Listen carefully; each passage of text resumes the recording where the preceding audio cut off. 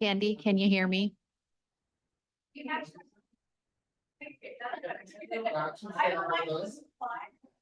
Could you talk as well, just to make sure we can hear you, Candy?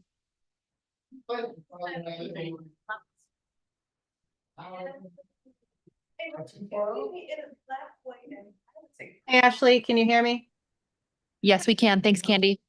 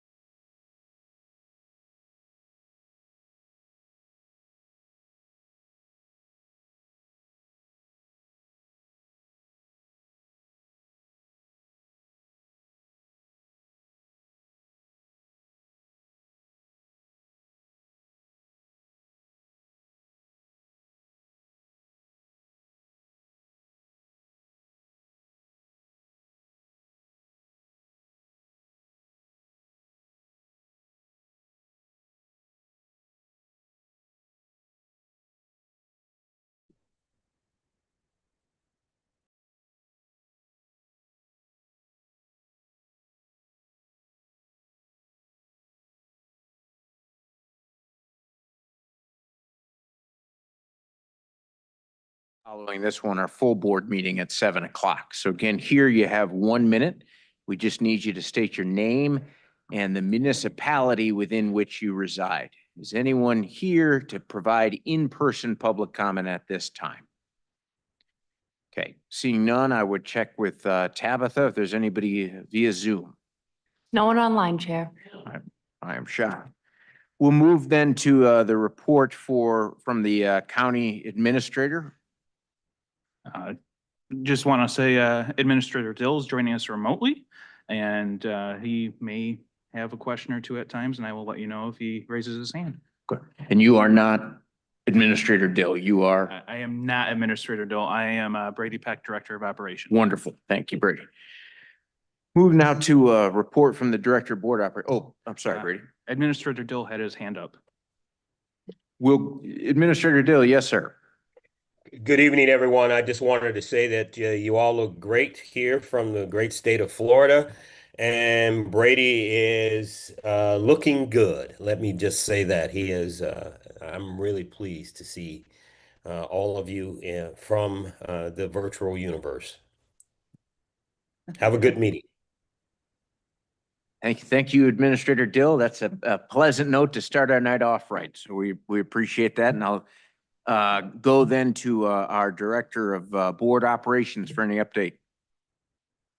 Thank you, Chair. Really quickly, I just wanted to say thank you to everyone, all the commissioners who came out to our inaugural State of the County event on Monday. We had over 300 members of our community at the event. And I just want to say thank you to all of our community members who came and to all of you who made the event so special. Thank you. I think we will have an opportunity at the full board meeting to talk a little bit more about that, but I will take this opportunity to say one to you, Ashley, and to the team that helped you. What a wonderful job you did pulling off an unprecedented logistical event. It met both the mood and the need of the night. And you really should know you did an excellent job. And I also want to thank our chair, Katie Scott, for delivering that speech. Speaking in front of people is always hard. Speaking in front of people with a script moving at your feet in real time on a one-off event is extra difficult. So Katie, on our behalf, thank you for the job you did and what you said there. So, all right, let's move then to our first item. We are fortunate to have here with us Shamar Heron, our Executive Director over at Michigan Works. Mr. Heron, I would invite you up, sir, and we're eager to hear what you have to say and would afford you a chance to get through your remarks and then perhaps follow up with questions if that's all right. Absolutely, and it's an honor and pleasure to be here. Hopefully, with your allowance of me being up here, I can invite my two colleagues up as well. So we have our Deputy Director, Misty Schulters, as well as our Service Center Manager here in Washtenaw County, Mr. Johnny Epps. As the comments come in at the end, I promise we did not coordinate our looks. We are not twinning today. I was working from home with no power and I grabbed the closest thing I could get. But Johnny's been wearing this all day, so it's just his outfit. And Shamar, forgive me, we're pleased to have them. They're welcome to sit Absolutely, too, so absolutely. I don't Yep, want them to feel uncomfortable. And so we do have a slide deck that we're going to move briskly through, but once again, it's an honor and a pleasure, not only as a resident of Washtenaw County, but really a steward of taxpayers' dollars that allow us to afford and do the work of workforce development here in this county. And I'll mention the other counties momentarily that we represent. So again, Shamar Heron here representing Michigan Works Southeast. And it is a pleasure to be here at this working session. Before I get going, I also want to make sure I thank Commissioner Beeman, Commissioner Sanders, and Commissioner Light as they serve as your representative on our consortium board. And so the primary roles that they are responsible for is administering funds, AKA being our fiscal agent. So every dollar that comes into our organization, that body not only approves the receipt of, but ensures that we are being effective with those dollars, both by approving our budget on a quarterly basis, but at the end of the year, any ratifications, modifications that need to happen, they ensure they're in alignment with what was produced over that quarter. They approve, or excuse me, over that program year, they approve all contracts. So we have roughly 55 contracts across the work that we do in our 5 counties, and they ensure that those contracts are both in compliance and in order. And lastly, probably the most important role is being the employer of record, which means Michigan Works Southeast, we do not have a third party that handles our HR services. We handle them internally, and that body, the consortium board, and the commissioners that I mentioned earlier are responsible, along with their colleagues from the 4 other counties we represent, for ensuring that we have more than livable wages, we have benefits that can help sustain families, and that we are making sure our people are being taken care of, whether it's by facility or by additional services that we can provide as an organization. So really quickly, who we are, I mentioned 5 counties. We represent Hillsdale, Jackson, Lenawee, Livingston, and of course, Washtenaw County. Each year, we try to make our way to these board meetings and make sure that you all know sort of what we're up to. Johnny's going to tell you a little bit about what's happening here locally. Misty's going to speak from a business perspective, the businesses that we're working with, and I'm just here for my dashing good looks. And so right around the $865,000 people is the population that we're working with across the 5 counties. About half of that is the labor force. We won't get into it right now, but I encourage you over time, if not to reach out to me, do your own research on why labor force is a better proxy than unemployment. We hear about unemployment, but participation in the labor force is equal, if not far more important, to help describe where we're at just across our economy. About 12% of that population is below the poverty line. On average, about 35% of that population as well is within the ALICE range. And one of the stats that I think is really important is the fact that over 37% of the people within our region travel about 30 minutes to go to work, and 15% travel 60 minutes or more. I love to give that stat because it's a clear indicator of people are going to go to where the work is. We have our imaginary lines that we use. Some of them are very real. Some of them, you know, we use in our own way, but people are going to go to where they can do the best for by their families in terms of work. So I'll take a step back so that Johnny can talk about the Washtenaw American Job Center. Good evening. Thanks for having us here today. Johnny Epps, the Service Center Manager for Washtenaw American Job Center with Michigan Works Southeast.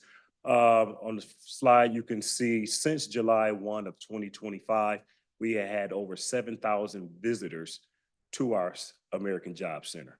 We also have filled over 700 jobs, and we have served 164 unique employers. And during that time, we have enrolled 561 participants into our programs. Also, too, it's not a time that we expect individuals to come to us. Since Shamar has been the Deputy Director and now Director of Michigan Works Southeast, he has allowed us to go out to provide our services out to the community. And here is a few places and sites that myself and the team go out to. You can see Avalon Housing. We're out there at all 5 sites. Peace Neighborhood Hub in Ypsilanti, Ypsi District Library, Whitaker Library, Ypsi Township Library. We also work and partner with Friends Indeed with their Circles program. And we also go to the Washtenaw County Detention Center to work with those youth when they come out to help them with employment or training opportunities also. Here's some numbers that we've been doing right now with our food assistance program. We have over 65 individuals that's in that program. In the PATH program, these individuals are referred to us by DHHS. Right now, we have 30 of those individuals. For the adult program and dislocated workers, we have 162. And of right now, with the youth and our WIA program, we have 75 youth. And that number probably will increase since summer works is about to start soon also. Here's some great news I would like to share. Here is one of our adult career advisors, Herb Fluker. We partner with Leo and the Department of Labor. We're working in the PROUD program. As you know, this program, we provide training for individuals that's in the federal correctional facilities, the Milan Prison. This is a nationwide program. And we're the only program that has the only individual to go through all 3 steps, go out, get training for a CDL, and has a job opportunity with Priority Trucking. So this is a nationwide program. Yes, this is in the whole country, in the nation. We're the only, Michigan Works, the only agency to have this person complete all 3 programs, come out, pay for the training, and now he has employment opportunity. So I just wanted to highlight that for you all. Some event highlights. Last week, we had a job fair, career expo in our service center. We had 87 individuals come to our center for the job fair. We had 16 employers. We also used virtual headsets. With these virtual headsets, we allowed individuals, they say they wanted to do, since we talk about CDL, truck driving or pipe fitting or something. With these headsets, we allowed them to see what it would be like working in certain fields. So we had that also. We also had over 20 demand interviews that they did right there on site. And we partnered with the A2Y Chamber for that event. Here's a local success story. This is Tiffany. As you know, I'm not gonna read it all, but she was facing a lot of barriers, worked with us, we helped train her. Then she was able to get a job and increased her wages, you know, that she did by working with us at Michigan Works. Here's a little labor market information. The top 3 unique employer postings in Washtenaw County. Number 1 is the University of Michigan. That's the entire U of M system. Second is Trinity Health. And the third one is the University of Michigan, Ann Arbor. That is just for the U of M and Ann Arbor employment opportunities. And also we have the top 3 posted occupations. As you see, we got registered nurses, number 1, retail salespersons, and retail worker supervisors. And the median wage for these posted wages, posted positions was over $26.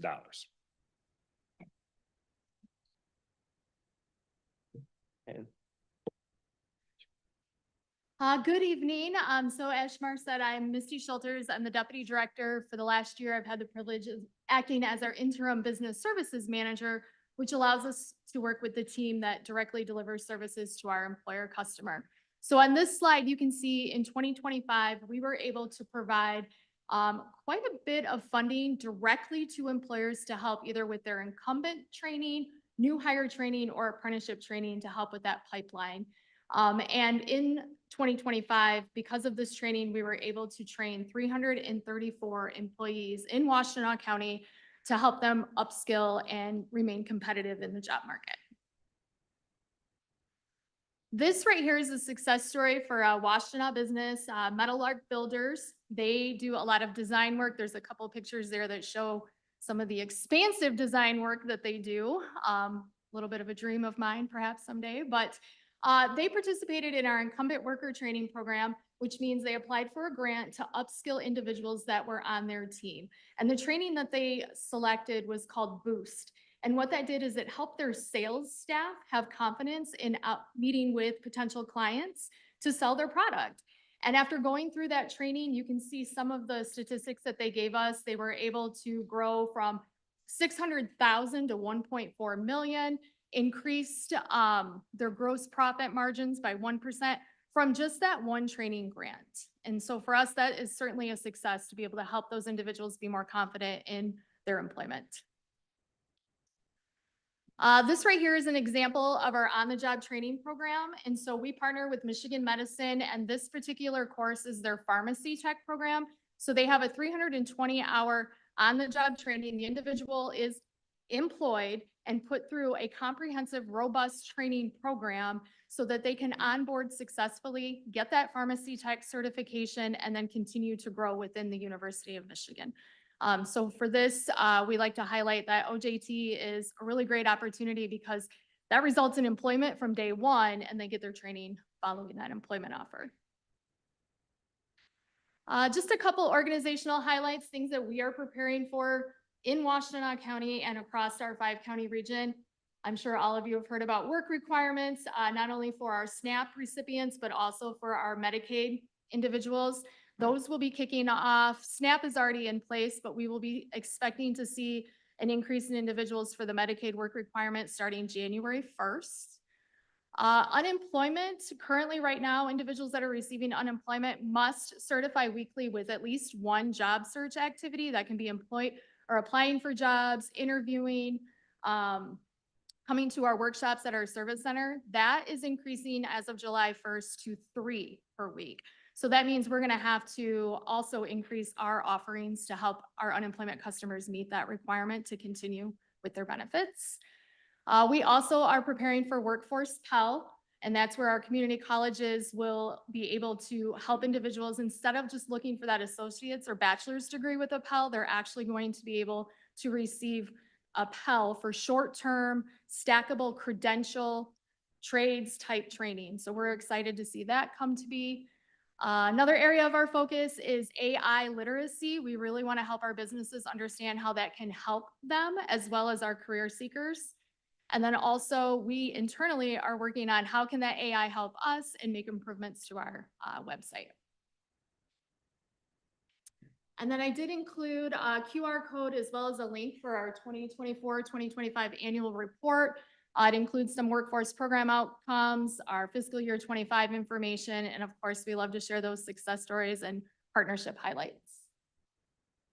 Thank you. Yes. All right, and so lastly, I want to talk about collaboration, and not in the traditional form that you all may be used to, where we talk sort of topically about where we can implement best practices or some type of jargon.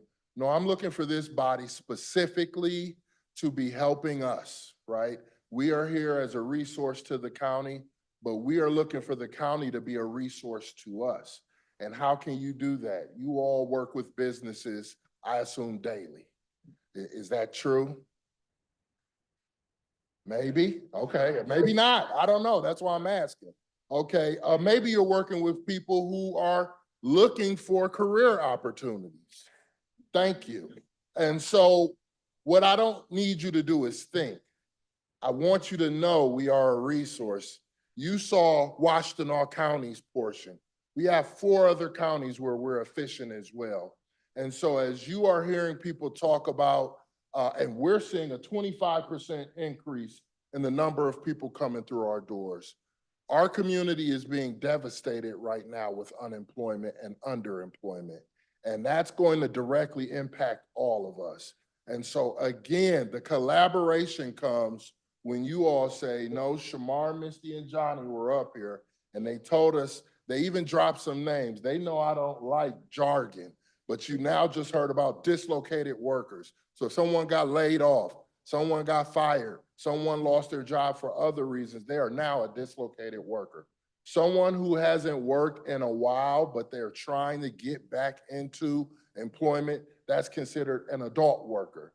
So I want to give you some background to why we use those terms so that you know collaboratively, we don't want you, we need you to be sending people our way so that we can go back to the state and the feds and say, hey, this is why we need more dollars. We need more dollars in general, but we know we're going to see more people. We know you all are going to help us. And that allows us to go and have larger acts to be able to do more and have greater impact. You're at these community events. Please help individuals understand Michigan Works is here. Michigan Works Southeast and our other 15 agencies across the state. We are here to help. We are here to assist. People don't have to go on that journey by themselves. So with that, I'll make sure you know you have our contact information in the slide deck, both Misty, Johnny, and myself. Johnny is your go-to person for Washtenaw County. He has a counterpart in the other 4 counties, but when you think of Michigan Works Southeast, think of Johnny for Washtenaw County. He's doing an excellent job, has the largest staff in the largest county with the largest population, the most employers. So we want to continue to keep the ball rolling. So again, as executive director, I'm proud of the work that we do as a team. And we just want you all to make sure you know you can be a part of helping us help your constituents. Other than that, we'll take any questions. Smart, thank you. Misty and Johnny, thank you as well. Go to Commissioner Hodge for the first question. Thank you, Chair. Thank you for the presentation. I always appreciate engagement with it. That's right. Think of Johnny for Washtenaw County, it almost rhymes. I like it. So a question about people to refer to you. So what if you have someone that is already employed but is looking for other employment? Is that an appropriate person to send your way? Yes. Okay. Look, I love an easy answer. I love an easy question. It is, so there's let's say there's 3. There are people who are unemployed, there are people who are underemployed, and there are individuals who are looking to move up in their career journey. We serve all 3. I will be referring many people to you. Awesome. Okay. I'm gonna hold you to that. No, you better. Tell them Justin sent, I'll tell him, yeah, I'll tell him Justin sent you. or Commissioner Hodge, excuse me. Yeah, no, either one's my name. Yeah. Johnny for Washtenaw County. Think of Johnny for Washtenaw. Okay. Johnny All right. better not run for office. That'll look good on the list. That would be a problem if you're working at Michigan Works. This is rich dialogue. All right. Yeah. I'm gonna go to Commissioner Scott. Thank you, Chair. Thanks, everyone. Absolutely. How do you feel like your funding streams, federal, state, local, and how they're changing, shaping what you're prioritizing? So we are facing, just like many human service agencies, we're staring down reduced funding with increased need and individuals coming through our doors. Luckily, we've been able to maintain, but when you talk about SNAP and Medicaid work requirements, we can see anywhere from a couple hundred to tens of thousands of people coming through our doors. And as it stands now, it's only in the governor's budget to fund that. We're not seeing across the entire legislature that it is indeed going to be funded. And so we need to prepare ourselves. We've been advocating as a system for additional funds under 3 specific areas: the SNAP and Medicaid, Going Pro Talent Fund, some of you may know, was reduced by 42%. And then a lot of apprenticeships. We need to make sure that apprenticeships, because most people think of the skilled trades, there's thousands of apprenticeable career opportunities out there. So we've seen a minor reduction over the last 2 years, or flat funding. We have not seen increases, even though I mentioned that 25% increase in individuals we're seeing. Well, thank you, but I love that you thought about, like, when we're seeing this, like, here are the areas we need to prioritize. Absolutely. I mean, just speaks to how strategic and professional you are, that you're thinking about those things ahead of time. So I appreciate that very much. I really have like 2 other questions, but I'm gonna just give you one. How about?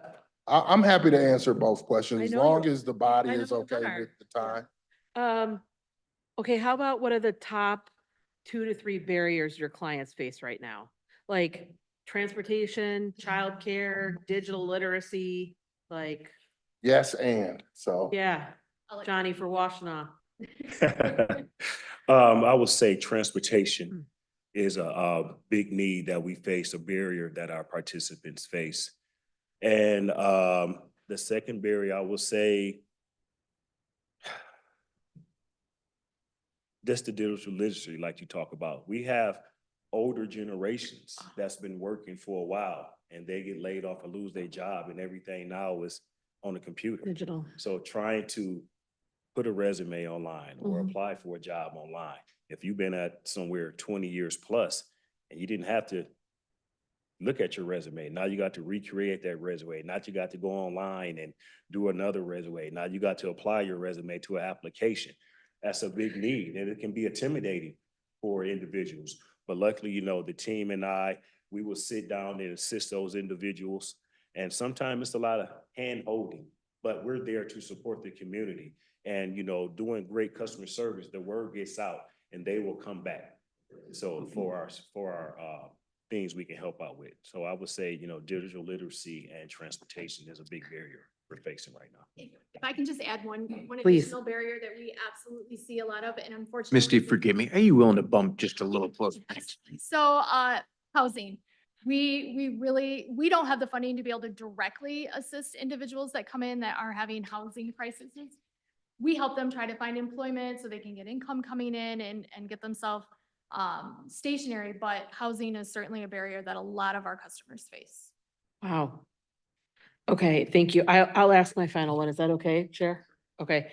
Then this is sort of to the equity issues we're thinking about at the county, like, where are you seeing disparities in access for people to get to you? Yeah, so I think, again, we try to create a safety net where anyone can utilize our services. Where we try to reduce inequities is what Johnny spoke of in terms of getting us out into the community. With transportation being an issue, with digital literacy being an issue, with housing being an issue, we have to meet people where they're at. And so for us, there's all sorts of inequities that we see. Some are imposed by systems, some are imposed by legacy. But what we try to do is stay asset framed and say, here's the places that we can go and reduce the inequities. But when you talk about just foundationally, I'd speak to education. That's where we're seeing individuals, the variety of education or the lack thereof is creating rippling effects in terms of how individuals are able to access, what positions they're able to access. I don't want to misquote, but if you don't have a college degree, the statistics show your ability to go and make a living wage is tremendously reduced. Now, this is coming from the employment agency who understands and respects the skilled trades, but it's a very small window. People say, just go get an apprenticeship, right? That's not how it works. There's an application process, and they normally only have a small few seats available. So if you know someone in the trades and in the unions, they'll tell you it's not a plethora of positions. And so what education have you received, whether it's the credentials Misty was speaking about, or some sort of 2 or 4 year formal education that is going to allow you to open the doors for more opportunities and higher wages in employment? I'm gonna give you my kid's phone number, Yeah. who hasn't decided what the ROI is yet on a college education.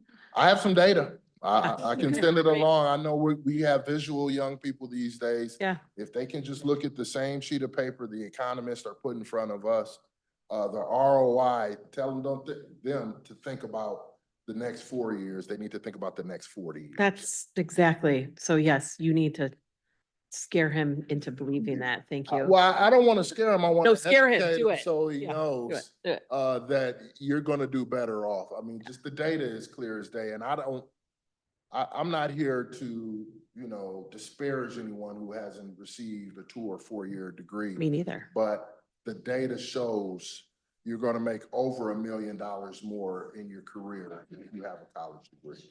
Well, that is all the questions I have and commentary on ROIs of college degree.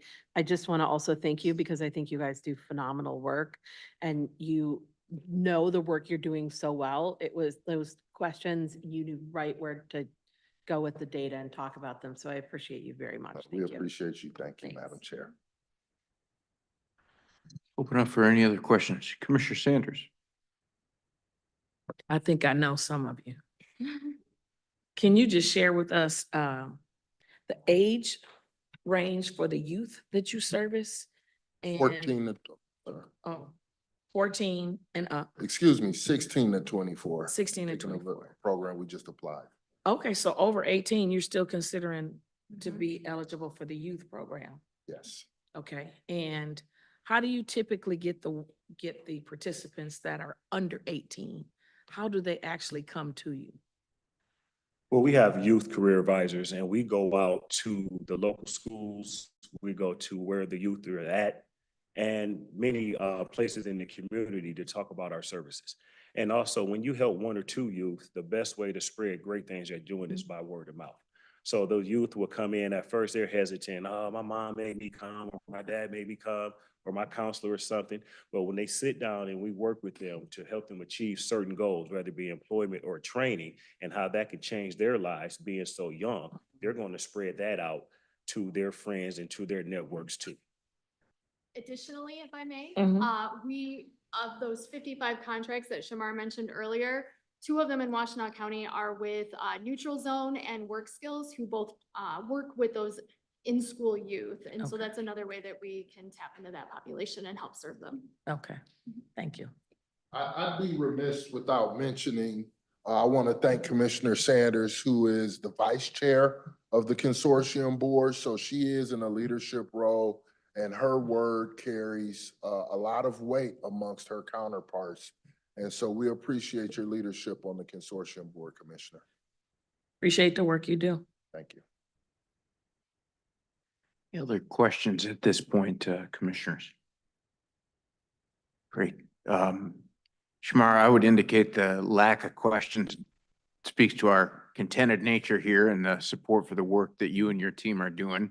We really appreciate your availability and thank you also for the additional information so that we can both send folks your way, but also better articulate why you need more resources to keep up this good work. So thank you so much. I figure if you all were giving us a couple dollars, you'd have far more questions for us. So you all have a wonderful evening and thank you so much. Thank you. Great. Well, we will move now to our second discussion item. We have our annual report from the Road Commission. Matt McDonald is here with us, but Mr. Director, I'm going to turn it over to you and hope you will also recognize a few of your appointed board members on our behalf. Absolutely. Thank you, Chair. Again, Matt McDonnell from the Washtenaw County Road Commission. I'm the Managing Director. With me tonight is our Chair, Board Chair Barbara Fuller, and also our Director of Operation Adam Leip, and Brent Schlack, our Director of Engineering. So we're here tonight to kind of discuss what we've done with the millage funds for the roads and non-motorized millage. It's part of our memorandum of understanding with the commission. And certainly we have a presentation we're going to pull up here and we'll just roll through it. We also have some handouts going to be distributed. They're just maps and tables of the projects completed in 2025 and 2026. They're also listed in the presentation. So with that, we'll go ahead and get started. There we are, introductions, kind of go talk about what we did and accomplished last year, what we're planning to do this year, and then of course, take any questions that anyone may have. Introduce the gang here. There's our glam shots. And then just rolling into our 2025 projects. So as you can see, this is just a map with a little color splashed on it. A lot of area to cover, but we are, this is a 4-year plan. So one of the things that Brent will talk about is the money raised in the community goes back into that community over the course of the 4 years. So they may not have a project every year, but over the course of those 4 years, they will get a project. And it's really a mix of fixes. And Brent will speak a little bit about that asset management. So we have both for you a map for those that like the map and the visual. And then also we have a list there where we list it by county district, by township, the road segment, and then the type of work that is done.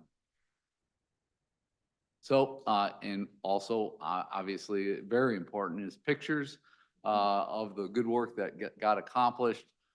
Starting on the far left, we have 7 Mile Road between Earhart and Dixboro Road in Northfield Township. I believe it was a resurfacing project, which are a lot of these are. And you can see the sign there on that gets posted within the project limits. It's that Washtenaw County sign that really helps voters recognize their money went into that resurfacing project. Also, we have Getty's Road, the roundabout there at Superior Road in Superior Township, and then Parker Road in Scioto Township between Marshall Road and Shield. So with that, I'll go ahead and turn it over to Brent Schlack and talk about the 2026 projects. Hi, good evening. Thanks again for having us out to talk about our plan. I'll just kind of jump right into it. So our plan, as Matt mentioned earlier, the goal of our plan is to put money back into what is raised in each community. And then we're accountable by that because we develop the plan ahead of time. We share that with the townships and we review that to have their acceptance of it, and then we execute that plan. So we have a variety of treatments, as Matt brought up, seal coat, mill and resurface, pulverize, and then we have some unpaved roads that we're looking to complete within our plan. So how we accomplish this, and I know one of the questions is, how do you choose what road you're gonna do work on? So we use asset management plans within the road commission. We rate all of our paved road systems on a scale of 1 to 10, 10 being the best, 1 being the worst. And then we break that down a little bit further into a good, fair, and poor. As you look at the plan, you'll see a lot of seal coat, mill and overlay. So those, we can extend our dollars further by looking at those fair and good roads and doing a seal coat or a mill and overlay. And you can see also on the plan where there's very few like pulverizations. It's almost like a reconstruct, or even in 2025 plan, we have a pave a gravel road that, you know, there's only one of those because that's a very expensive fix. So a lot of residents will say, well, why are you paving or doing work on this road when this other road looks very terrible? And it's because we're trying to spread that funding further. And so that's why you'll see that mix of fixes on the plan, and only a few of those poor roads getting repaired over that 4 years. So again, we focus on primary roads within the system, and using that asset management practice, it's the right fix at the right time in the right place. And that's where I was talking about trying to spread that money further. Our goal is to extend the service life of the road, and using those asset management practices. So this is what's distributed by that $500,000. So it's about $5 million that comes to the road commission. Then it's spread off the top is the Washtenaw County Parks and Rec, that $2 million. And then the cities within Washtenaw County get about $4 million. Our plan for 25 was just over $5 million because we do also put our Michigan transportation funds into these projects. For 2026, we're looking at about $5.5 million that will go into those projects. So here's the map. You have that in front of you. It's kind of hard to see here. Again, it's a mix of fixes throughout all the county, and then of course our list for 2026. We do have projects that do kind of move sometimes within the years depending on the scope, but we will accomplish that within those 4 years. So with that, I don't know, Matt, if you want to. Yeah, I would just point to the website as well. We have all of our information on our website regarding projects, special page dedicated to the millage as well, so that there is that accountability. And with that, we'll take any questions that you may have. Great, thank you. Open it up for questions. I guess I have just one general one to start. how is it looking for this summer in terms of sort of the damage from winter juxtaposed to a normal or average year? I'm not an engineer and would look to your advice. Sure. Winter started with the fury this winter, and then it kind of rolled into something that was a little more manageable and normal. From assault usage and overtime, started like get concerned from a budget standpoint, because any money that we spend for winter maintenance, that's really for safe and reasonable travel, but it's not investing into the life of our assets. So those strong winters sometimes spend a lot of money that could otherwise be put into the roads. But the spring is that time, it's that time of year where we're seeing a lot of thawing. That freeze thaw effect was pretty short this winter in spring season. So things are holding together nicely, and we've got a robust construction season ahead of us to do the good work to bring things back from fair to good or from poor to good. But nothing that was exponentially bad or off. No, we did not see anything that would cause us concern, more of an average winter. Open it up for other commissioners who might have questions.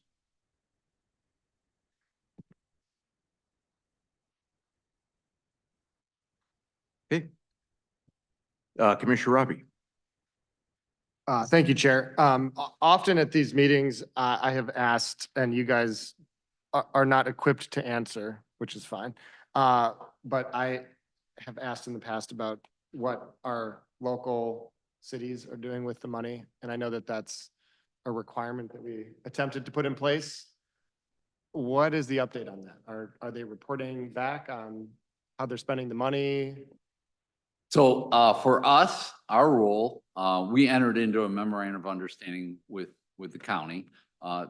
Each individual city, as my understanding, was requested that memorandum of understanding as well. I don't know what the status of those are, but as part of that memorandum of understanding is coming back and reporting how the funds were used.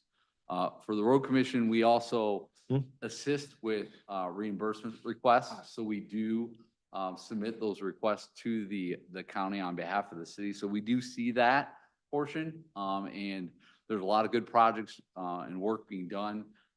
But ultimately the reporting responsibility is that of that municipality, the city. Brady, Ashley, anybody? Any updates from you guys on that?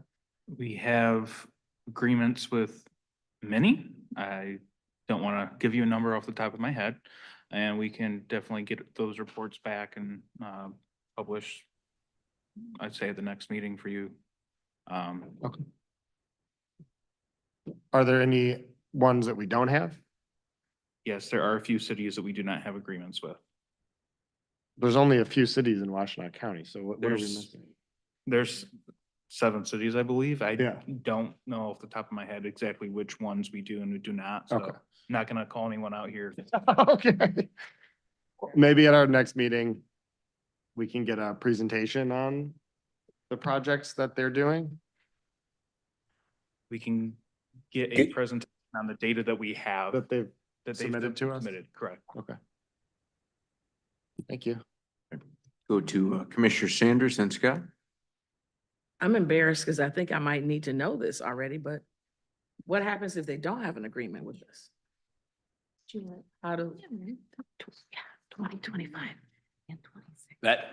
That agreement do we do between the anything for county them, and or- the city, I don't have any Okay. comment on that. Okay. Commissioner Sanders, if I may, I believe we codified this by either ordinance or resolution back in 2024. And I don't know there within that there's any sort of punitive description. I think the implication is that they're gonna do that because it's incumbent on good government and so forth. But we'll try and dig up whatever that legal answer is, even if it isn't any useful one.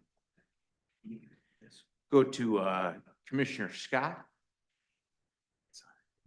I think that Commissioner Machieski is answering my question. I want to know the answer.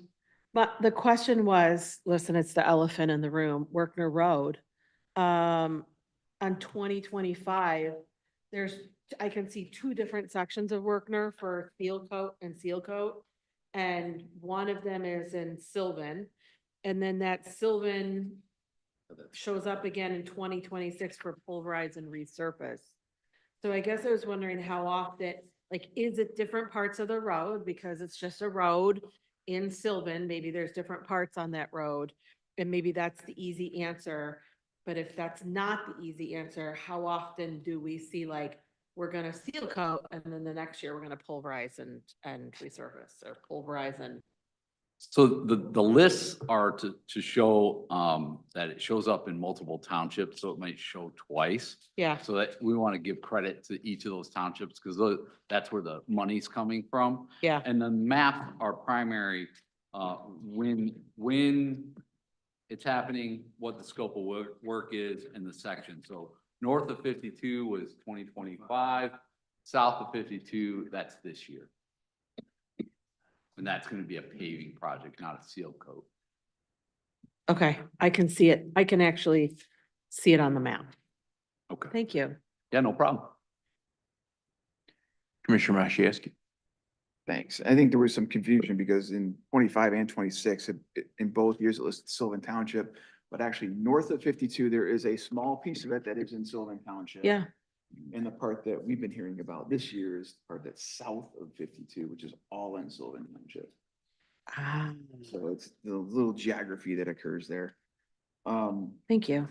I do have a question about the life of some of this work. Sure. So when you go in and you do a seal coat, for instance, Mhm. how much longer, how many more years are you extending the life before you have to do something more significant to the road? No, it can be anywhere between 3 and 5 years. The chair's question about winter and how severe that is, oftentimes it's a great question, because it really, for those preventive maintenance type fixes that are shorter duration, the impact of a severe winter or a deep freeze and a quick thaw can really have an impact on the life of the preventive maintenance. For paving work, that top layer asphalt to grinding that off and resurfacing that's more like 5 to 10 years fix. And then if you add on to that seal coating it on the regular basis, that can extend it another 3 to 5 years, really depending on the volume of traffic, the severity of winter. So there are quite a few variables. And then you've got chip seal. Yes, Right. we use seal coat and chip seal interchangeably. Okay. Yeah, seal coat is usually a 2-step process where we do the chips and then do the fog seal as a second step. And when we combine that phrase to say seal coat. Okay, thank you. Yep. Appreciate that. Thank you, Chair. Back to Commissioner Scott. Sorry. Problem? So I have a question that will probably come with a request. So Okay. can you remind me what time the road commission meets? Yes, Yeah. so 1 o'clock, first and third Tuesday of the month. Okay. So one of the things I'll tell you, I've noticed as chair of the board is I can't find a second commissioner to serve on the board, because I think the time is very difficult for them to make it. I'm not asking you to change the time for that, but I am going to note that I think because of the difficulty I have with getting a commissioner to serve on the board, that also makes it difficult for public to come to your board. Okay. It's in the middle of the day, and nothing makes people more passionate than talking about roads. Like it or love it, it's the truth. Yeah. I would love to see a roads commission that has a meeting at an evening time with an open public comment, much like we do at county commission, to let people feel like they're being heard and not managed. And so if there is a way you can work in some public input meetings where people get to stand in front of you and say what they think, I think that would be helpful. People will come to us, and probably people will come to us tonight to talk about issues. And I have a very limited scope of what I can and cannot do. However, you have more of that power, and I think because you are a public entity, it would be helpful for you to have more meetings at times where people could stand in front of you and talk like they do here. So I'm asking you to think about how you might integrate that into your plan and how you interface with the public. That's it. Thank you for that Thank you. comment. Great. Open it up for any other commissioner comments at this point. We appreciate your being with us tonight and your report. Thank you. All right, thank you so much. Appreciate it. Thank you. So we will move on to item 6, which is items for current or future discussion. Any items for current or future discussion at this time? Okay. We find ourselves in a position where we are on or slightly ahead of schedule, and that can be alarming. So Chair, would you like us, I'm assuming just to be ready to go right at 7 o'clock sharp? Let's be ready to go right at 7 o'clock. Sure. And hopefully be efficient. Great. I'd entertain a motion to adjourn. So Is there moved. support? All those in favor say aye. We are Aye. adjourned.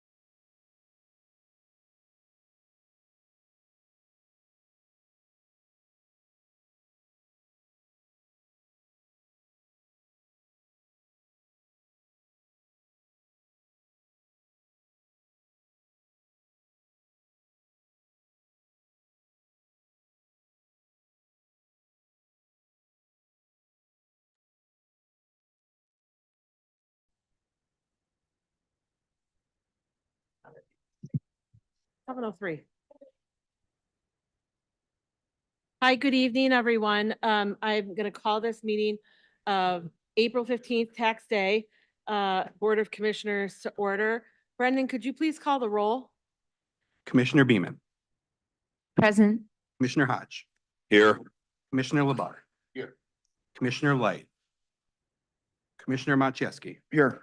Commissioner Robbie, Here. Commissioner Sanders, Commissioner Scott, Here. Commissioner Somerville. Okay, great.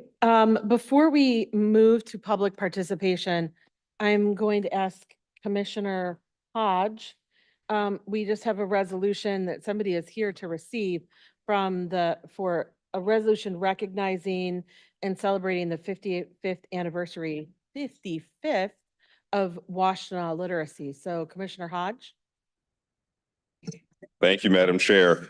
This is going to be a test of my literacy to read this resolution. So let's go ahead and have everybody that's here to receive it coming up. You're here to get it? I think I skipped the Pledge of Allegiance. you skipped the pledge. Okay. I'm so You're such an sorry. advocate for literacy. You were just ready to go. I did not mean to skip the pledge. Let's stand and do that right now instead. So sorry. Sorry. I pledge allegiance to the flag of the United States of America and to the republic for which it stands, one nation, under God, indivisible, with liberty and justice for all. Okay, now that I've remembered actual Pledge of Allegiance, we did the roll call. I skipped pledge at the very front. Justin, sorry, back to you. Back to me. As I said, we're going to test my literacy by reading this resolution. All right, it's a resolution recognizing and celebrating the 55th anniversary of Washtenaw Literacy and the inaugural Emerald Awards. Whereas Washtenaw Literacy was founded in 1971 by a dedicated group of volunteers with a simple yet profound mission to help adults in our community learn to read. And whereas this mission is powered by a dedicated network of active volunteer tutors who contribute tens of thousands of hours of service annually to ensure their neighbors can thrive. And whereas for 55 years, Washtenaw Literacy has served as a cornerstone of our community, providing free essential literacy support to adults building the skills necessary to realize their full potential. And whereas Washtenaw Literacy is the sole provider of free, individualized tutoring for adults in reading, writing, math, and digital skills, serving as a vital bridge to equity and opportunity. And whereas over the course of its 55-year history, Washtenaw Literacy has helped more than 20,000 adults build foundational literacy skills, empowering them to become more productive employees, more engaged parents, better healthcare consumers, and more active members of our community. And whereas estimates indicate that 31,000 adults in Washtenaw County currently experience low literacy, impacting their ability to navigate healthcare, secure employment, and participate fully in the digital world. And whereas low literacy is recognized as a root cause of unemployment, underemployment, poverty, food insecurity, poor health outcomes, and reduced civic participation. And Washtenaw Literacy's programs directly address these inequities by building skills that lift individuals and strengthen families. And whereas Washtenaw Literacy currently serves nearly 1,000 adult learners each year, and more than 90% of adults enrolled in its personal tutoring program reach one or more of their self-identified learning goals. And whereas Washtenaw Literacy's vital work is made possible by a volunteer force of more than 400 trained tutors whose generosity of time and spirit reflects the very best of our community's commitment to one another. And whereas in celebration of its 55th Emerald anniversary, Washtenaw Literacy has established the Emerald Awards to recognize the leaders, advocates, and trailblazers who exemplify resilience, growth, and commitment to lifelong learning in our community. And whereas the inaugural Emerald Award ceremony held on April 16th, which is tomorrow, shines a spotlight on the collective impact of those dedicated to dismantling systemic barriers and fostering a more inclusive Washtenaw County. Now, therefore, be it resolved that the Washtenaw County Board of Commissioners hereby recognizes and commends Washtenaw Literacy on its 55th anniversary and celebrates the inaugural Emerald Award honorees for their extraordinary contributions to our community's strength and brilliance. Be it further resolved that the board encourages all residents to recognize literacy as a fundamental human right and to support the efforts of Washtenaw Literacy and ensuring every neighbor has the power to reach their goals. Thank you so much for being here. I know we have a lot of people in the audience that are strong advocates for expanding literacy programming here in the community. I saw Kathy earlier. Kathy is still there. Kathy gave public comment here recently too about the importance of expanding literacy programming in Washtenaw County. So I want to congratulate you on the 55 years here. It's very, very incredible work. Thank you.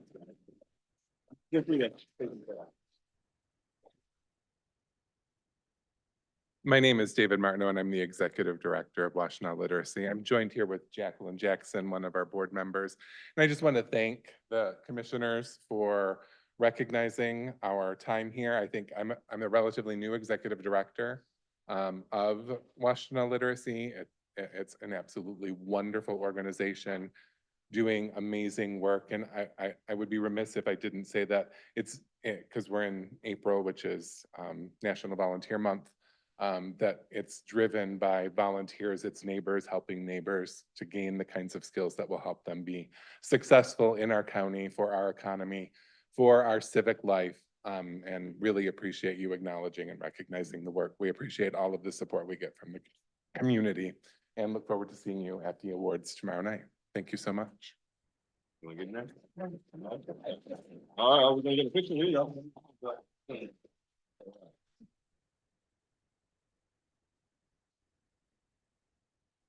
All right. Yeah, I'm gonna keep it and bring it to you tomorrow. Okay. Thank you. Thank you. At this time, we'll have public participation. If you are here to give public comment, you can come to the podium. You have 3 minutes to speak. We'll need your name and your state or I'm sorry, your name or your city or township in which you reside. There will be lights on the podium that indicate how long you have. Green means you're good to go. Yellow means start wrapping it up. Red means I will interrupt you and tell you your time is up in an attempt to try to be fair to everybody. Commissioners cannot respond until the end when we'll do response to public comment as a whole. So welcome to public comment. Would anybody like to address the board? Don't be afeared.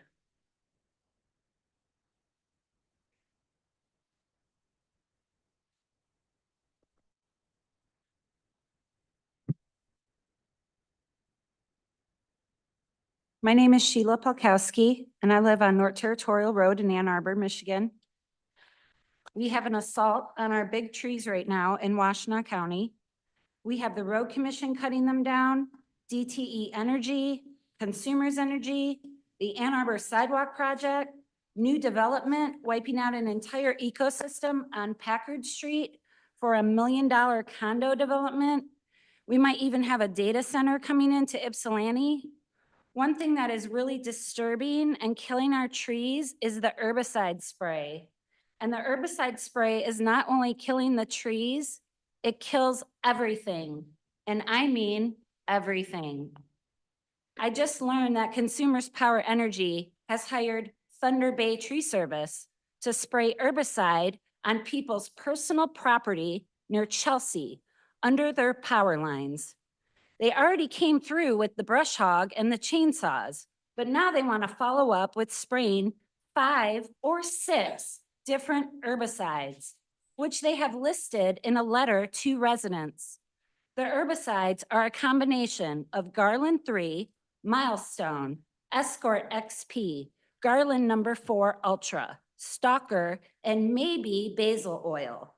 I have brought copies of this letter and copies of the safety data sheets with me today. And I've also emailed them to each of you. I know it's quite a lot of information to read, but let me highlight some of the most disturbing information on the safety data sheets. Causes cancer, causes birth defects, kills aquatic life, lingers in soil for long periods, contaminates groundwater, banned in California, kills all kinds of trees, oaks, maples, dogwoods, pines, cottonwood, sumac, willow, cherries, blackberry, and many more. And do you remember in 2019 when the Washtenaw County Road Commission wanted to spray herbicides on North Territorial and the public outcry that came with it. But you commissioners, you guys helped us. You spoke up to the road commission and you said, people don't want this. And even our local townships spoke up and said, our people don't want this. So I'm gonna ask you if you guys can help us and tell Consumers Energy and tell Thunder Bay Tree Service that they're not allowed to spray this poison in Washtenaw County. And I also wanna know, has the road commission stopped spraying herbicides? How do we know since they have no oversight? Sheila, that's time. Sorry. Thank you so much Thank for you. listening. And I support no ice. Thank you so much. Thank you.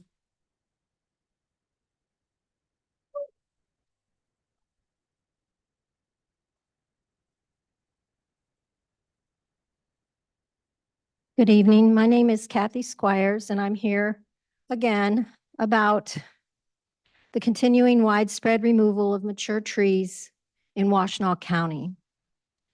These are not just trees. They are part of our stormwater system, our cooling system, and our community identity. We are asking for two things, if possible. If still possible, we're asking the board to place an immediate pause on tree removals along rural roads and throughout Washtenaw County, specifically, until independent reviews of necessity and alternatives are completed and put into place. We are asking you to require the Washtenaw County Road Commission to adopt a formal tree preservation policy with actionable public input before any further removals. Preserving trees, planting trees are both vital public interests. Trees reduce flooding and runoff, something we're having terrible problems with now. Trees enhance public health. They reduce heat and they improve our air quality. Trees are an integral part of climate commitments you've made. Let's follow through. Trees help define county identity as well as rural character. Trees are public infrastructure that are too often not budgeted to be replaced and cannot quickly be rebuilt once destroyed. Have you seen the destruction along Chelsea Dexter Road the last time the Road Commission was let loose? In your role as ruling bodies, we are asking that you put into action moratoriums if possible, but at least more oversight to prevent the same type of blight from the Road Commission continuing willy-nilly with their destructive activities. We're asking, please, be more proactive in these ecological issues before more of our tree canopy is lost. Thank you. Thank you. Good evening, commissioners. My name is Lauren Sargent. I live in Ann Arbor. And I want to commend the county for standing up to ICE. And I hope that you will bear the legal challenges as a badge of honor. It means that the policy has some effect because you are acting to protect this community from an assault. I also hope that you will listen to the two previous speakers about protecting our trees. We're in a climate emergency, which we all have experienced last night in the middle of the night and are continuing to experience today. And one of our best protections is our tree canopy. And tree planting, which sounds nice, doesn't do that at all. Trees, the preeminent tree scientist, her name is Beverly Law, and she's demonstrated that planting new trees, if they live, which is a big if, do not sequester carbon or manage water for the first 20 years of their lives. And we're in a climate emergency right now. And I really urge you to be creative and as forceful and strong as you have been in standing up to ICE, to stand up for our trees in the same way. It is community self-defense. It's for all of us. And also, remember some of the corporate entities like consumers that have been mentioned here, DTE, and also even AT&T, which provides cell phone service to ICE, and sign the corporate money out of politics ballot initiative before May 13th. If you haven't signed it since Thanksgiving, thank you.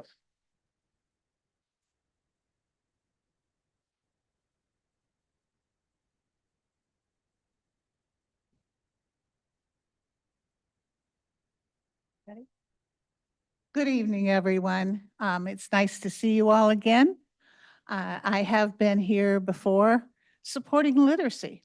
And the reason is because it is so important to our children and the quality of life in Washtenaw County.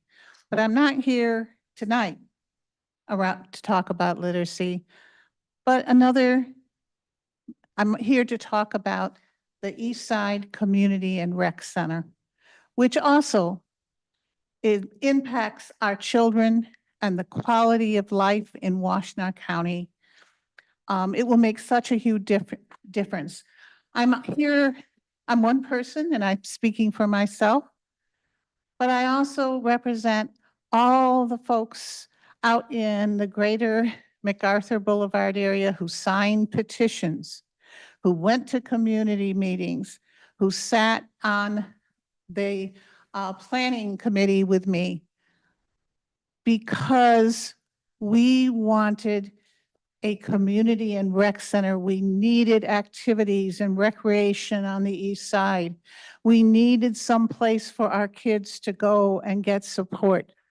When we talk recreation, the Community and Recreation Center will drive economic development on the east side of our county, which really, really needs that structural investment. But for me, I think about the kids. We in the committee and the people out getting petitions talked about transformation, about saving lives, that creating opportunity, having kids somewhere to go, somewhere to do, and a support and mentorship, support for mental health if they needed it. And so I want to encourage you to make sure that the Community and Rec Center moves ahead and moves as fast as is reasonable, because every time I think about the wait, I think of another child that we might be losing. You know, we talk about CVI, Community Violence Intervention. There's a Black Rose Wall in Ipsy. Those kids who have been neglected, who have nothing to do, those are lives lost. And that community and rec center is not just a building. It is a future for our children and for the east side of the county. And I urge you to keep it moving, keep supporting it. Let's make it happen. Thank you. Kathy, before you leave, we know who you are, but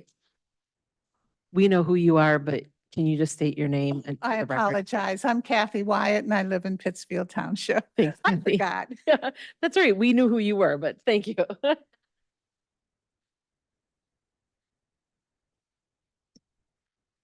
Hello, everyone. I'm Leslie Panzika Glapa and I live in Dexter. Do you need my address? No? Okay, good. Thank you. All right. The human species is the only species that is not aligned with nature. Every other species lives in a sustainable way. If the grid goes down and we have a blackout, every other species would make it except humans. A few exceptions like the Amish. With humans gone, nature will be restored. We need to learn from nature. And by the way, this is a quote from my son, Adam, a brilliant young man who lives in London and won't come back to the US because when he comes back, he can smell all the lawn sprays and he can't breathe. It's not like that in Europe, guys. It's not like that in Europe at all. We are the only species cutting our beautiful trees and ancient oaks for progress, spraying poison on our lawns and trees and food. Coco, the hand-signing gorilla, would say, "Man, stupid." These poisons are affecting our honeybees and pollinators and our beautiful monarchs. and the monarchs are 90% gone, which is a crime. These poisons are affecting humans on a large scale, affecting their health. One example, myself being a professional gardener and now have neuropathy in my legs and feet from the Roundup and lawn sprays that my clients used. The chemicals say in the small print that they can cause neuropathy in your hands and feet. You guys can look it up. We need to stop the madness and wake up. We need to have reverence for our earth and our trees. They house our animals. And when the bees are gone, we will have no food. Einstein quotes, when the bees are gone, we have only 4 more years. Think about that. Thank you. Thank you.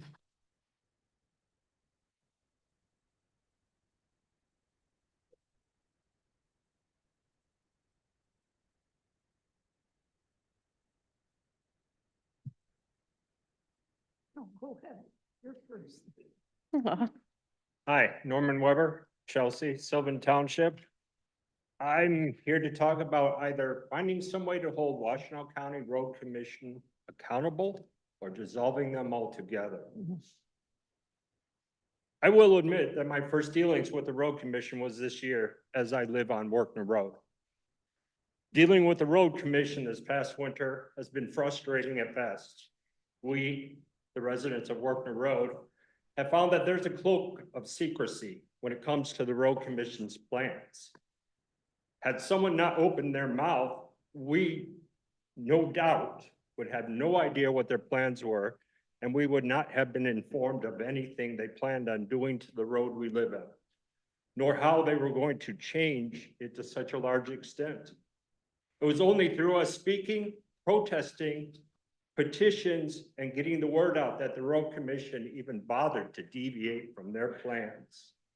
I believe that had we not spoken up strongly and loudly, that they would not have changed their plans at all. And I believe that secrecy is still in place. Through all the reasons they gave us to change this road, we debunked almost all of them. And they still have not come up with a reason why they are changing this road to such a large extent. We can only guess that they want to route large trucks through our property, through our road. They cited drainage, but those of us who live out there know that's not an issue.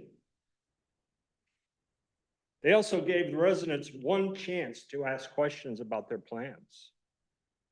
When a member of the Road Commission actually came out to talk to us, those of us who are losing trees, they sent someone who knew nothing about what was going on. This guy actually held the map wrong and pointed to the wrong end of the road. He knew nothing. He even admitted, I'm only here to ask whether you want the wood or not. They cut one of my trees, which was curiously far from where their plans were. No idea why it needed to go, but they determined it needed to go. It appeared that they do not want to make their true intentions for this road known to us. How is it we have an agency that deals with the public, our property, and the beauty and value of our land, but is in no way responsible for actually listening to the people that they impact? At one meeting, a member of the Road Commission stated that concerning the road, the work they're going to be doing on Bush Road, that they didn't expect pushback because a lot of the houses were so far off the road and they didn't think people would care. Norman, I'm sorry, that's time. Thank you. Sorry.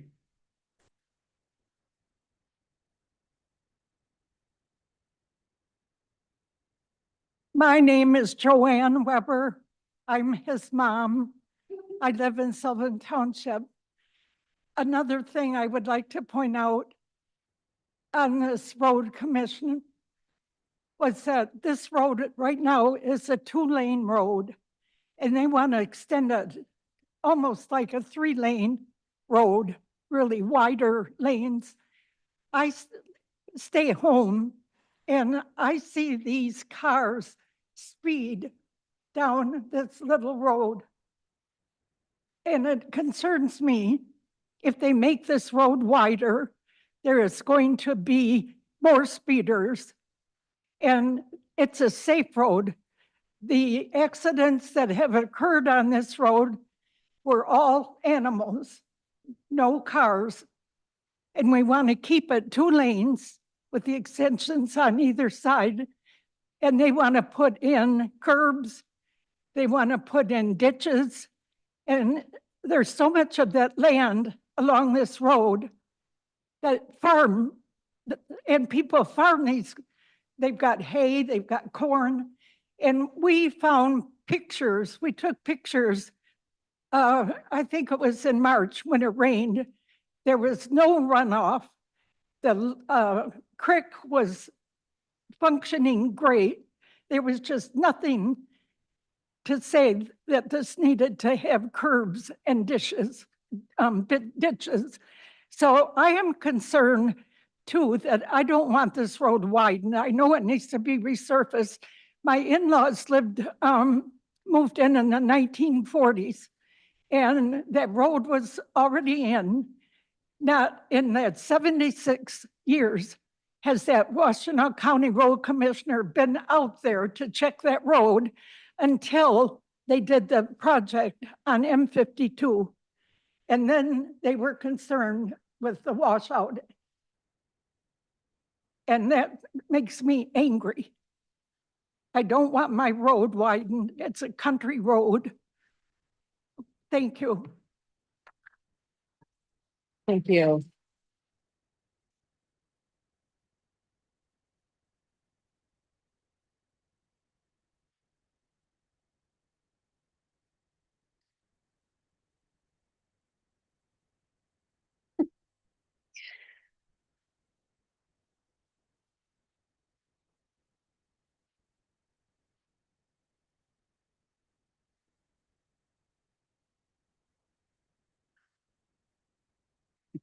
She's all right with me. Mm-hmm.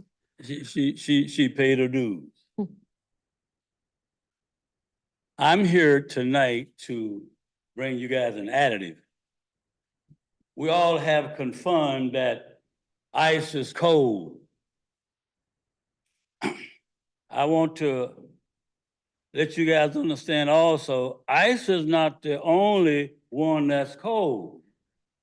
Washtenaw County Sheriff Alicia Dyer is cold.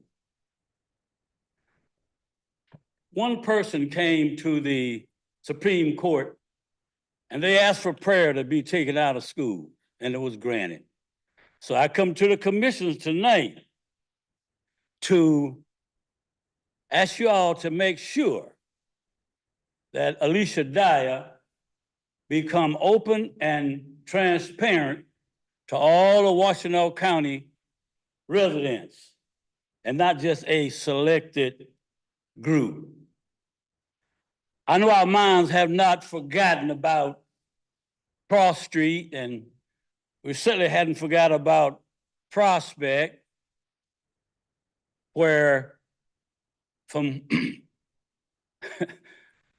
my perspective, Cross Street was an act of terror.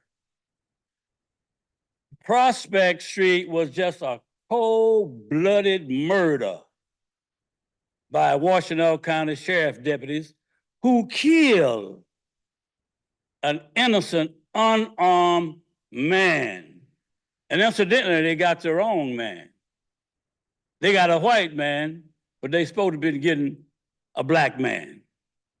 We asked Alicia Dyer to come to address us. She addressed the Cross Street neighborhood on the request of 2 council people. They requested and it was granted. So one of our council people, they also asked her to come to the black community, and she says, what does those folks want? I'm asking you guys to correct this thing because it's out of hand already. We had a funeral where a little 13-year-old boy was drowned. Ypsilanti Police Department was there, Washtenaw County Sheriff was there, and the fire department was there. But the only department that showed condolence was the Ypsilanti Police Department. The police department and the director's department was there. Now, I'm gonna show y'all something. That shows leadership. That shows leadership. Where was Alicia Dyer and her folks? Head in the sand as usual. Can you just tell us your name for the record? Oh, he isn't here. If you don't know me by now, you'll never know me. First name's Lee, last name's Tucson. Thank you, Lee. And I'll be back. We hope so.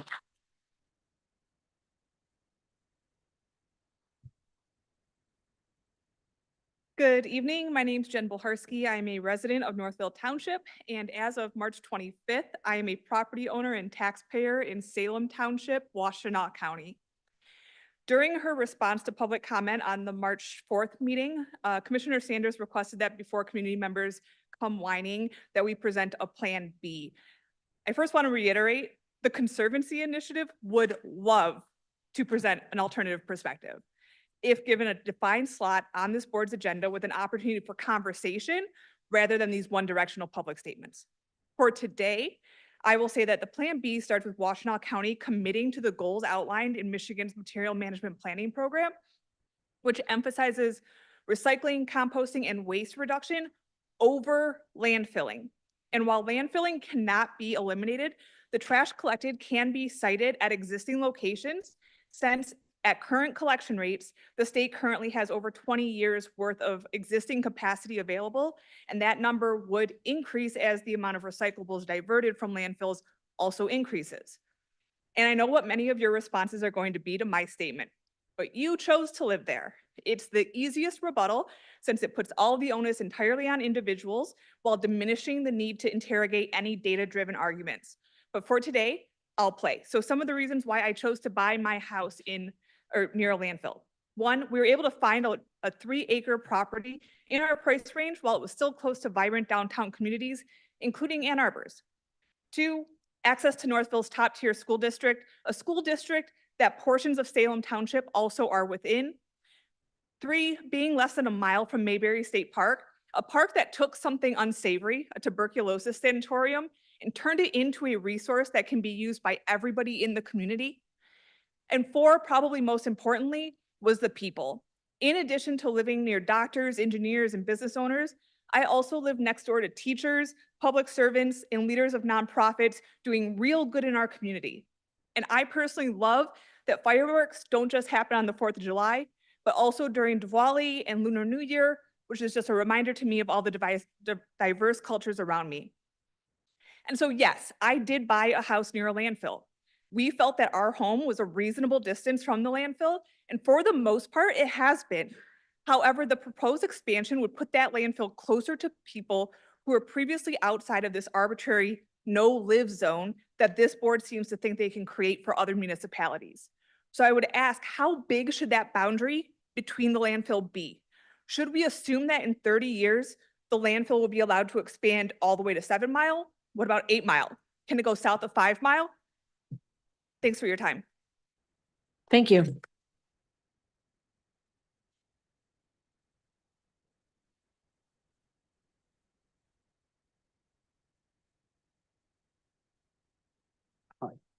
My name is Chuck Kiefer. I'm a 50-year resident of Ann Arbor. I'm here as a member of the Mira leadership team. I'm also here with a large number of allies from across the county. Despite, I might add, the devastation of last night's storm, and it's been really most remarkable to me over the course of the last 24 hours to have been witness to so many neighbors, helping so many neighbors in the middle of the night last night, in the pouring rain and thunderstorms all day long. And we come to you this evening with the same humane and animating spirit, with one critical issue, with one critical message: do not cave, do not capitulate, and do not surrender to the assault on our civil rights reflected in the recently filed federal lawsuit against Washtenaw County. When we came before you in January to advocate for passage of the Ice Out of Washtenaw resolution, We did so with the deepest of concerns for the vulnerability and safety of thousands of our fellow residents. Over the past many weeks since, those concerns have been painfully borne out in the increasing frequency of illegal ICE apprehensions on our streets, in our parking lots, outside our schools, in our public spaces. Just 2 days ago, a young man was surrounded by ICE vehicles not more than 3 blocks from this building, brutally apprehended by masked thugs with arms, and disappeared into the black hole of DHS detention. As such, it should be abundantly clear that the protections provided by the policies and practices adopted by this board, our sheriff, and our county prosecutor's office have been absolutely essential for the safety and well-being of our local neighbors and coworkers and friends. And it's in that context that we come before you this evening once again with one clear demand: stand strong in fighting back against this act of federal intimidation that directly threatens not just our community's most vulnerable families, but us all. We're here with a large number of companions to assert that almost every public entity that has chosen to vigorously defend itself against the unconstitutional bullying of the federal government has won. All who have fought back not all have won, but if you do not fight, you cannot win. And 2, you were right in passing this resolution last January. Our sheriff's policies are right. The county prosecutor's policies are right. And our county is currently holding the moral high ground. It would be tragic to surrender that now. Capitulation or compromise must not be Chuck, an that's option. time. We're I'm sorry. counting on you to stay the course, to fight the good fight, to be unyielding in your local, in your legal Chuck, efforts that's time. for the Thank sake you. of liberty and justice for us all. Thank you. Thank you.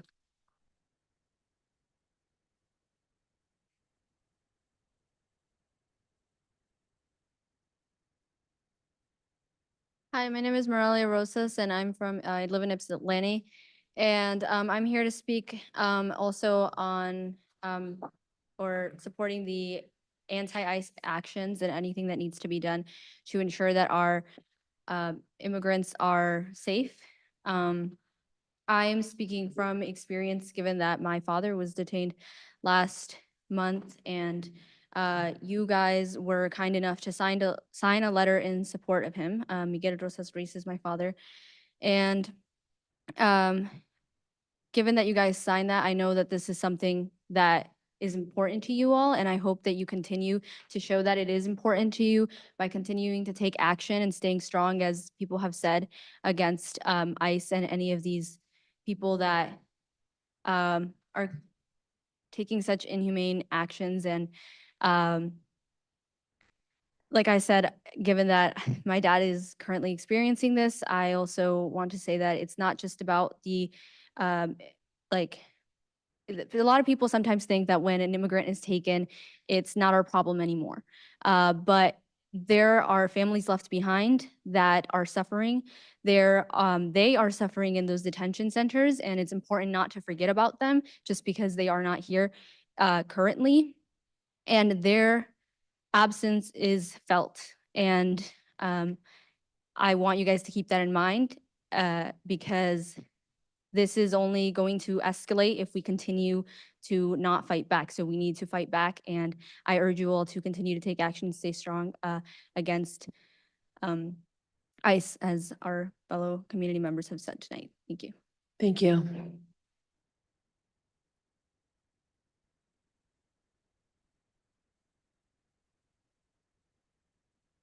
Hello, my name is Michael Rosas Martinez, and I am a resident of Ypsilanti, Michigan.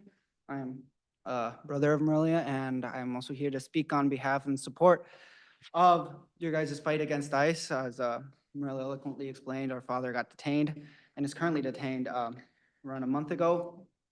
And I'd just like to speak, as she said, you know, it's important to not forget about all these people that have been taken because they cannot speak for themselves. And having this happen to us, I can speak from a firsthand experience as to the inhumane conditions that these innocent people are being treated to. These people are being kidnapped, taken on their way to work. Our father was just on his way to work like any other day. He was going to do his job, and then he got detained by he got surrounded by 3 vans. One cut him off, one on the side and one behind, surrounded, boxed in, and then got taken in as if he was a murderer. And these people, these innocent people are being taken in and treated sometimes even worse than prisons. They have chains on their feet. They don't turn lights off until 12 a.m. and then force them to wake up at 5 a.m., give them the smallest portions of food. There's no regard for their mental or physical health. They have rags for shoes. These are worse. These are inhumane conditions. These innocent people are being treated harshly. And I think it's important that you guys continue to fight this, because what is happening, what is going on in our current government is not constitutional and it's not right. It's important to remember on the human level, obviously the legal level, but just we have to remember as humans that it's not right, and we need to support our community and our fellow people who are here to just work and live their lives and are being treated as if they're not even human, as if they're scum. So I implore you to please continue fighting and to remember all the people, that all the other families, not just us, but every family that is going through this, because there's too many. No family should go through what our family has gone through. And I want to support these families so that this doesn't happen anymore. Thank you so much for your time.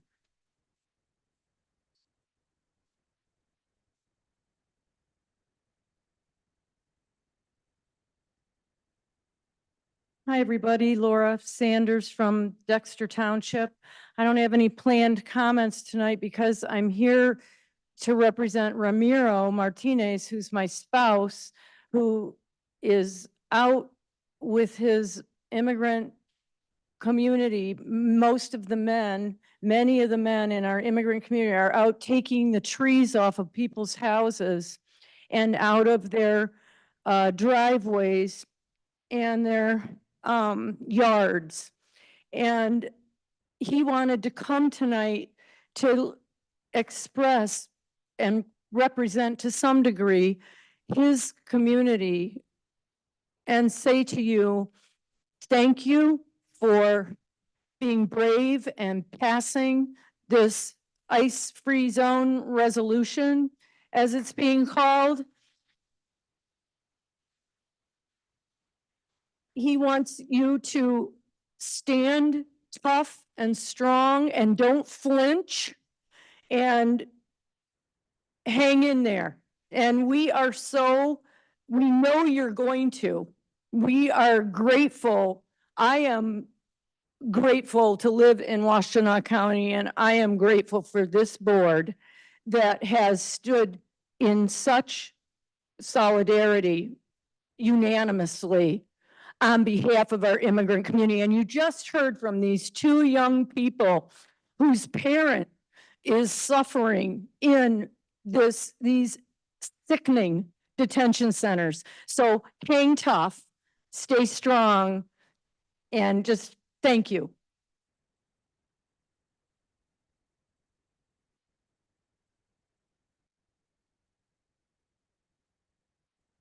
Hello, everyone. My name is Rich Stoller-Schulk. I'm a 28-year resident of Ann Arbor and Washtenaw County. And I'm here to thank the Board of Commissioners for your support for immigrant rights and urge you to continue to stay strong. This is not just a legal issue, this lawsuit by the Trump administration. This is a human issue. In the short time since we've been under the reign of Trump 2.0, 47 human beings have been killed by ICE, 1 every 3 days. This is outrageous. This is unacceptable. Contrary to the lies that we're being told from Washington, these are not dangerous criminals. These are hardworking people doing exactly what any of us would do, trying to put food on the table of our families, make sure that people are safe and protected from dangerous circumstances that they're fleeing from. So that's the reality that we're up against. There is, of course, a legal dimension to this. The Trump administration has been using lawfare, legal bullying, quite aggressively. They have been involved in 600 lawsuits already and lost 70% of them, even with Trump-appointed judges, I should say. There is certainly a possibility to hang on to what still exists of the rule of law and constitutional protections. We need to preserve that for all of us, for our immigrant friends and neighbors, for everyone in this county and in this country. So once again, I would like to thank the commissioners and encourage you to do the right thing. Someday we will be asked, what did you do when ICE was launching their wave of terror and when a lawless administration was recklessly violating people's rights, harming and terrorizing the population? Thank you.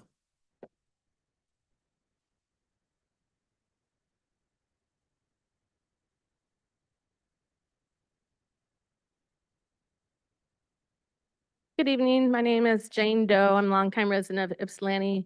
And I'm also here to say thank you and express my gratitude for all that you have done and continue to do. Some amazing. Thank you. Okay, I'm gonna try that again. My name is Jane Doe. I'm a longtime resident of Ypsilanti. And I'm here to express my gratitude and piggyback on all the other messages of thanks for what you all have done as a collective to help many friends of mine in the Washtenaw County community as a whole. And I'm also here to bring messages from those in the community who don't feel like they can come and do that themselves.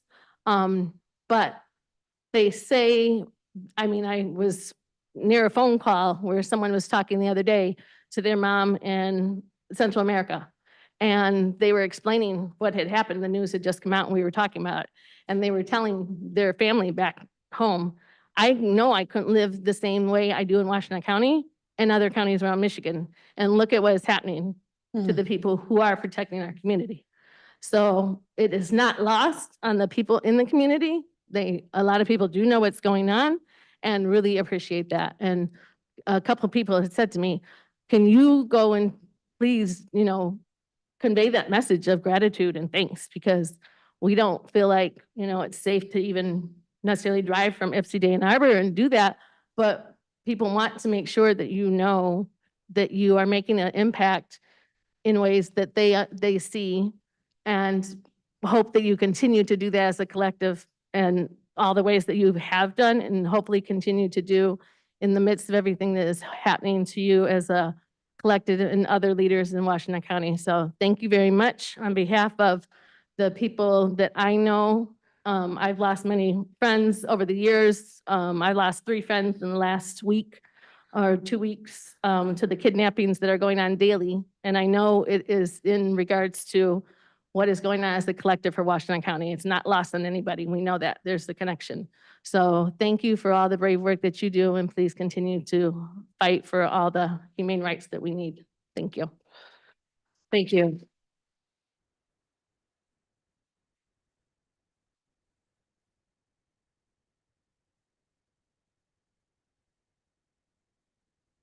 Jeremy Haley, Ypsi Township.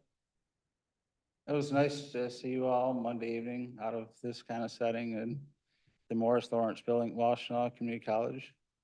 Spent quite a few hours in that building with Johnny and with other people in the music class, playing guitar and performing. It's kind of awesome. But it was nice to be able to see you all come out and hopefully be able to do more events at WCC there. It's a great place. It's been said that some of you work for U of M. And being on the County Board of Commissioners, eventually you're going to have to take some votes that's involved U of M.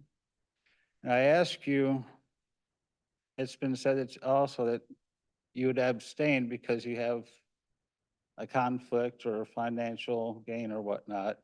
I'd say you don't unless you say working for them is your financial gain because you are employed by them. That's not true. It would have to be another type of financial gain. So it'd be nice if you could actually vote. Because, as I told you once, I went to WCC, talked to President Whitworth there, presented evidence for the school was overpaying on the unofficial spend it or lose it policy. He took actions with the dean at that time to pull my grant. And so I lost my job, was fired at WCC. And if that succumbs to you, it happens, I tell the public, but at least I was able to hold my head high, have my honor and integrity, and be able to put my head on my pillow and be able to sleep at night, knowing that I did the right thing. The transformational brownfields, that's just a figure of speech that is basically a lie. They're basically plain, clean property, made with a fancy name to capture taxes to help the developer build more affordable homes. I kind of akin it to, you can take a pig and put makeup on it, but it's still a pig with makeup, pretty much. It's a lie. And when you're selling it and you have Nathan who's sitting out there coming up here defending it, I think it's an embarrassment to him and the Brownfield Authority having them involved in such action, because it's a lie. Those are clean properties. Nothing's wrong with them. No chemical. It's just plain for tax capture purposes. Most ordinary people, when they hear transformational brownfield, they think some kind of chemical spill and it had to be cleaned up and something. It's a lie. Please stop it and not do any more transformational brownfields. Thank you.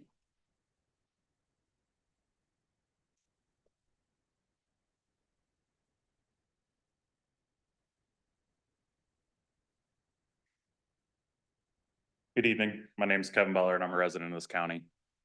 Also an employee of this organization. I reside in Chelsea, Michigan. First, I wanted to acknowledge the work that went into the county's bicentennial event. That was pretty cool. I watched it. I hope it gets blasted to the rest of the employees in the county because I don't know if enough people heard about it, judging by my coworkers. I thoroughly enjoyed the video on the past stewards and inhabitants of this land we now call home. This type of history lesson is right up my alley and lines up with my job more than you would think. I agree with Mr. Dill. This board is the engine that drives this organization. Thank you to all for the work that you guys do and leading our community. You are helping us all cruise through very tough times right now and wanted to acknowledge that your efforts and great leadership are noticed, and I thank you guys. What really brings me here is the work from home policy that is on tonight's agenda. I wanted to, assuming it is, that it's still there. I wanted to encourage this board to ask a few more clarifying questions and consider some of these thoughts. Is this policy equitable to all employees? Life must be nice when you can stay bundled up at home and not commute to work on those snowy mornings while a lot of us hit the slick roads, hoping to follow a snowplow carving a path to work. Life must be extra nice these days when you can reduce your commuting days to 2 or 3, especially at $4 a gallon. Must be extra nice when you're able to commute to work and a county provide a vehicle for your 2 to 3 days in the office. A large portion of the employees in this organization don't have the benefit of being home to let a contractor in your house so that they can fix your furnace, while some of those that do get to work from home while doing that. A large portion of employees in this organization don't have the advantage of working from home and keeping an eye on their kids who are also home because of a snow day. These employees are forced to take PTO if they need to be home for those reasons, just like everybody used to before COVID. These times have changed and we need to acknowledge that. Life is different now. We need to think differently on these policies. We acknowledge those frontline workers, those who needed to be at work and in person back then during those COVID years. Why not now? I'm not trying to advocate for just myself and my coworkers. Trust me, I love my job. I love my office in the woods. I'm the natural areas stewardship supervisor in the county parks. I want to work there because I don't work in an office. I'm talking about other employees of Washtenaw County too. Your sheriffs out patrolling the roads, your mental health and public workers making house calls, your drain inspectors and technicians who are probably still out there right now cleaning up after last night's storms. Maybe this organization gives those workers a few more hours of PTO to help them out on those tough days. Maybe you can throw those workers a bone with a fuel stipend to help them with long commutes. Maybe we could just even acknowledge these folks in some other form. A tip of the hat and a thank you goes a long way. I appreciate your time. Good night. Thank you.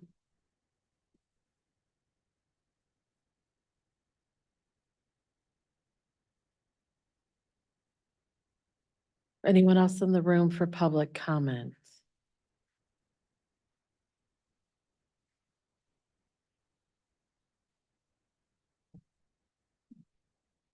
Okay.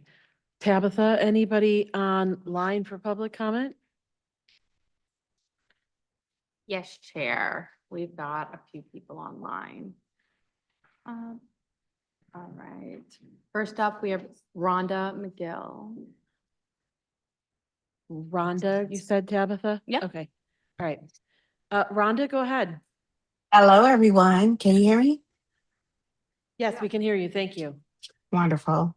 So good evening, Chair and Commissioners. I'm representing a group of Eastern Washtenaw County residents who come before you today, representing the voices of many residents across Eastern Washtenaw County who have been patient, engaged, and hopeful regarding the long-promised Eastern Washtenaw County Community and Recreation Center. I love the signs of enthusiasm for keeping ICE out of our community, but we have other issues that warrant the same level of enthusiasm and more. Equity is still a stretch for so many of us, more than a lot of us even realize.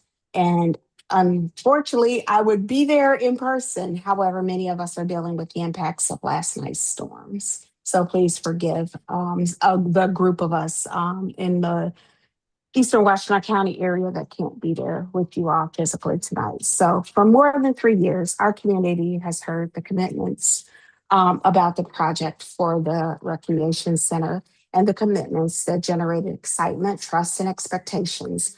The residents have showed up. We've supported the vision. We believed in the promise of a space that would serve our families, youth, and seniors for a broader community. And yet today we're still waiting. There has been no visible progress on the construction. The costs have obviously risen. The timelines remain unclear, and the confidence of the very residents who have supported this effort are beginning to erode. So let me be clear. This is not simply about a building. This is about equity, investment, and follow through on the Eastern Washtenaw County side of the county. It's about ensuring our residents receive the same level of attention, urgency, and delivery as other parts of the county. The people want this center. The people need this center. And we were told that funding was in place. So today we are asking respectfully, but firmly for accountability and transparency. So we are asking for clear, updated timelines for this project, honesty and communication about delays or challenges, regular public progress and updates, reassurances that this progress is moving forward, not just in words, but also in action. Our residents deserve more than promises, they deserve progress. And at this point, the perception in this community is that this project risks becoming just another plan that never materializes. That perception must be addressed, not with more discussion, but with viable, measurable movement. Washtenaw County has an obligation to its residents to deliver on what was promised. We are asking that you reaffirm the commitment today and demonstrate through action that Eastern Washtenaw County remains a priority and not an ask of additional expense of our residents who always are asked to foot the bill. Yes. I'm sorry, that's time. Oh, I'm almost done. Just 2 seconds. But we just appreciate that you all are, looking at different funding, and we just ask for you to just take into consideration the responsibility to this community, and we thank you. Thank you. Just a reminder, 3 minutes, please. I hate interrupting you and saying that. So please try your best to keep to those 3 minutes. Tabitha, anyone else online for public comment? Yes, Chair. Next, we have Ricky Jefferson. Ricky Jefferson, welcome. Hey, good evening, Chair, and good evening, Commissioners, Administrator. So yeah, I just want to reaffirm my commitment that my community is looking forward to more work to be done at the site for the Eastern County Rec Community Center, and all the funding that can be used there through whether it's the Recreation Department or the County Commissioners or bonds, other type of fundings that are also available that I know of. I'm just hoping that this maintains currently as it is and as it has been for since 2011, a priority to build this facility as quick as possible. It started out as a $10 million project then. Now it's moved up to 49 million. I think something needs to be done before it moves up to 80 million. One of the things that has always been a priority of mine is to make sure that I keep that promise of equity within the county. And I know that this board has also sided with that as a group since 2018. So just continue to do what you're doing as far as helping these other issues. And those people have spoken well about their concerns, and they definitely need to be dealt with. But our children are suffering with reading, and Michigan children are suffering with reading and suffering with violence and going to be incarcerated. Those type of things can be diverted by having these summer camps available and all type of fitness classes and things like that for our youth and for our seniors and adults.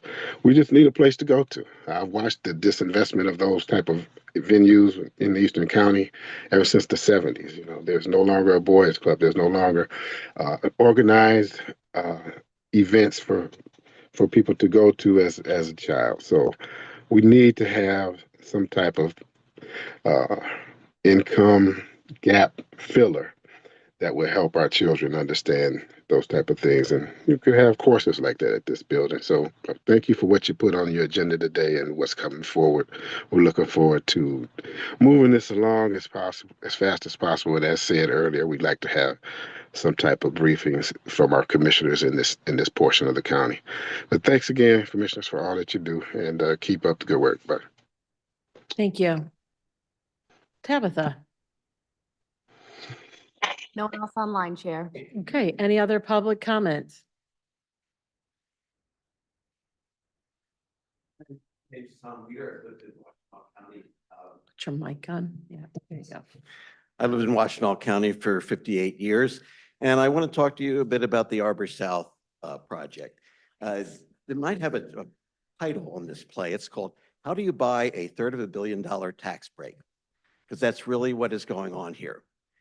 The owners of the property for Arbor South own about 20 acres of property.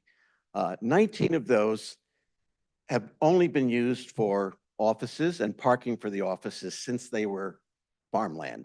No dirty factories, no pollution, nothing that's a blight on that property. But a few years ago, they went and bought the gas station on the corner of State and Eisenhower for $4.7 million. Now, why would you buy a 3/4 of an acre property, at least 3 times its market value, and maybe it has pollution on it? Well, they didn't buy it in spite of the pollution. They bought it because of the pollution, so that they could be here tonight and using that to try to get a $300 and some million tax break. That's how we get here. And there is a lot of question about whether there's any pollution on that property anymore. There was a leak from an underground storage tank 23 years ago, and no other polluting event since then. The site was monitored by environmental engineers from 2003 to 2009, doing in-ground testing. And finally, the pollution levels were consistent, except for one measure to allow even residential use. And since it wasn't going to be used for residential use, they stopped any further work, and the property was used for the gas station, which operated until about 6 months ago when the developers shut it down. It was working, it was in business. The buildings were replaced 10 years ago, as were the underground storage tanks. So is there still pollution there? Well, you might think that somebody would be happy to find their property isn't polluted. No. If it isn't polluted, they won't have a reason, one of the main reasons, for getting a brownfield treatment. Now, we can guess about what's there, but no testing has been done since 2009. Now, there's a fairly simple solution to this. The Eagle brand, Eagle who oversees the Brownfield program, they have a program that they will provide a free phase 2 assessment, which means going into the ground, doing testing to figure out whether there's actually any pollution there. Free. All they want is they want the county and the developer to both ask for it. Now, I would think that the developers would like to know whether their property is polluted or not. Well, no, they don't really, because they're banking on it being polluted. But that doesn't seem to be the way this should proceed. And I suggest that one of the things that is done before you approve this brownfield is find out whether it's really brown. And all you have to do, I'll give you the staff member's name at Eagle, call them up and say, you'd like to get that assessment. Now, I would assume that the developers, Mr. Hauptman, would want to participate. Doesn't he want to know what's on that property before this project goes through and there's this huge tax break? I don't know. I'm not sure what to do, but I would think you would say, folks, we don't want to vote on this until we know whether there's actually a pollution problem in that property which you're using to get to brownfield. So I urge you to do that. Vote no or postpone a second reading until there's agreement to go get that assessment for nothing. Thank you.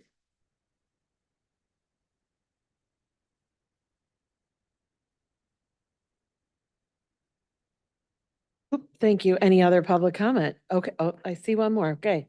I'll be quick. Hi, my name is Sarah. I'm here representing Lodi Township to spread awareness about a proposed development of 100 acres of land that will clear cut 3,500 trees, 450 landmark trees, and 52 trees that are habitat for endangered bats. The project, in addition to clear cutting the 3,500 trees, will destroy wetlands and dump the equivalent of 3 tanker truckloads of sewage into the Rouse Drain, Saline River, River Raisin, and ultimately Lake Erie. The developer, who has a 1-star rating with the Better Business Bureau, has a track record of environmental violations, floodwater management violations, and OSHA violations. The development proposes $107 million houses that there is no need for and do not provide any community benefit. Lodi is afraid of being sued. Eagle is afraid of being sued. I ask the commission, please do what you can and let your constituents know what we can do to help protect our communities. Please reach out to livablelodi.org if you care to get involved. Thank you. Thank you.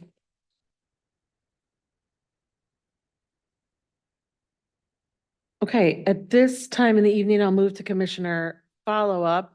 I've already seen Commissioner Labar and Commissioner Hodge, and I'll continue watching to see if anybody else would like to respond. Commissioner Labar? Thanks. Chair, I'll be brief. I just want to thank the folks who came out tonight to encourage us to stay strong on the ICE issue. Regardless,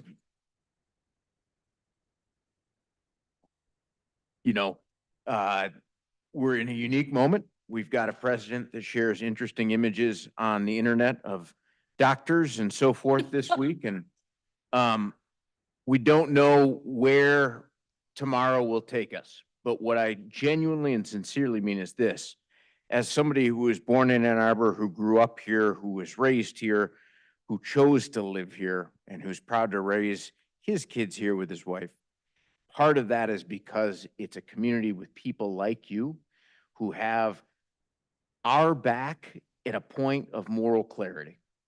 And we will let the legality and the legal questions play out.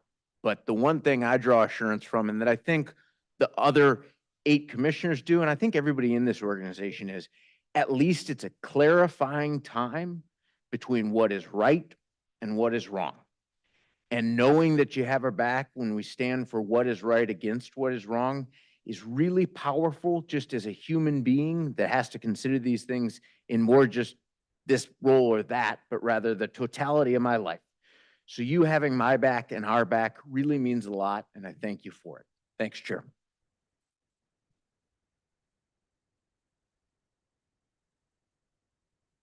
Thank you, Commissioner Labar. I know that image of the doctor looks an awful lot like the doctors I work with at the hospital every day. New style. The new style, it's cutting edge. Commissioner Hodge? Thank you, Chair. Thank you to everyone that came out to give public comment. I anticipated we were going to have a wide range of public comments, and we did.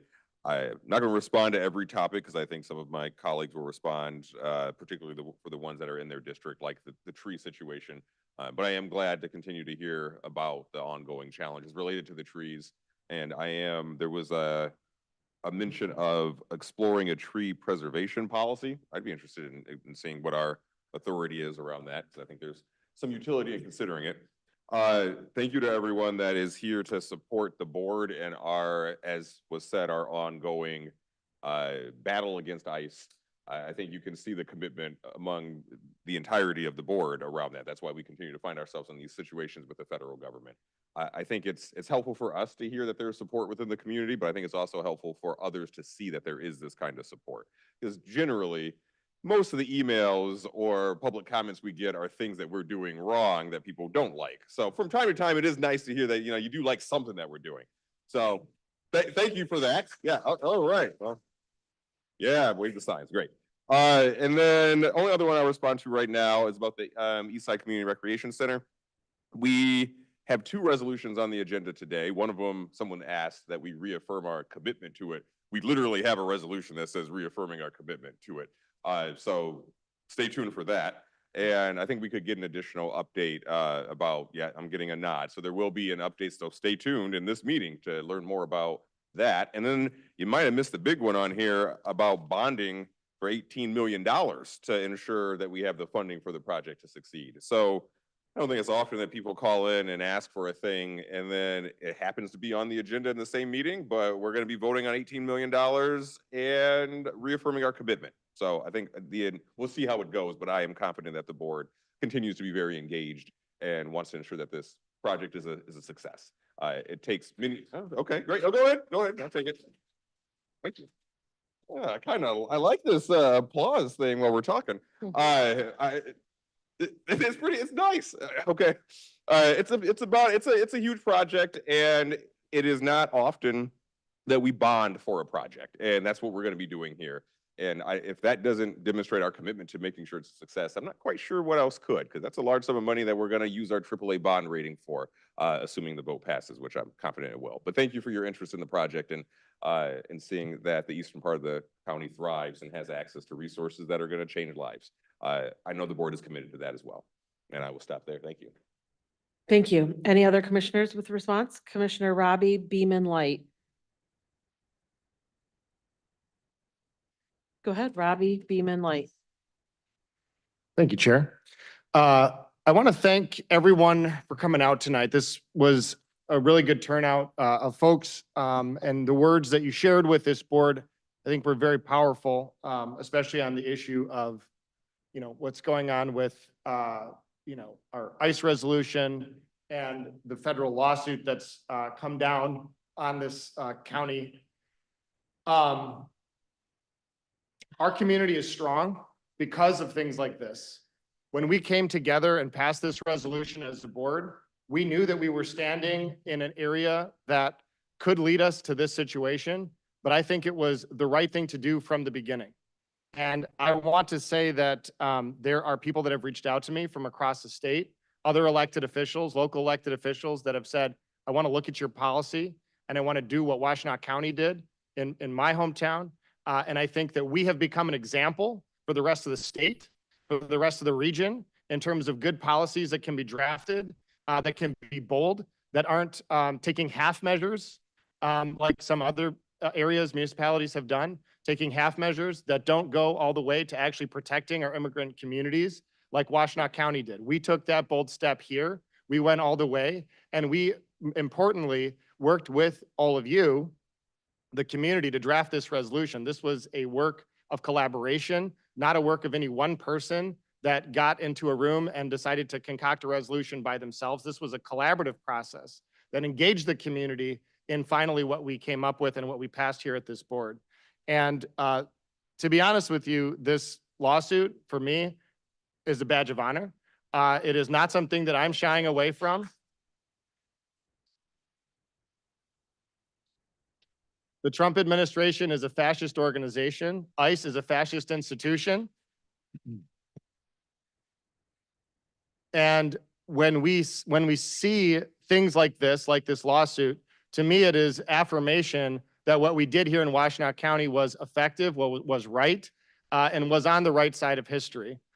They have me quoted in their documents, in their lawsuit, as saying something to the effect of when the Nazis come to our community, we have to stand up and face them.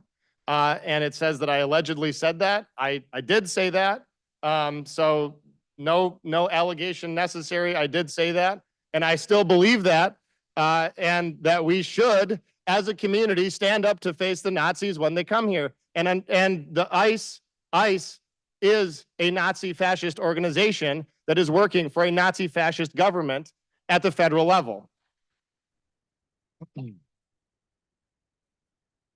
I'm sure this will all show up in the lawsuit as well. But to be honest with you, if I'm going to get in trouble for saying the truth, it's worth getting in trouble for. If I'm going to be taken to court because we're standing up for our immigrant community, it's worth getting taken to court for. I think what we're doing here is absolutely right. We have to stay the course. I think my colleagues are all on the same page. We have to stay the course because what we did was absolutely on the right side of history. And I'm so glad, I think it was Chuck that said it. When we look back, when I'm 50, 60, 70 years old and I look back on this time in my life, I'm going to, hopefully by then we will have passed this dark period in our country and we will be in better times, hopefully, by the grace of all of us working together to make that happen. We will be in better times and we'll be able to look back at this moment and think to ourselves, what did we do? And the people in this room can say, we came, we showed up, we fought, we pushed back. The people on this board can say, we stood together and passed this resolution. I can say that I was part of that. And that is something that I'm proud of. It's something that I can tell my kid proudly when he's, can't do the math on how old he would be then, but he'll be an adult. And I will be able to tell him proudly that his father stood on the right side of history against this fascist regime and for the immigrant community, for the people of our community. This is about humanity. It's about standing up for what's right.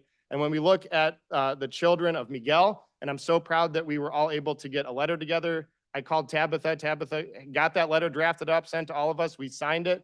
Every single commissioner signed it to support Miguel and his family, in these difficult times. When I see those kids standing at our podium and talking about what their father is going through in this difficult time, just trying to go to work. We all, I went to work this morning, and to think, I'm thinking about work. I'm thinking about the job ahead of me. I'm thinking about the people that I'm showing up to help.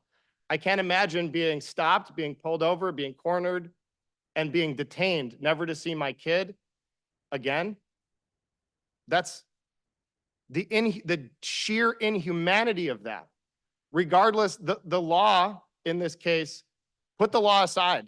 Just think of the sheer inhumanity of what is happening to this family. And so when we are standing, I wish that Washtenaw County could do more than pass the resolution that we passed. We passed the best resolution in the state. It's maybe the best resolution in the Midwest, but we passed a really good resolution. I wish we could do more. I wish we could pass an even stronger resolution that protected even more people in our county.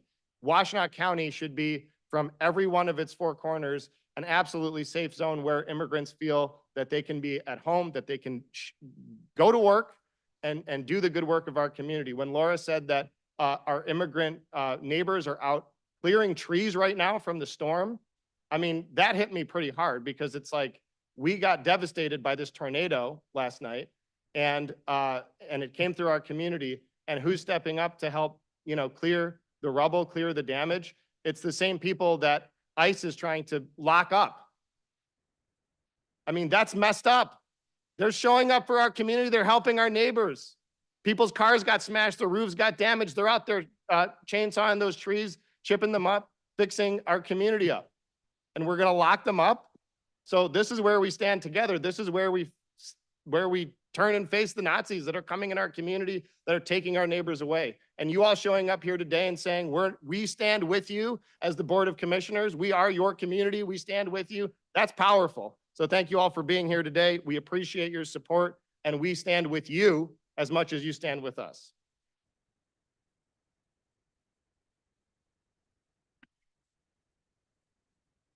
Thank you, Commissioner Robbie. I now have Beaman Light Sanders. Commissioner Beaman? Thank you, Chair. Thank you, everyone, for coming out this evening. Your support is welcomed, needed. I think of a quote by an author who's fallen out of favor, but the quote still resonates with me, which is that dark times lie ahead of us, and there will be a time when we must choose between what is easy and what is right. That's where we are.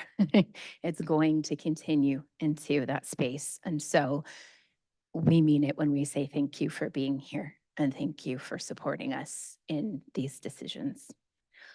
Thank you for coming out and speaking about the trees and the bees. My last name is Beeman and I love the bees, obviously.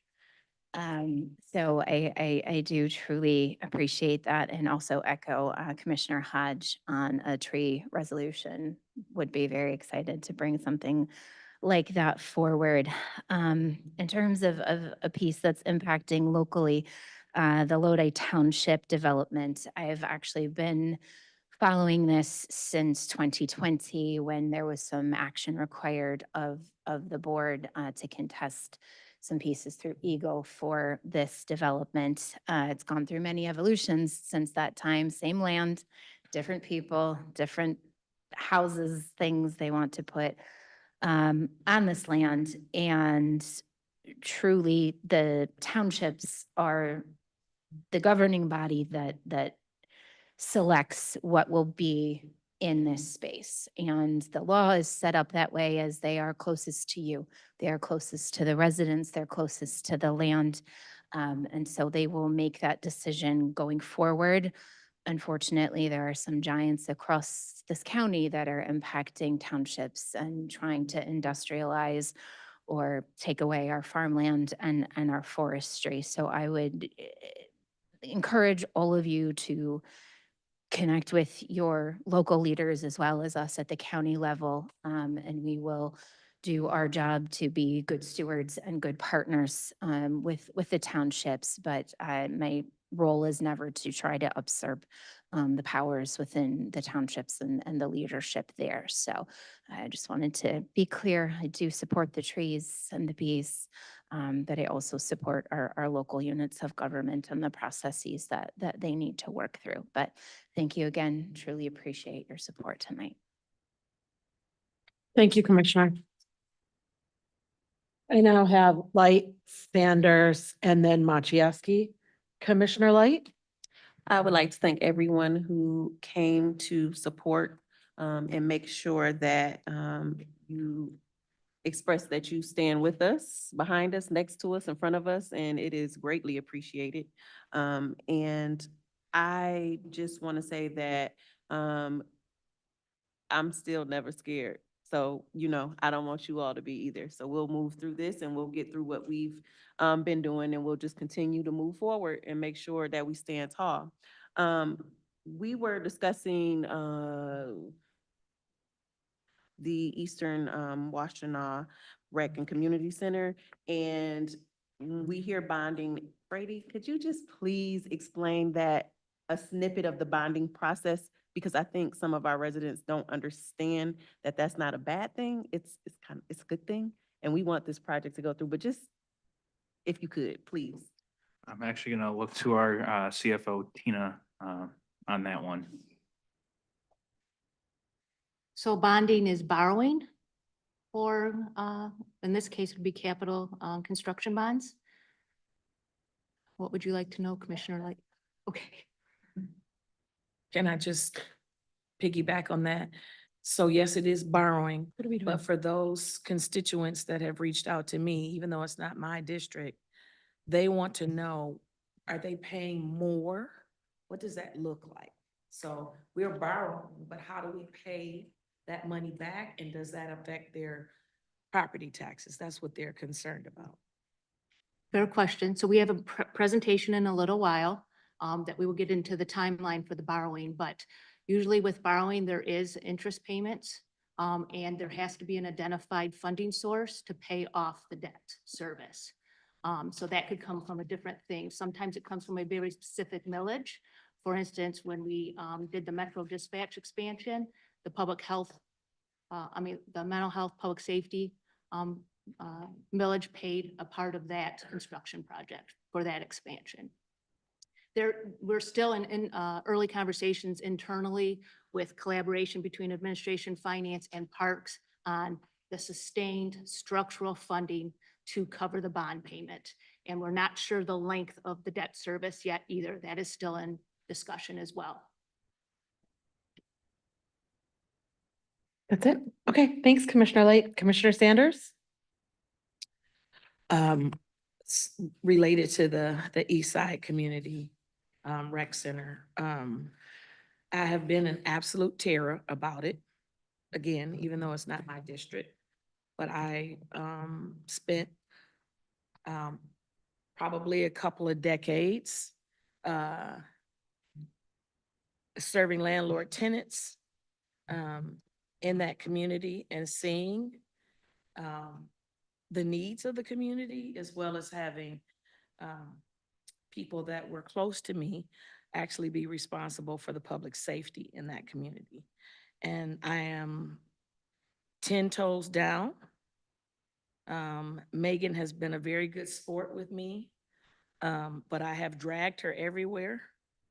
And I continue to put pressure on the Parks and Recs, our administrative staff, to make sure that that is not a lost opportunity and that we keep our promise to that community. They are untrusting of us because of the history of not being consistent, equitable, and following through on promises. And so I am glad to see that we are making progress. I want to remind, especially the East Side residents, that we are getting updates on that center at every board meeting. It is a part of our agenda. And that is because we want to make sure that you know what is going on. You are always welcome to reach out and ask us any questions. I believe, I don't want to steal Megan's thunder, but I think she's going to talk about the ability to go on to Parks and Rec's website and get updated information. But the last sort of exciting thing that I'd like to say about that is that this is the first opportunity for our resiliency office to actually be able to execute the county's plan for sustainability in that building. So I don't want to say it's going to be a state of the art, but it's going to be doggone close. And I think that that is something for us to be proud of, because the East Side has been neglected for far too long, and they deserve the best that we offer to all other areas of this county. And they pay the same tax dollars that everybody else pays. And so I hope that this is maybe actually the start of us trying to look at how do we repurpose dollars that we have primarily put into public safety, with them taking up somewhere close to 70% of our general budget. That's a huge amount of money. And I think we should start to look at how do we, over time, look at putting that money up front from birth forward instead of after people get to the point where, by circumstance, for the most part, they are forced to do things like break the law that they shouldn't have to do, because we haven't put in appropriate amounts of resources to support those families and, more importantly, the children. So I'm going to tell you right now, it's important enough to me that unless my constituents in District 4 tell me to sit down, I'm going to keep causing hell about it until every brick is built. They deserve it, they earn it, and enough of the delay. So I just wanted to say that and let people know that they can reach us. They can reach us. We do answer. We have staff that do answer. So if you have questions, please ask us. Related to, the Orange People Leader. I am one of the people that did not really, it caused me a bit of heartburn when we had certain people with the bullhorns saying what we were not going to tolerate from ICE. And the reason that I had concern about that is that I felt that it was going to make us a target.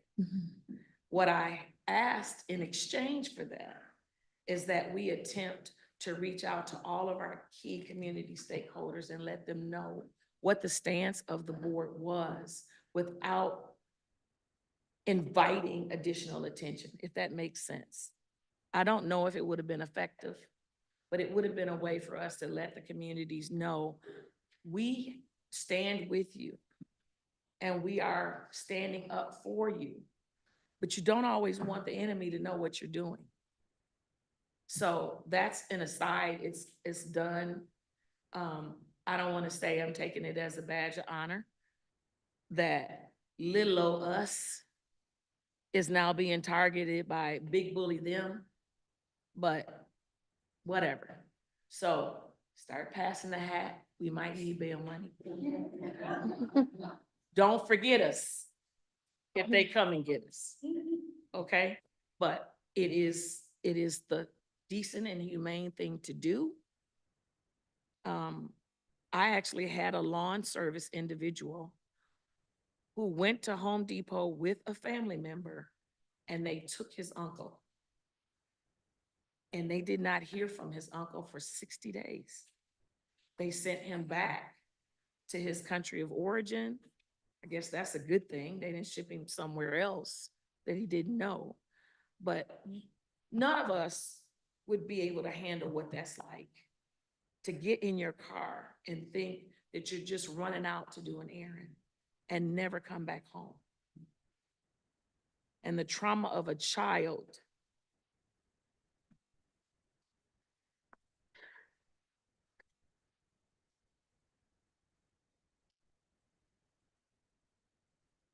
going to school and saying goodbye to their parent, thinking that they're going to see them at the end of the day. And they don't get to see them at the end of the day.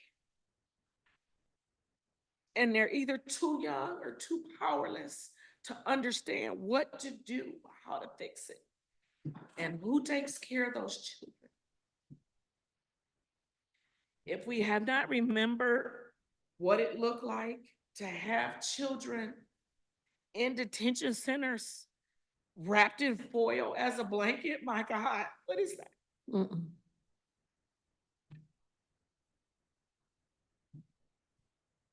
And I want to be able to tuck my grandson in. But if I have to sit in jail, at least until you guys can bail us out, I will do that. And so I do thank you for coming out to let us know that you support us in that way and helping us make sure that Washtenaw continues to be that place where people feel like they are going to be safe and that they have electeds that have the bravery and are not cowardice and don't say, well, it's not me, so I don't care. So I just wanted to share that with you. I'm sorry. You all know I don't normally cry unless I'm ready to fight, but I'm ready to fight. So thank you very much for coming.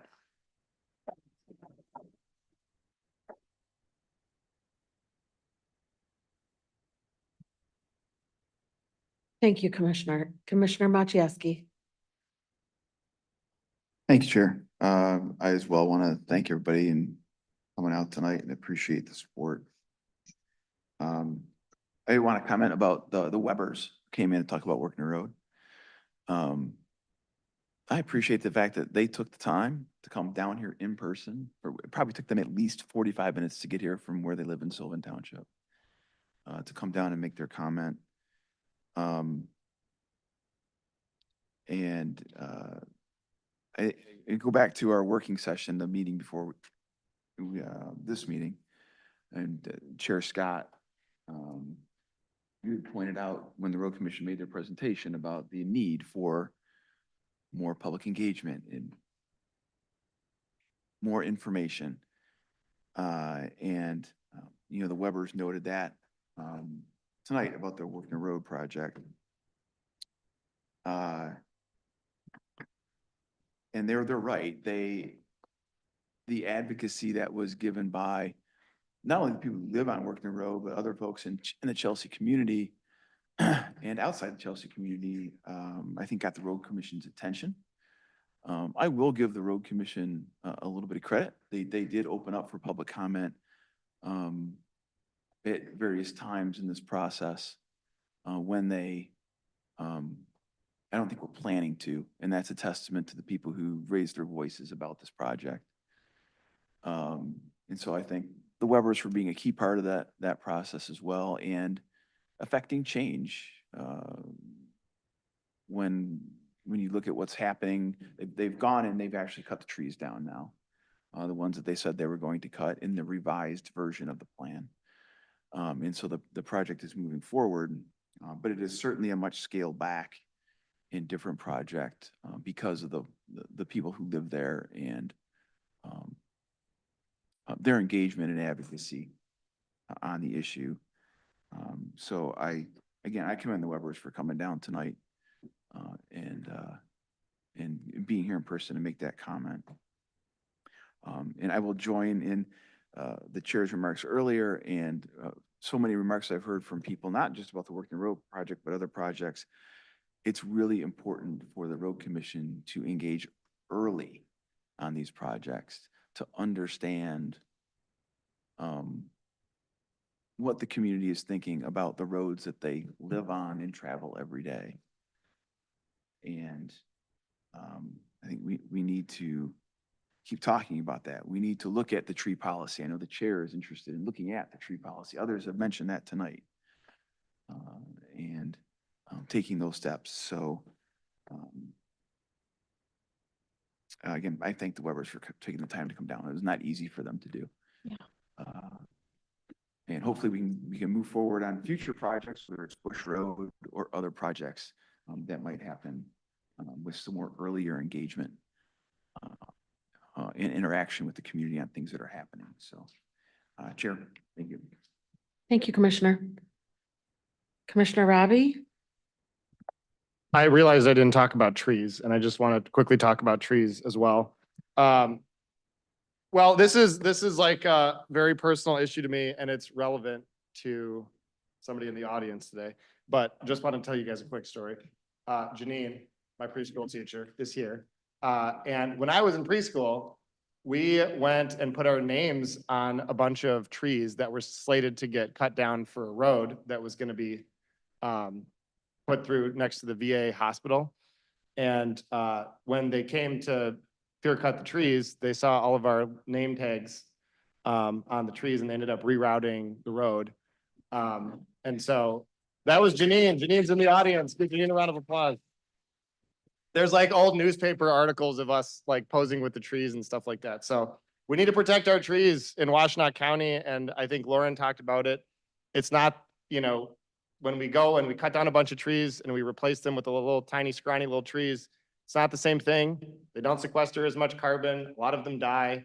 And so oftentimes you'll see these big like development projects. They'll say, yeah, we're going to cut down 600 trees, but we're going to replace them with 12,000 trees. And that is meaningless because it is, a lot of those trees will die and they will not do the same good that the old, you know, trees that have been on these sites for a long time will do. And so, you know, I just want to say on the idea of doing an ordinance, I don't know of any counties that have ever done a tree ordinance, but I do know that townships and communities, cities and townships can do tree ordinances. In fact, I remember when I was in the legislature, lame duck 2018, there was a lobby firm that was going around shopping a bill that would have superseded townships from being able to regulate trees because Canton Township had recently fined a developer, this was back in 2018, for going into the site and just cutting down a bunch of trees to make way for their development. And the township just sent them a bill. They were like, oh, you cut all these trees down? Cool. Now you got to pay $300,000 because you cut all these trees down. And that was the Canton Township ordinance. You're not allowed to just go and cut trees down.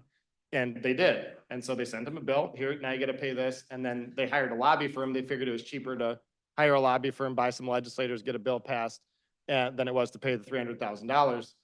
I don't think they got the bill passed, if I remember correctly. So I'm pretty sure it's still allowed, townships are still allowed to do this. So at the very minimum, we could provide a model ordinance for our townships and cities to do this kind of thing, to make it illegal to, just chop down trees willy-nilly like that. And I think we should definitely do that. And then, of course, there's the authority that we have, over our own, grounds and facilities. There's the, relationship that we have with the road commission. I think the herbicide issue is also a very important one. The fact that there's herbicide being sprayed near people's homes. These herbicides are carcinogenic. I have worked with these herbicides before professionally. They are carcinogenic. There's more and more research coming out about the carcinogenic nature of things like Roundup and these other, herbicides that were being talked about. And so this is going to have a health impact on our community. And we need to stop doing this kind of stuff. There are other ways of treating brush, with like the lawnmower arms, because if you're trying to create, visibility on the side of the road or whatever, there are ways to deal with that. When it comes to things like the Workner Road, I'm so sad to hear that the trees have already been cut down because that was needless, completely needless to cut those trees down. Commissioner Scott and I were questioning the road commission last meeting, and it was evident from what they said. This isn't even about a road widening. This is just about a drainage ditch. They wanted to clear them out of the way for a drainage ditch. And like, that is insulting because the trees would have, sequestered water as well. And so now you've removed the trees that are, able to help soak up some of the water with the goal of just draining the water off-site as quickly as possible, putting it in the storm drain, putting it in the creek, putting it in the river, putting it in the lake, and just getting the water out, causing, erosion, causing sedimentation issues, causing all kinds of damage to our environment. And then we wonder why we have flooding events like what we're having in northern Michigan. We wonder why we're having, accelerated climate change. Well, this is the result of our decisions. And, oh, it's just one tree here, one tree there. It's one row of trees. It's one road. It's not a big deal. Accept it here, accept it there. It's death by a million cuts and we have to stop it. And so I'm all in for doing a tree ordinance. Whatever we can do, we should explore. And the road commission needs to get their act together and stop doing what they're doing. It's not acceptable. They need to stop it. So thank you for your advocacy for those that have come out to advocate for the trees. We need those voices now more than ever.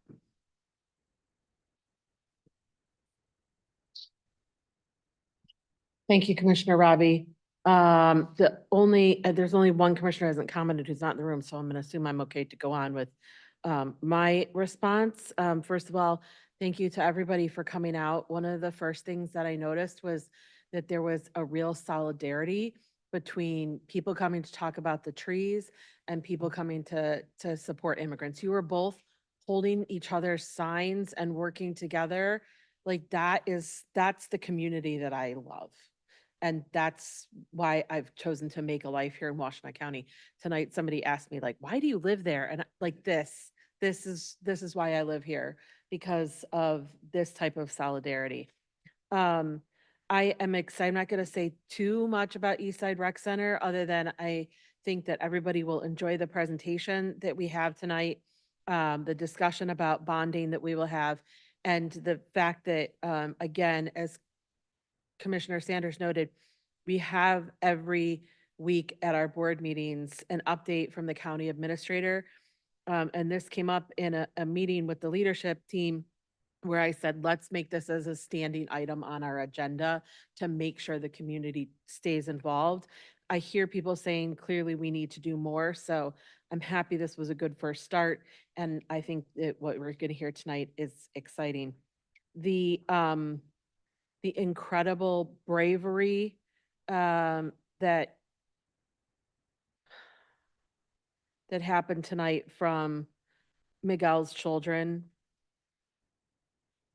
I can't even imagine what it took to stand up in this public meeting and say what they did. All of you are brave for being here, but imagine that. I see you all nodding and then I'm gonna cry. And so a few times tonight, I felt like I was gonna cry because the care and support for everybody being here to take care of their community is really sort of incredible. What I have to say about that and the lawsuit, there's a quote, I don't know how many of you are familiar with Primo Levi. Anybody? I see some more nods. Primo Levi was an Italian Jew who was incarcerated in Auschwitz, and he has a lot of writing about that time. And one of the things he says is he says, monsters exist, but they're too few in number to be dangerous. More dangerous are the common men, the functionaries ready to believe and act without asking questions. And what I see in this room are the people who are asking questions and who are acting. When the lawsuit came up, first I was like, oh God, here we go. And then I did have that moment of pride where I thought, we are all in the history books for people who are standing up against this and who are not sitting back. Trees, I think, are connected to this. I think that I've been thinking about this tree ordinance and what we can do. I think we might be limited on what we can do as a countywide, but there are townships. I think we can help guide them. I'm interested in continuing to work on creating a policy. I think it will be helpful to work with the road commission, and hopefully they'll work with us on creating something. And I think also getting the water resources commissioner involved and our environmental sustainability is important too, because this is definitely something we need to do. I think we can require tree plans, and that we can think about how we think about in site plans at the county, and the road commission is a part of the county. So thinking about how we can create those. I have looked before, there's a little bit different system of governance, but I have cited the Charleston County Tree Ordinance Plan, and I think that we can use that as a starting point. I will also, as I'm talking about people's quotes, I think about a quote from Winston Churchill also, where he said, fancy cutting down all those beautiful trees to make pulp for those bloody newspapers and calling it civilization. That's how I feel about thinking about cutting down trees to make the road more wide for people to go down. It's this, that's not civilization. That is for a drain to widen it for some reason. That is not civilization. And so be assured that I think you've heard from everybody here on this board that we are interested in making sure we take care of those things as well. Everybody stay safe tonight. Are there more storms coming? Yes, okay. All right, so if you're here and you came out, nobody's offended if you leave and want to go home before weather hits, but if you want to stay with us, we love that you're here, so thank you. I'll move on with liaison reports. Any commissioners with liaison reports? Commissioner Labar. Thanks, Chair. Briefly, Continuum of Care's got its next meeting coming up next week. Unfortunately, there was a meeting with HUD and Southeast Michigan local housing agencies. The upshot of that, this took place the last week in March, is that at the HUD staff level, they made clear that HUD is not planning to sort of willfully abide by the most recent legislation in Congress as it addressed the reduction in what we could spend on permanent supportive housing. I don't know to what degree they understand that would violate the Constitution and so forth, but I think it is worth noting at this table that if HUD is going to slow walk what Congress has now put back in place, which isn't enough for the problem anyway, this remains a big problem and one that is not going to go away. And it should be noted in his 27 budget presentation, the president is at least consistent in sort of a war on homeless and zeroed out the COC program funding. transitioning it all to transitional funding. So we have, like many other issues, I think a long-term challenge on our hands and one that I think unfortunately we're going to have to continue to deal with. So that's my liaison report from COC. Thanks. An important liaison report. Thanks, Commissioner. Any other liaison reports? Commissioner Machias? Thanks, Chair. Board of Public Works met this morning. And there was a report on the first county cleanup today that happened in Pittsfield Township. What was it, about 10 days ago? There were 450 participants at the first cleanup day, which is a little bit higher than they've been experiencing. So the next cleanup day is June 27th in Northfield Township. And as a reminder, you have to pre-register for these. So if you're interested in participating in that, you can go online, county's website, and pre-register for that. On the Materials Management Planning Committee, there is a public hearing on April 28th in the evening. I don't remember the exact time. Also available on the website. The Materials Management Planning Committee will be reviewing the goals that have in draft form and tentative form have been laid out at that public hearing. So that process continues to move forward as well. Thank you. Thank you. The pictures of all the tires from the cleanup day always thrill me. Any other liaison reports? Okay. We'll move on to a report from the county administrator. We do have Administrator Dill on Zoom. And then I think that our Director of Operations, Brady Peck, will be doing some updating as well. But I'm just going to move it to Brady to introduce this section of the meeting. Thank you, Chair. I will turn it over to Administrator Dill for, we'll take it a little out of order. We'll start with number 2. Okay, Good evening, Chair, Commissioners. Can you hear me? you can. All right. Just a couple of things real quick. I wanted to start with the East Side Rec Center. As some of you know, I don't want to get out in front of the 2 presentations that you'll hear this evening, but we are looking at internal sources to potentially service the debt. Obviously, all of those recommendations would come back to this body, but wanted you all to know, and perhaps when you're out in community, let our community partners know that we are looking for ways to service the debt with our current funding framework. To the county response team from last night, thank you. Brady probably will say more about this. Brady woke me from my slumber at around 4:15 this morning. And I just want to say to the county commissioners, the team internally, they jumped in and started responding to the weather immediately. So kudos to all of you. And then lastly, to those that served on our hiring committee, we have our new Director of Information Technology in the room. I can't see him, but hopefully he is there. I just want to thank you all for your work. I think you produced a quality candidate, and I look forward to him starting his tenure on Monday, the 20th. So thanks to you all. I'm going to sign off now. I'm late for an event, but just want to say again, thank you to all of you for the work that you do for our residents. Thank you. I see our new information technology director. I said, come on up and talk to us. This is Richard Wilson, our new information technology director, and he fits right in because he is a snappy presser. Well, thank you. Thank you, Chair. And thank you, Administrator Dill, for the warm introduction. Thank you, Commissioners, for allowing me to speak before you and meet you, some of you, before this meeting started.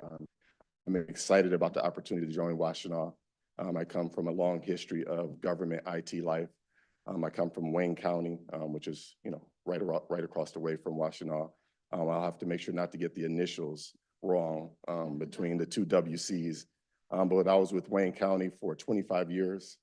So I'm very experienced with government technology, which is a lot different than the private sector.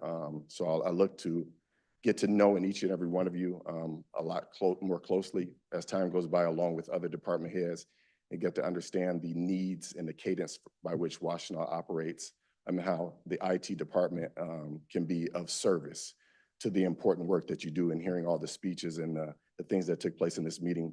You do a lot of important work, and technology needs to be leveraged to allow you to do what you were called to do as public servants. So that is my introduction, and I thank you again for this opportunity. Thank you. Welcome. Thank you.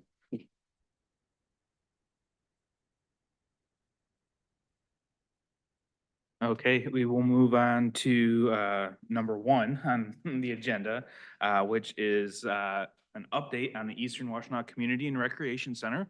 And for that, we have Director Megan Bonfilio and Chief Deputy Director Greg Hohenberger from Parks and Recreation to give that report. Thank you. Hi, guys. Hello, happy to be here today.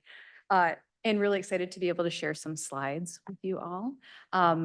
Brady, thank you for introducing Greg, but I did want to also definitely have a height differential, right? Greg Hohenberger, who is our new Chief Deputy Director with Washtenaw County Parks, started September of last year. So we've been working very collaboratively on this project. I really appreciated all of the comments in the response to public comment regarding the East Washtenaw Community Recreation Center project. You all have really been very supportive, obviously, both by helping us secure funding for the project, but then also throughout this process, asking for updates, repeating those updates, sharing updates with the community. So again, we do the regular updates through the administrator, and then also have a website on the Washtenaw County Parks and Recreation Commission page that we will be updating after this meeting. So what you're seeing here, these renderings, we want to make sure we share it with you all first and then get it online. So this update will be shared widely. And again, at the end of this presentation with Greg and I really want to make sure Tina is going to be sharing some information about the bonding. Tina and Catherine have been really helpful, as well as county administration team. This is a team effort project. It's really taking all hands on this. So I can't thank everybody, but I really do appreciate Tina and Catherine's work tonight. So, do I have to hit a button? Oh, there we go. Okay. All right. So I just wanted to frame us into some of the milestones that we've accomplished already. I did share this a couple months ago. I think when we talked, we've done a few more items, but want to let you know, even though there is not work happening on the site, there's a lot of work happening behind the scenes. So community outreach and needs assessment is something that's been done. Many people spoke to the fact that they've attended a lot of meetings, shared their feedback, their dreams, their desires on what they'd like to see in this facility. So again, community outreach and needs assessment. Then last year, we had let RFPs for both architectural engineering services and construction services for this project. Those are huge projects. So again, went through a very public process. I know a couple commissioners sat in through that process and heard us interview a number of different design teams and the construction teams that all were very interested in this project. So we have those secured and went into this year, just with our heads down and ready to go. We've been doing updated schematic designs. So you all remember, and I think the last presentation we had in September in Ypsilanti Township, just near the site, we looked at the refined schematic design that Grow Design put together. Once Grow passed that along to Newman Smith, who is our architect of record for this project, they had to do some refinement. So really looking at knowing all of the details with the site, they made modifications, and you'll be seeing those here in just a second. Then we did some site plan and analysis. So doing traffic studies, looking at what is actually happening on site conditions, looking at stormwater drainage. So understanding what we need to design for the site. Again, these are all the boring details that we're going through, but it's important because it informs the decision as we move forward. And then mechanical, electrical, and plumbing system evaluation. I can't think of a less fun topic to talk about with you all, but it's really exciting because as Commissioner Sanders pointed out, this is one of the first times we're going to be creating and putting to use our Resilient Washtenaw plan. New construction building. I know we've done some work on the courthouse, but this is new construction from ground up. And so we have selected a geothermal system, which is the lowest energy use system and the lowest carbon emission system that is possible for construction. So only building here in the county system that will have a geothermal system, and we're really excited it's going to do heat and cool the entire building, including the pool. And then additionally, value engineering for budget alignment. The initial budget after the schematic design was much higher than what we're going to be talking about today. So we had to go through, do some refinement and do some modification from what you're going to see here in a second. So first floor plan. So this is the exciting part. So what you're looking at is the first floor. I don't know if there's a laser pointer on this. I would probably blast Commissioner Scott in the eye with it. Oh, okay, here we go. So this is the entrance. I just want to orient you here and then I'll stop trying to point here. But this is the entrance into the facility. So as you come into the facility, you're entering into the lobby. If you take a right, you're going into the community center space. If you go straight, you're going into the fitness floor and the gym. And then to the left, it's the pool and the child watch area. So just again, the yellow area is all the community center space. The peach that you see is the staffing area for staff that will be working at the facility. The green area that's just kind of, I'll go back to the laser pointer. This is the kitchen, just off of the community center space. Looking here into this orange space, 5,000 square foot fitness area. So that's both cardio and strength equipment. A full-size gym right here in the purple. And then if you were interested in going right to the pool, you can enter into the locker rooms here. So we have gendered men and women locker rooms, and then also a family locker room here. Takes you into the pool area, which is very much focused on, being able to support the community. We've got a lot of young kids that are going to be here, lots of families. Ooh. Is that helpful to you? That is helpful, but if you could zoom in. Thank you. I know it shares, we're going to zoom into some photos as well, but if you, Tabitha, if you wouldn't mind zooming into the pool. So upper left-hand corner. There you go. So you saw the pool for a second. So the pool has both, if you can leave it right there. This is a zero depth entry pool. So basically if you're on the deck, you come out with your kids, you walk in gradually into the pool. So this is an opportunity to really explore and get comfortable with water. It also provides very humble egress into the pool. We're not utilizing a lift system where if you can't get into the pool yourself, you can walk into the pool here.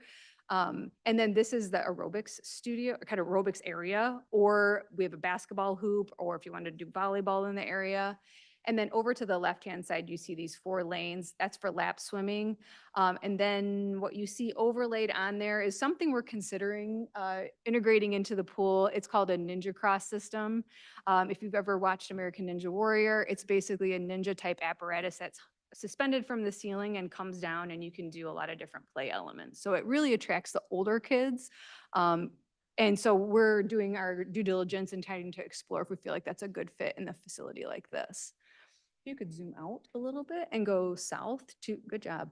You see the viewing area off of the hallway that allows you to look into the pool. So we might have families that drop off for a birthday party or something, and they're able to look into the pool. This wet classroom is multifunction for us. It can function as both a birthday party space, but also as a space for teaching lifeguarding classes or any type of water skills for our staff and for others. And then south of that is the child watch area. So this is not a fully licensed childcare, but this is an opportunity for folks to be able to drop off their kids and then participate in things at the facility. And directly to the right of that is in the pink is the teen area or intergen space. So it's going to function as a little bit of an intergenerational space during the mornings where we don't anticipate having a lot of young kids or teenagers there. We'll probably have a lot of older adults that'll be able to kind of sit. It's a lobby space just to hang out, relax, talk with each other. And then we anticipate in the afternoon it will flip. I'm going to switch slides. So, I guess just, let's see. Okay. Perfect. If you want to zoom into the orange, Tabitha, you can try to zoom into the orange.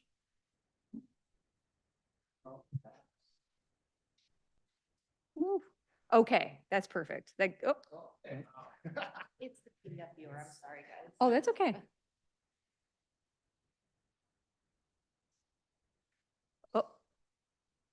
There's a second floor, I promise. Perfect, perfect. So you see the pink space there. Again, I know you can see it a little bit closer on your screens. This pink space here is the stairway up to the second floor, or there's an elevator. There's a bathroom right in the hall. But these are our 2 fitness studios. Both pretty decent size to be able to accommodate any type of fitness class we're gonna need, and then the associated storage. So your weights, all the things you might need for the class you're gonna take are in this area. And then you also have an opportunity to just do the elevated walking track. That walking track goes around both the gym and the fitness floor. So I'm gonna zoom in our next couple of slides. We'll show you a little bit more detail. These are renderings still, so they're not 100%, but we're going in through the design refinement now, and so these will get much more detailed. So this is looking at the site from a bird's eye view, so you can see, there may be a little bit zoomed in. It's okay, we'll just leave it. Coming into the, I did want you to unzoom. There we go. Coming in off of Clark Road is the primary entrance. Just to orient you, this is Dawn and this is East Clark Road. So you're coming in off of Clark into the facility. You can go left or right. This is the primary entrance, and you're going to see some renderings that kind of walk you through the building, and you get a better sense of what it looks like. So this is the entrance here, this little stub out. That's where you're going in to get into the building. Over to the left is a playground space, and then an outdoor pavilion area. And then a future, we're kind of creating a future opportunity for an outdoor spray pad as well. Right now, not currently in the budget to build it at the time of construction, but something that we want. We're still working pretty hard to try to either secure some grant funds or maybe to secure some donations to build this at the same time. Okay, so this is what the facility will look like if you're going to walk up to it, or after you parked your car and you're walking up to the facility. We're utilizing a glazed brick approach to bring some color and dimension to the building. Again, this is still just a rendering. We put the people in there for scale just so you can see a little bit of like how we anticipate people utilizing the facility. So if you're to orient you a bit, what you're looking at over here is the community center wing. And then over to the left-hand side is the pool area. This is coming in off of Clark Road. So this is the boulevard entrance coming in, and you can see the entrance over here. Again, community center wing on this side, pool over here. This would be the elevated walking track with some windows you could see. This is walking into the facility to the lobby desk.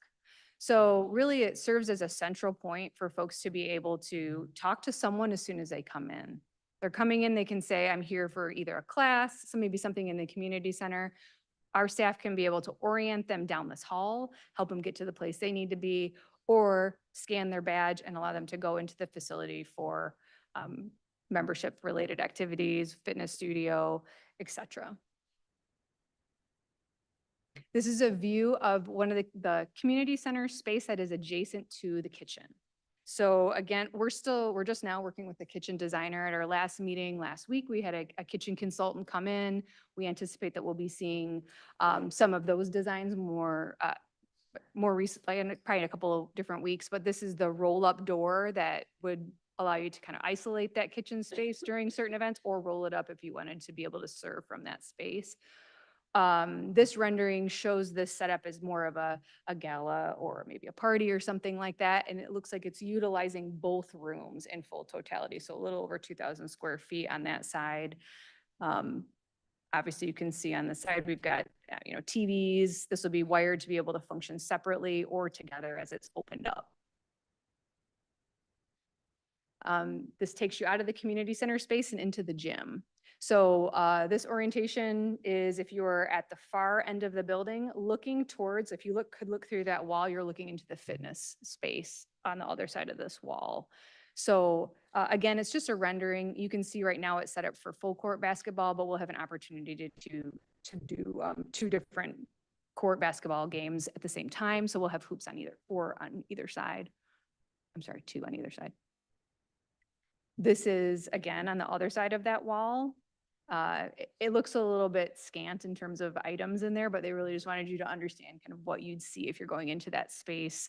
One of the things I want to draw your attention to is you can see a bit of this artwork that's kind of superimposed on some of these walls. We are looking to try to work with a local artist to try to do some mural work in the facility. We've got a number of really talented artists in the Ypsilanti area, and so we'll start working on that later on this year to get a handle on what kind of space that would be and then go through that commissioning process. I'll go back one. You can see from this fitness studio or fitness area that you can see the elevated walking track right above. You can see, there's images of folks using that walking track above. And then this image is if you had walked up the stairs and you're either going to continue on and to the left to go into the fitness rooms, or you can go right onto the elevated walking track that goes around both that fitness studio or the gym. And then this is going back downstairs and into the pool. It's hard to show all the different images in here, but again, what you're looking at kind of square on is that zero depth entry. So there's going to be some play elements there for the younger kids. So it really does target younger toddlers to probably tween age in this space. And then you can see kind of looking further on that Ninja Cross gym that we talked about that's currently shown hanging from the ceiling right there. So those are the end of the renderings there, but I wanted to make sure one of the things that comes up often is we do have another recreation center in Washtenaw County. We've got Mary Lou Murray Recreation Center. So it's always helpful to kind of see how we compare and contrast in square footage.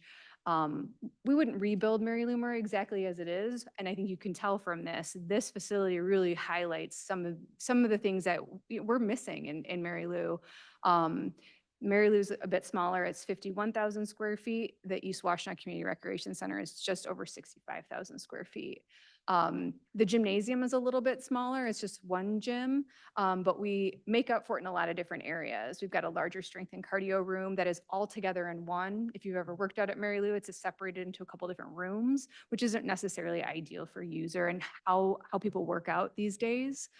The pool is significantly larger and again geared towards families and youth. We have a larger locker space that is broke down into those gendered locker spaces again, and then also family locker rooms. And then the community center is really where you start to see the notable difference. We're at over 5,000 square feet for the community center space, and that totals into 6 different rooms, can break out into total 6 different rooms. We have just under 600,000 square feet for kitchen space. Child watch is over 1,000, and then we have that teen intergen lobby space that's about 800 square feet. So one of the conversations that we've had or comments that were coming up is the project schedule. Again, I know this is kind of small scale for you all to see, but it starts here 2026 in May. So in that orange block in the upper left-hand corner, that's where we're doing design development. Then we're looking at, I have another slide that kind of covers this, but we're looking to try to be as aggressive as possible and looking at phasing this project in a couple of different bid documents. So this is being able to do an early civil and structural bid package. We can be able to get this out so we can start site work and foundation work. And then looking at later on this summer, trying to get all our fencing up, getting to do some site preparation and get ready for the foundation work. And then really starting in earnest in September. Then you can see in December, at the same time we're doing foundation work, we're getting all the rest of the building trades bid out so we can start construction of the building interior and building exterior, because the foundation work and any type of earthwork in the winter is not ideal. So we're trying to make sure we expedite that as early as possible, but starting in December and then going through 2027 construction for the building with the goal of opening January 2028. So it's an aggressive timeline. It might not feel like it because I know it's a long time coming, but it is extremely aggressive for a 65,000 square foot building. The critical next steps we need to do, as we're going to talk about here, is closing that funding gap, getting started on permit review with all of our plans that are coming together. Our operating budget development has begun. We're looking on refining that now. That's more on our end in terms of the Parks and Recreation Department. What will that be for us to operate this facility? What's the anticipated revenue coming in? And what do we anticipate subsidizing the facility? And then I already alluded to it, but a multi-package construction bidding process and phased construction. So we can make sure we take advantage of timeline and start to whittle down some of the funding that has come through grant related projects. So our next slide talks about the fact that we have secured a lot of funding for this project already. We're close to $32 million, and you can see all the different options and kind of where we've secured funding. $15 million grant is our first one we'd start whittling down. The rest of them, you can see different commitments and where they've come from. And really our current financial picture, and what leads me to have Tina speak, is we have funding secured. We have a project estimate of $49 million to build this building. Initially, it was at $58 million. We've done some significant value engineering and modification to get it down to that $49 million. And we're recommending bonding for the $18 million remaining to fund the rest of the project and get us started for construction. So Tina? All right, thank you. Good evening, commissioners. So we started the bonding conversations, borrowing conversations back in December. So I'll just walk you through of what we have done to date, and then I will tie the things where we are today into your agenda, and then the rest of the timeline, and then go into the top priority resolution. So we've had conversations about determining and finalizing the borrowing amount. Right now, it's up to $18 million. We're working internally for the funding source identification. That's currently in progress. We have engaged bond counsel, Eric McLaughlin from Dickinson Wright, and the financial advisor, Stephen Burke from Municipal Financial Consultants Incorporated. We've received debt service schedule scenarios actually just yesterday afternoon, so we will start to review them internally. We have standing meetings between Parks and Rec, Administration, and Finance to work out the internal details. And as you've received in the past with regard to reports regularly under the report of the administrator, they're planned into the future as well to align with the borrowing timeline. So as Commissioner Hodge indicated, there is a special order of business tonight for a resolution of public intent of the Eastern Washtenaw Community Recreation Center borrowing up to $18 million. So assuming the board authorizes that tonight, publication will occur on April 23rd. The plan is to have a single read or the first reading for the bond borrowing June 3rd. Request rating on the bonds from the rating agencies will occur on June 3rd. The referendum period expires if the intent to borrow resolution is adopted tonight on June 7th. Second reading for a bond borrowing authorizing resolution would be 7/1 if needed. There has been chatter potentially a single reading would do. There would be a rating agencies call in about June 15th. Due diligence call with bond counsel, financial consultant in the county on June 22nd. The rated agencies would provide the ratings. Hopefully we'd get confirmed AAA, my hope would be for June 29th. Circulate preliminary official statement and publish notice for sale July 9th. A competitive sale for general obligation long-term bonds on July 17th.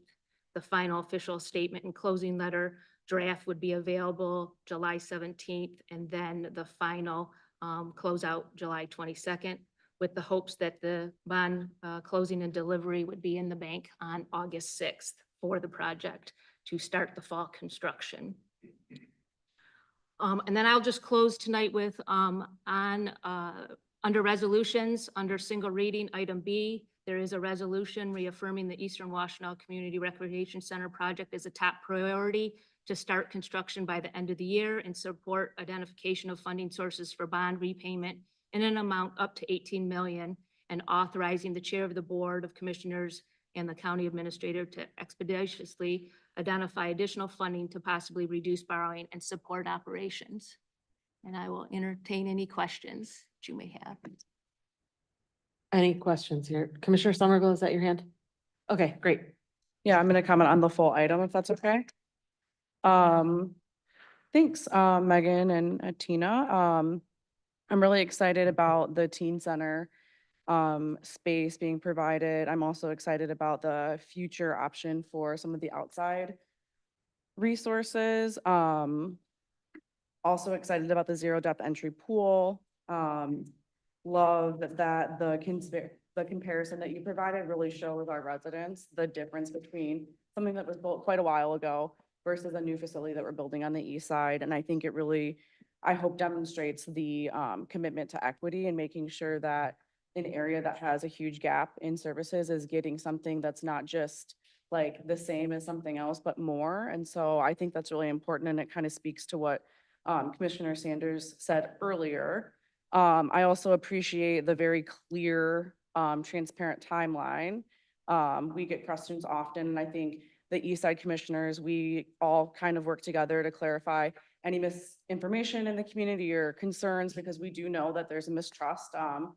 Even as a commissioner who represents that side of the community, I have mistrust in this process because it has taken so long and government moves slow, and I'm part of government. I think it's really good that Tina laid out a very detailed timeline. And just the comment that you made about providing some artwork inside with local artists. I'll just name drop a constituent of mine who is pretty famous for murals, Gary Horton. Some of his work is even in Ann Arbor, but it's throughout Ypsi, and it's really great. And he actually lives very close to where the community and rec center is going to be. And yeah, just generally, I think it's good for the community to have a better, clear understanding, because there has been a lot of whiplash, not just with this iteration of the board, but prior boards. And I think for all of the work that has happened over, really, like, the seed was planted over 20 years ago, the presentation is helpful. I do want to just also add, I think it's been pretty clear to at least my constituents and some of my colleagues that when I ran for this seat, this center was my top priority and continues to be my top priority. There was a comment that I didn't comment on public comment. And if I would like to say, if that is a new expectation, that commissioners all respond to every public comment, we should, I guess, understand that that's an expectation. The chair made a comment to, I think, make a point that I didn't follow up. And I didn't know that that was an expectation of us. I actually really appreciated what Commissioner Sanders said, and I share a lot of her opinions. We get up often, I get up often, and I don't really feel like I need to explain myself. I think my constituents know that this is my top priority. Thank you. Commissioner Somerville, I want to apologize. That is not at all what I meant. I just wanted to make sure that you didn't, I was trying to make sure you didn't want to comment. I'm sure that's why you did it. Thanks. So I'm apologizing publicly. Didn't mean to cast any aspersions at all. So sorry. Commissioner Robbie. Button malfunction. Thank you. Question about bonding, revenue sources. When is the jail bond payment done? 28, if I remember correctly? I think it's 27, Commissioner. 27, Robbie, okay. yes. So once the jail bond is paid off, that theoretically frees up, what, $800,000. $800,000 in the budget? So is that, I assume, is the revenue source that you're looking at? It is a possibility on the list. Okay. You're hesitant. You don't like that idea. You're like, finally, we're going to be freed of this debt. I'm only hesitant because Administrator Dill is remote today, and we haven't talked about publicly releasing what the sources are at this point. Sorry. Okay. I didn't mean to spill any beans. I will let you continue to be secretive about that. No. I'm just joking. Okay. Well, I mean, either way, I think there's some great opportunities here. I guess my other question was about the length of the bond that you were considering. Has any of that detail been worked out, or are you still kind of? So no, we did receive the debt service payment scenarios for 20, 25, and 30 years. 30 years would be the maximum. And But, typically, borrowing 18 million for 30 years might be cost prohibitive. Yeah, right? because, right, the rates are usually higher for the longer periods of time, the interest rates. Correct. Yeah. Is it like in the 4.5% range for 30 years or? Okay, we don't have to go. You're gonna give us a more detailed presentation later. It's okay. I get excited about this kind of stuff. You are spot on, sir. All right. Sweet. Yeah, so I think just, yeah, seeing those cost breakouts at some point obviously will be interesting. For me, switching back to the parks, my parks friends. You know, well, actually, first a question. In terms of the exterior design, has that changed since you showed it to the Parks Commission in March? So I missed the April meeting. Not since March. Not since the March meeting. Okay. It just looked a little different, but maybe it was because it was like representationally different, just with like the people walking and stuff like that versus the other representation you showed us. There was minor modification to the square footage, so we had value engineered out certain spaces, and then after conversation internally and with county administration, we moved some spaces back in. So that may look a little different as well. But general design was the same. Correct. Okay. And then I guess I just want to like state, just to put it out in the universe, because I did bring this up at the Parks Commission meeting too, but I have always been interested in seeing this site be better than Mary Lou in every category in terms of square footage. And I know that, thank you for putting that chart up there. I have, I've asked for that, at just about every meeting, and you've provided it, of course. The gym is something that is like still bothers me, that it's smaller than Mary Lou Murray. And I don't know if Mary Lou Murray just has an extraordinarily large gym, or what, and I know that it would cost, millions of dollars to add square footage. I understand that. And I know we had a long discussion about this. Similarly, I feel similarly with the community center side of it. And I don't know if any changes were made on that in terms of, because it still seems like it's split up between that hallway. So it's like not combinable into one big space still. Is that right? That's still true. Yeah, which is hard. I think those are just hard things that I just want to state. I don't want to slow the process down. I don't want to make it go any longer, but I think those are unfortunate components of this that I hope that we can at least, consider one more time addressing. And in the context of that, all of it comes down to money, obviously. And so I know we've tried to value engineer, like you said, the whole project to bring the cost down. And there's, certain factors that are hard for us to control, like, a lunatic president bombing another country and causing every cost of everything to go up. That's not something that we had anticipated, and so now the cost of everything is increasing, and who knows what it's going to be when we start building. It could be even more. But I guess, as I have encouraged in the past, I'm very supportive of the bond proposal, and I will be supporting it. This is something that I've advocated for since since I got back to the board in 23 to bond, and that there are these other tools that we can bring to bear to make this project work. And I guess I would just say, like, I don't want us to go too crazy, but I do think, if we can bond for $18 million, maybe we can push that a little bit to make sure that we have enough cushion, wiggle room to maybe add a little bit more space to some of these amenities. So I just want to put it out there. I don't know how my colleagues feel, but I kind of feel like we should at least explore that since we're looking into bonding.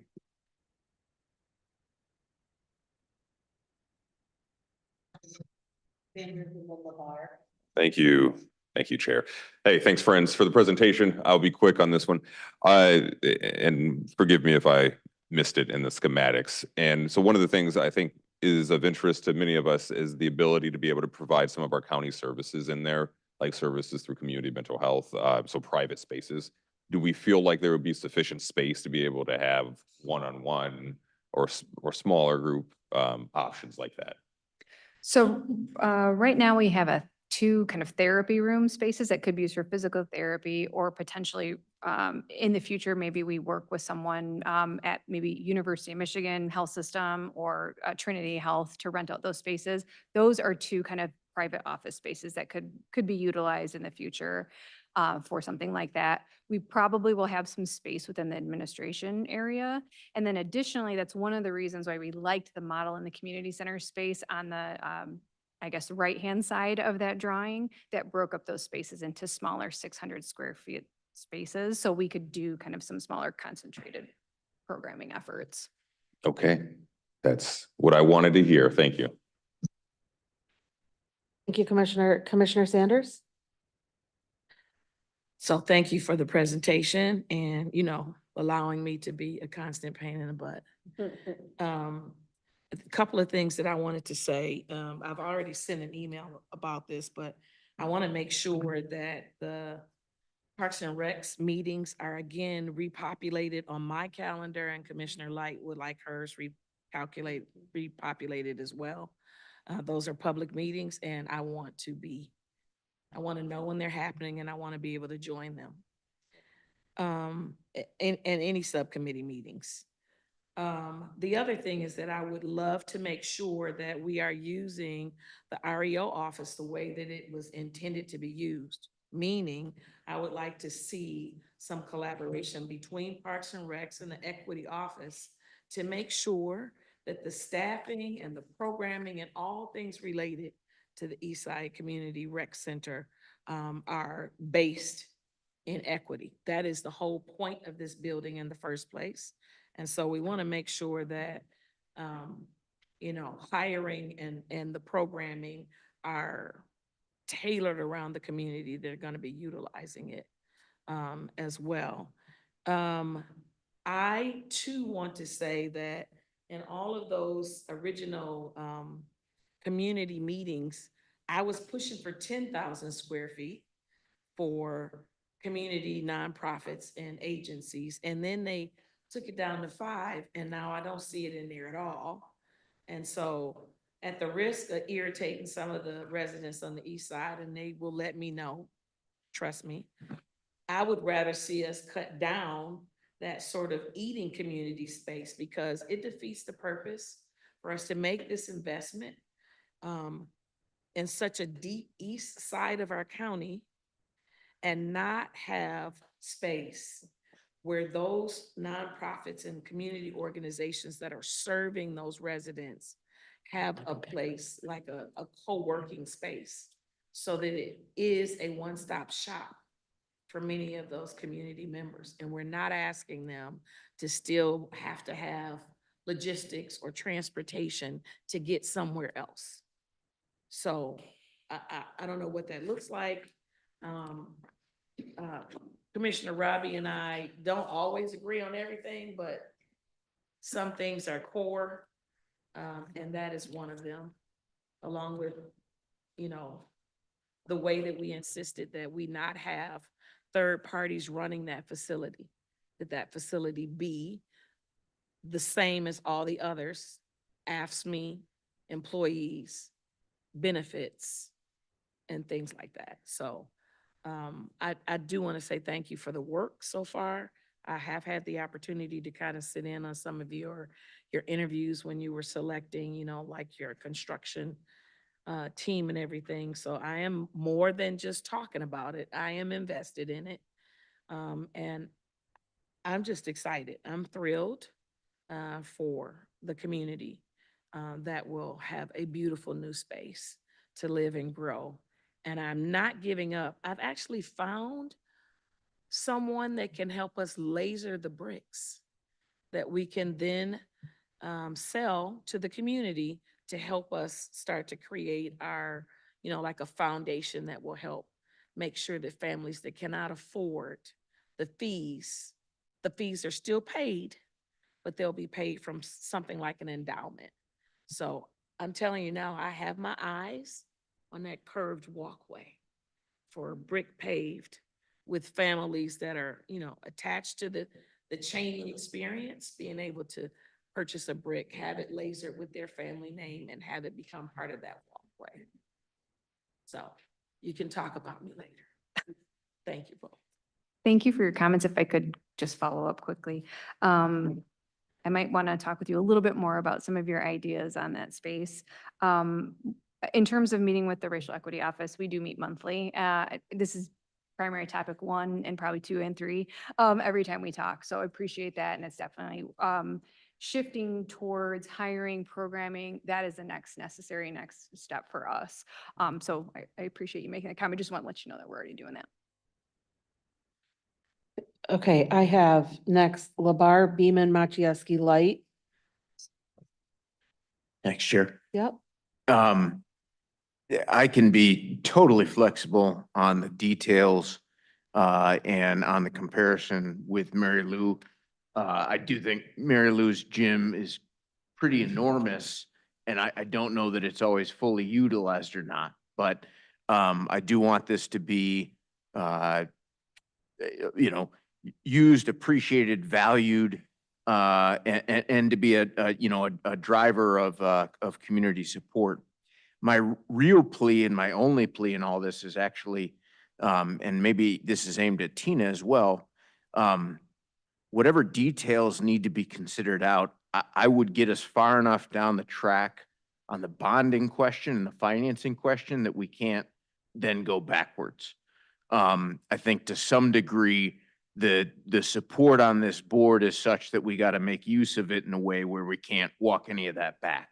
And so I am, as a non-East Side commissioner, saying, I've voted to send these resources to this facility numerous times over numerous years. It's the right thing to do. It's something I'll continue doing. But I would just ask us to please go far enough that we can't claw that back.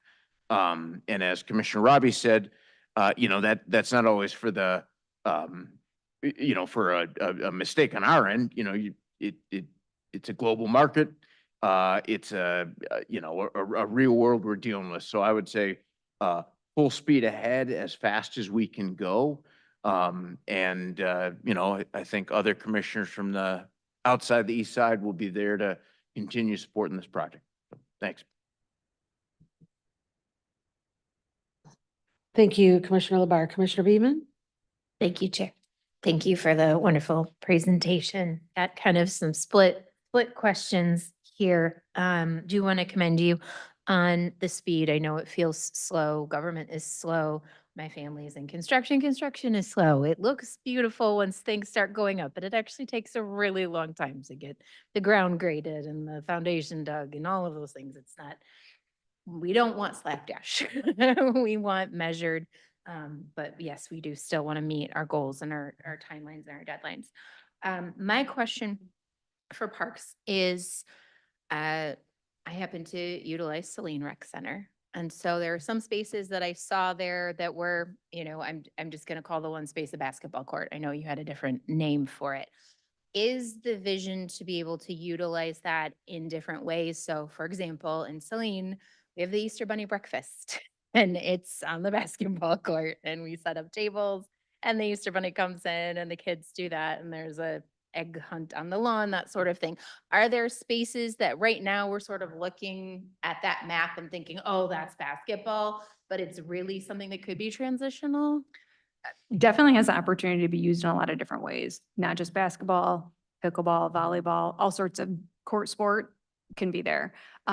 Yes, if we need a really big space, we could certainly utilize that for some type of an event like that. But we also have the beauty of having that community center space that can be utilized for events like that, where Celine Rec Center doesn't have that ability to accommodate something along those lines. All right, my next one's for you, Tina.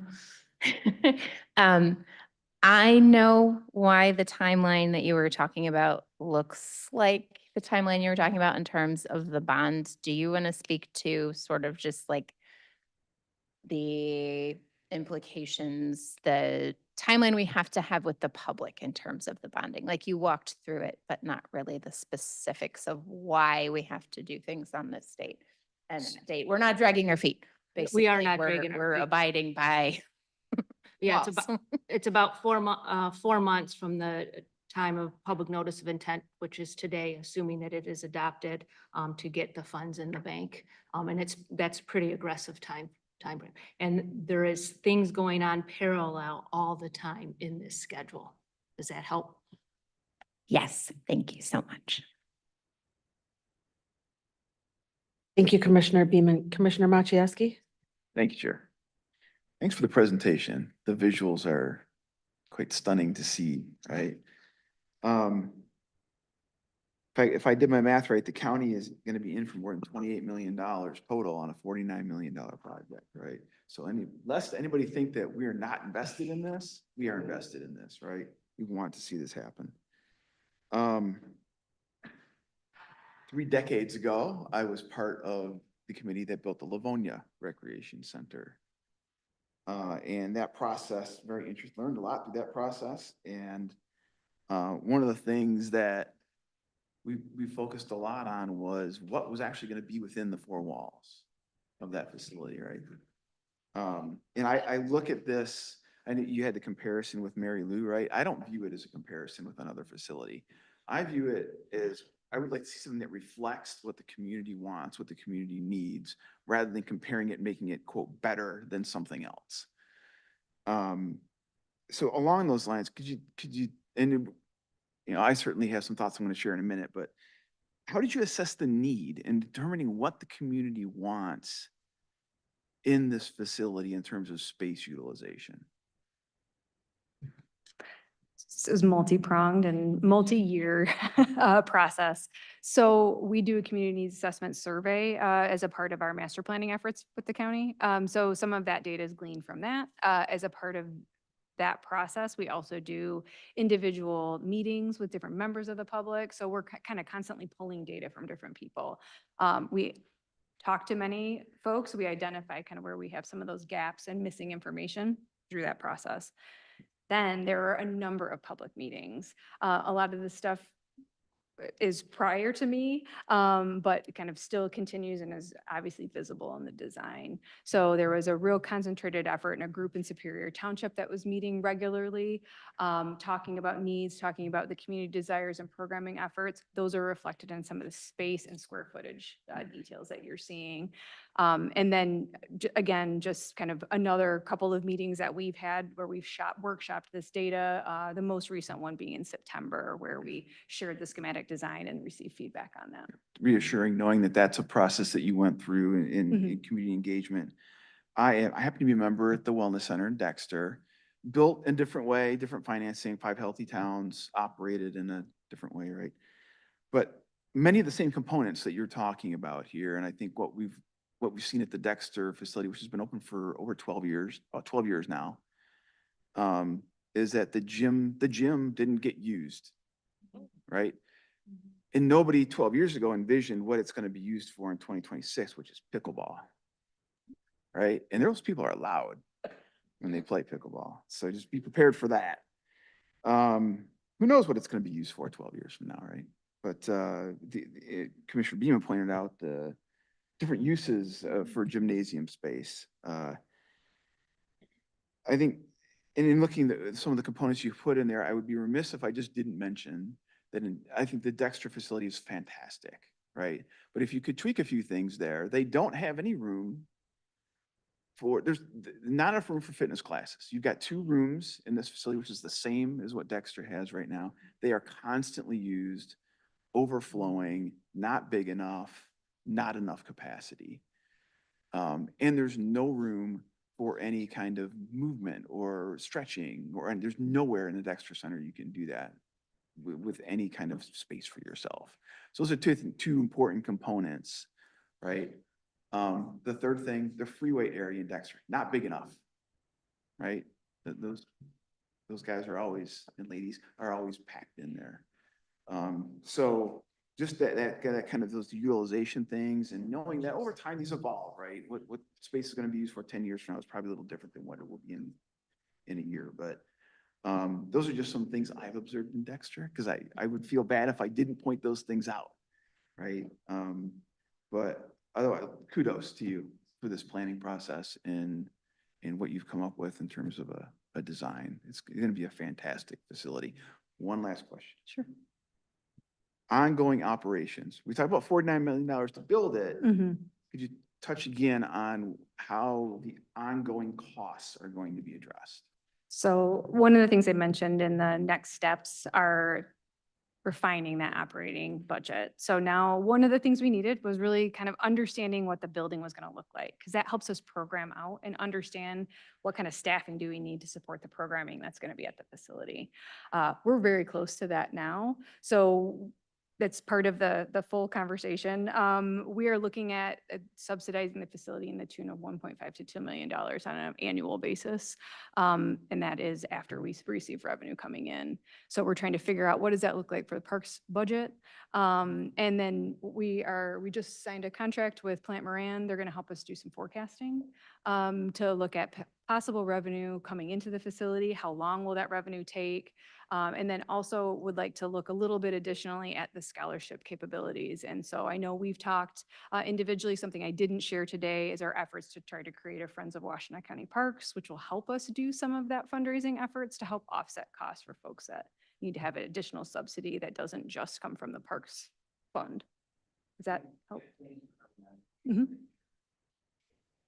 I have Commissioner Light and then Sanders again. Brady, do you have something you want to add in there? Yes, the board has set aside, I think it's around $500,000 for operating. And so that's coming from the county general fund. Just want to make that point as well. Thank you, Chair. Thanks. Thank Commissioner Light. Thank you for the presentation. I have been on eggshells because I am a instant gratification kind of person. And so I know that this timeline is what it needs to be, but it looks like turtle time to me, but it's okay. I just would hope that we can grand open before January 1st, 28, because we may not all be sitting here and I want to have the experience. Well, I'm just saying, some people may not want to, people may want to run, some people may not get reelected. So, and I mean, that could be me included. So I just want to make sure that I am able to bask in the opening of this new facility while I still sit in this seat. So just saying, but that's my instant gratification and need, you know. Kitchen, you all know that is something that is very important. Is this an industrial kitchen? I think the terminology is commercial kitchen. Commercial, industrial, Kitchen. yes. Yep. Commercial. So definitely has a capability. One of the things we didn't really talk about was serving in resiliency hub conditions. So it will be in a big enough space and adjacent to all of the space in the community center space that if we needed to do massive food warming up, we can do that. We will know a little bit more detail once our kitchen consultant is able to pull together the documents based on the feedback we've given them on programmatic needs. Also be able to teach classes. So it's going to be accessible both to the kind of home cook, but then also have a larger capability to cook larger scales and caterers. Absolutely, yes. So I look forward to that conversation. Yep.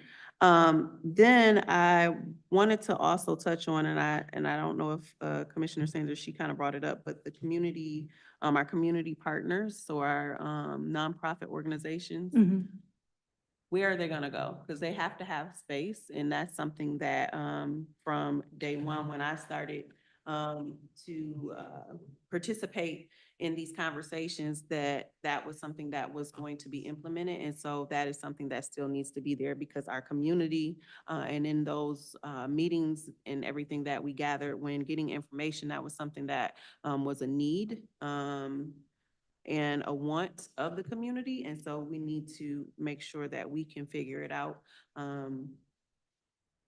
We're going big, so we might as well. I mean, hey, we just have to buy for more, but we need to make sure that that's a priority and that we can have the services available because it is just going to be a walk across the street for the individuals, as long as we have that income-based housing and we have the neighborhoods and the homes that we have surrounding, it is going to be a need for those services to be there. And it would be it would be wonderful if we could have that available. And so that's something that we're gonna have to revisit because it has to be there.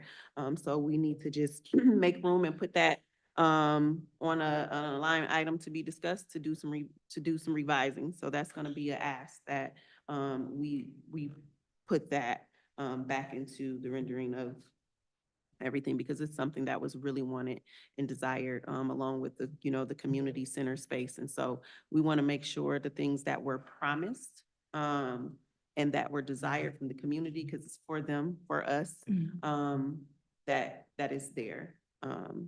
And I know we compare, one of the commissioners said, we don't need to really compare the Mary Lou to this facility because it's different, just because of the folks that it will service. And so we just need to make sure that it is the perfect fit for the residents that will utilize it. And so I think we can look at the Mary Lou, like, as far as like, what is the current operating cost? And then we can look at that and say, how can we, how can we budget for our operating costs? By the way, do you know the current operating cost for the Mary Lou? The current operating cost, I know the subsidy is right around $1 million in terms of, yeah, right around 2. For the operating budget is being a little over 2, it's like 2.1. Yeah. And we subsidize $1 million. So do we foresee that being the same, or are we gonna be able to cut costs just because of just like the environmental, like we may have more solar, we may have, just different things. Can we kind of foresee that the operating costs may be a little less, or do you think it's gonna probably just weigh out about the more? Okay. It'll probably be more, it'll even out, but I think staffing wise, we're gonna have different staffing needs. Yeah. So I think we're already looking at Yeah. the buildings larger means more staff. Yep. The type of things in a pool requires more lifeguards, right? Because you just can't see the entire thing. Yep. Mary Lou's just we do compare it just Yep. because it helps us Yes. figure out plans, so just like you said. Can I comment on the community partnership? Yes. So, and again, maybe not the time to do this, but that's one of the reasons why we have the larger size adjacent to the kitchen and then the smaller size on the other side. As Commissioner Sanders pointed out, she took me around on a couple of different visits, and we learned a lot from the partners that we talked to. And so one of the things was not necessarily having dedicated space that this person owns on a regular basis, but having available space. Okay. So it would become part of the programming Okay. effort. So it's around 6,000 square feet. Maybe we need to look at making a few smaller spaces. I think to Gotcha. Commissioner Hodges' point, maybe we can look at maybe refining a little bit on how that looks, but still provide, that's the intent. I like that. We might have certain days where this service is available, it's available that day, and that room is available for those different I resources. like that. So we are thinking of that in mind. Thank you, thank you. And then, lastly, Annie name dropped, a great artist, and I must do the same. A local artist, Yen Azaro, has done a lot in our community. Our children, they school together. They've been buddies since, they've been 4 years old. And so, the artwork and the education behind the artwork is amazing. So just wanted to put that out there, but thank you all. I appreciate it. And I appreciate the feedback, and the willingness to hear us sometimes, because I can be that way. So thank you. I appreciate it. Thank you, Commissioner Light. Commissioner Sanders? I just wanted to kind of answer and respond to Commissioner Maciejewski. We, part of the gathering of information about what the community wanted, the Wimberley Pastoral Family from Christian Love Fellowship allowed us to hold all of our meetings there in their space. And former Superior Township Clerk Finley, Dr. Finley, was coordinating for, I think, about a year. She coordinated these community conversations, and we probably had at least 25 folks showing up at each one of those meetings as we sort of sorted through what we wanted, right? So I just wanted to give you just a little bit more context of how we were inviting the community to come and tell us what they wanted. And then the most recent one was very well attended. Not only did they do one in the evening that probably had, I don't know, at least 50 folks, if That not was about 70. showing up. They then came back the next day and were there during the day, so if folks couldn't come the night before.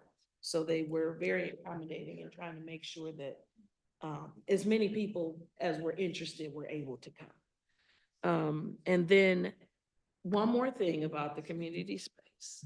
I didn't see that extra side space.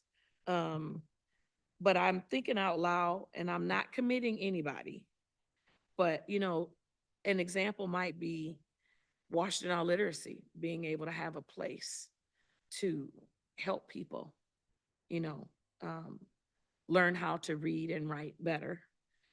We absolutely envisioned having higher education partnership in that space, whether or not it was WCC or, you know, the other higher ed institutions in Washtenaw County, so that we can try and help that community be prepared, especially the youth, right? Before it's too late, meaning, you know, you're in high school and we didn't give you any attention during elementary, or to be able to help supplement what the public school system is already doing. So that was part of sort of the vision of that one-stop shop, that if you're already there for a program and mom is working late and there's tutoring there, and maybe you get a snack or something, you know, it's all in one and you're not being shuffled around to all of these different people's, you know, homes and places. So I just wanted to add some context to that. Thank you.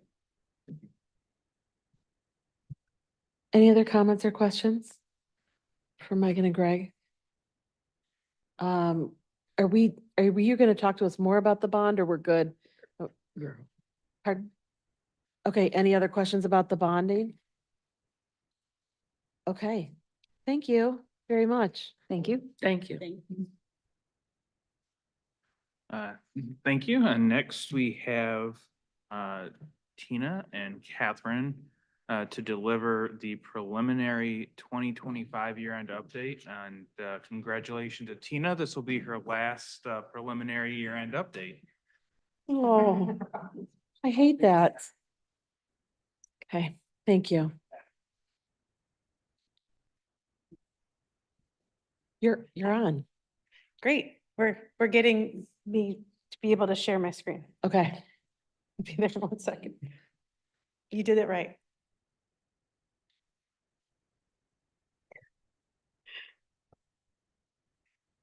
Okay. And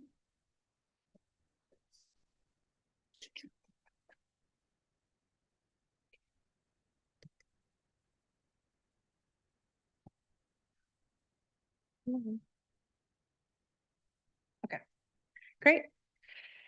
I know it's late, so I'm gonna be high level, but I'm happy to go into any more detail that you all want. So I'm here tonight, prelim year-end update. We are close to finalizing the audit, so it should be pretty accurate. If there's any other changes, we'll update you, but it's pretty good numbers. Audit is wrapping up as we speak. So general fund status. So really good news to talk about in general for the general fund. We are projecting about a $6.9 million surplus, almost $7 million. We had planned $4.2 million in the budget. So really the surplus above that plan is really $2.8 million dollars.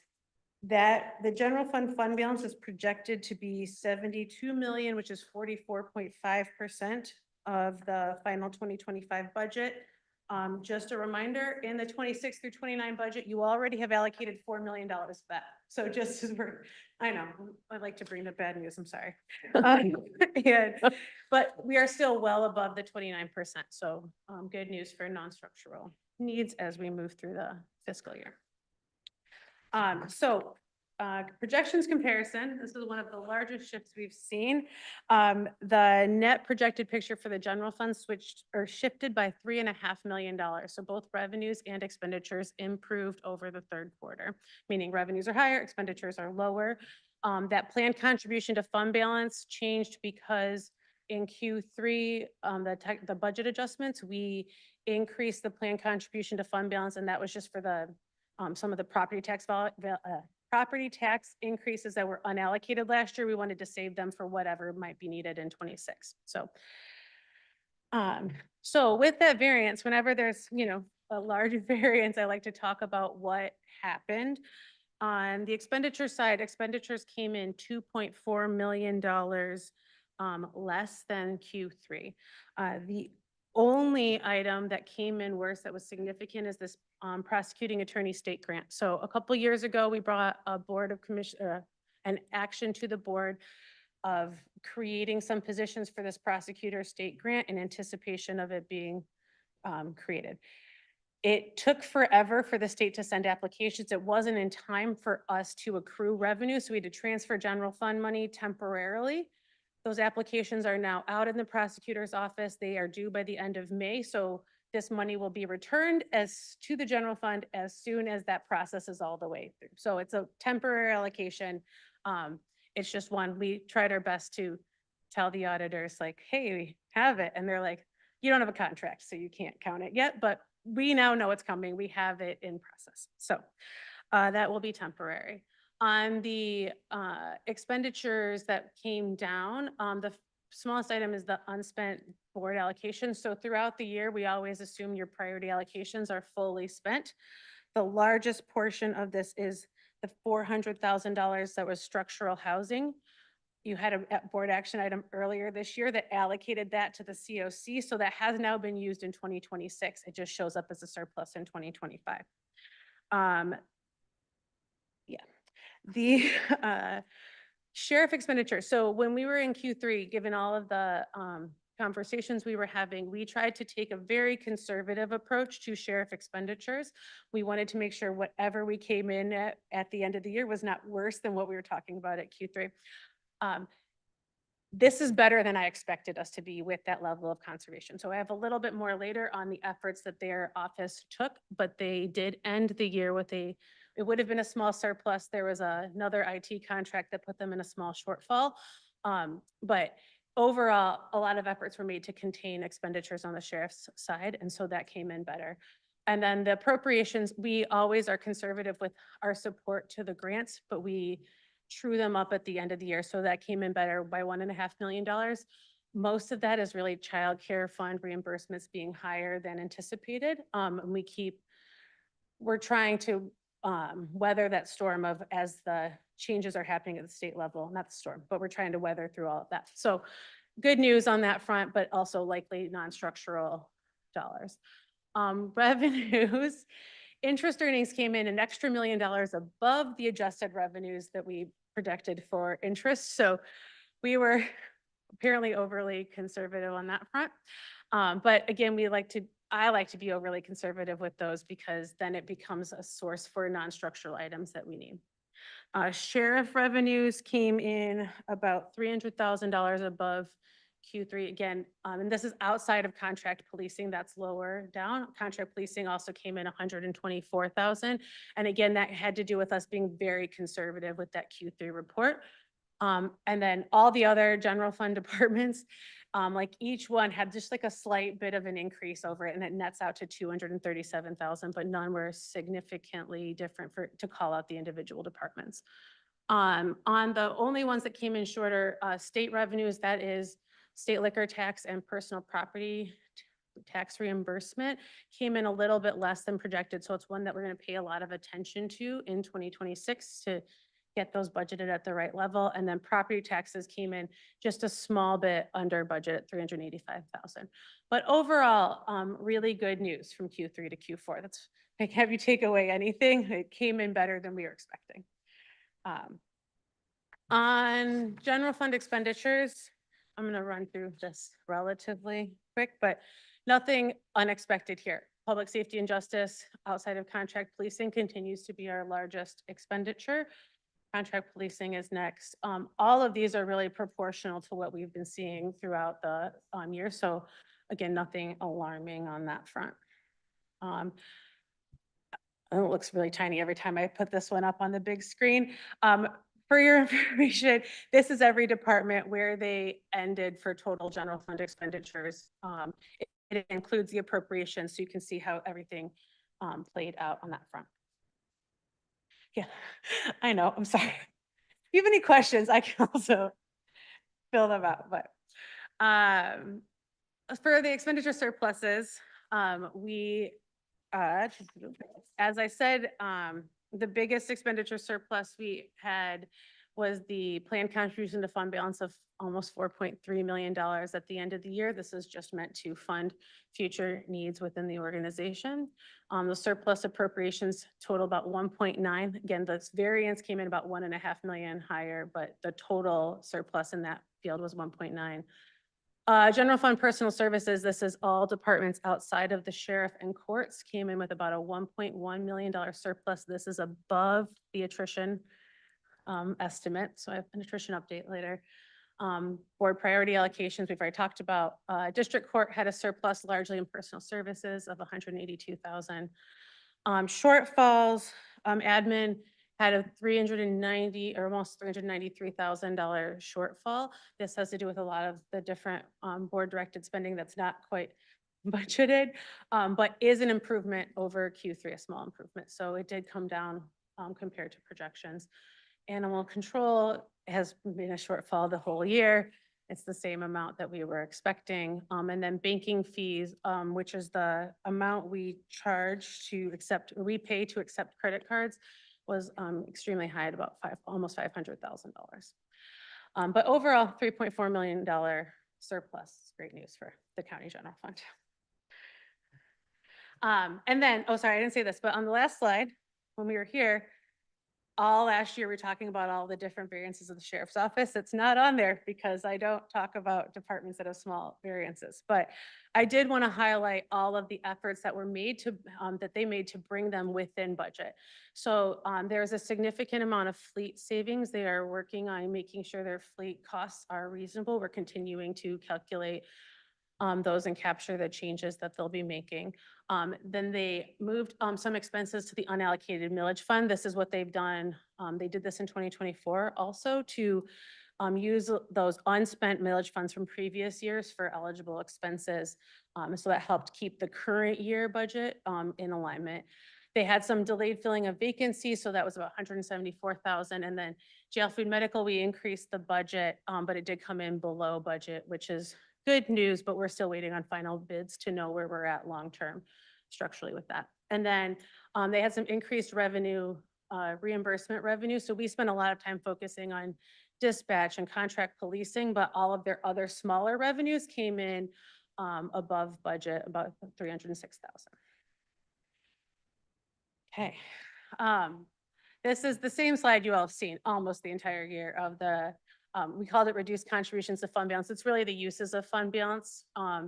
This is all of the money that went out. Almost all of this has been fully spent outside of the bridge loans and a couple of other smaller allocations. So that'll be updated when I come back with 2026 numbers, but most of that has been spent at this point. Attrition. So we budgeted 3.6 million. We ended the year with $3.7 million of projected attrition. So a small surplus of 130,000, a variance of 104%. So it was a hard lift when you look at the individual departments, but overall the methodology balanced out. That's kind of the message from this slide. The different service area groups are projected there, but this is where it's a little bit easier to see the budget versus actual. So again, most departments more than exceeded the attrition expectation or the attrition budget that was happening. So for revenues, again, projecting $161.7 million of general fund revenue.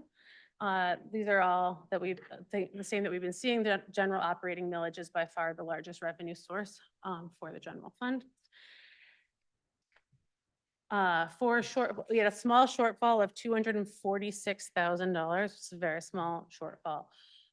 Those general fund interest earnings, we increased it by $1 million to budget, and we still came in $1.8 million above that budgeted target. So interest continues to be really helpful.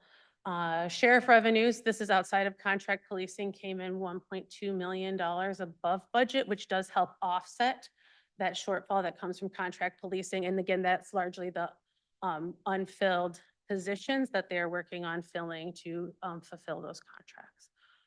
Clerk ROD revenue in 2024, they came in below budget. We've been really nervous. 2025, it swung back. They came in above budget. We're going to keep watching it and see how it plays out. It's a little hard to predict at this point. And then trial court ended with a much smaller shortfall than we had anticipated at the beginning of the year of only 100,000.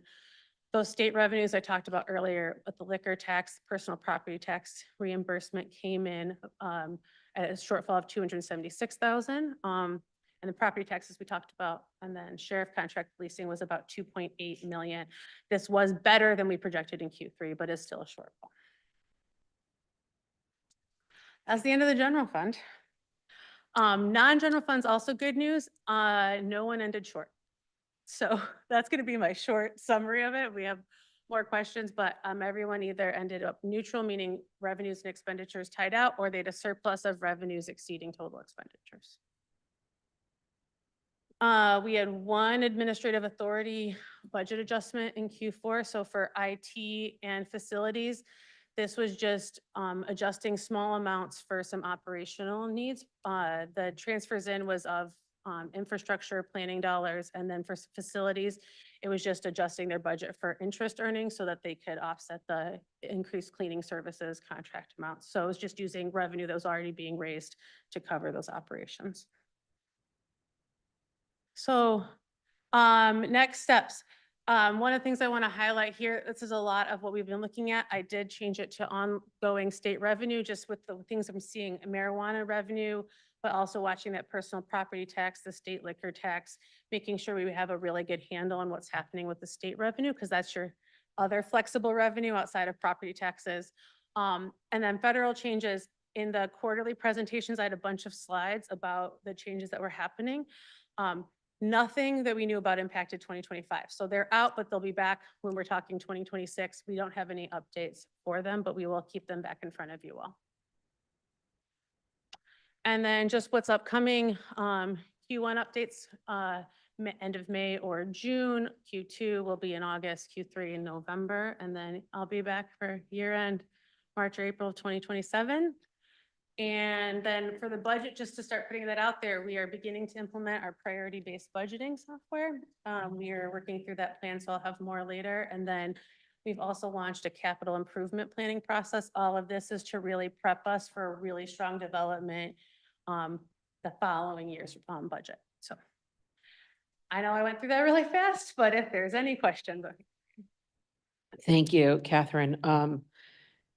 When it's the only time you're going to hear me love to say a conservative estimate, it's when you've made a conservative estimate and we've made more money. So, and I also want to just have a public thanks for the cost savings that have been attempted and relatively succeeded at the sheriff's office.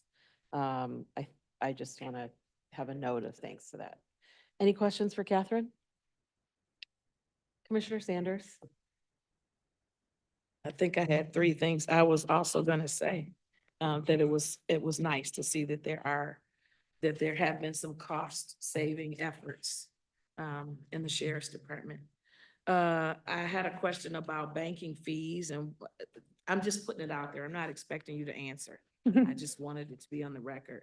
I would love to see whether or not there's not a way for us to squeeze that to be even less than what our annual costs are. Sometimes those aren't things that we typically look at. But I think we should, if we're asking everybody to tighten up the belt, it should be across the board.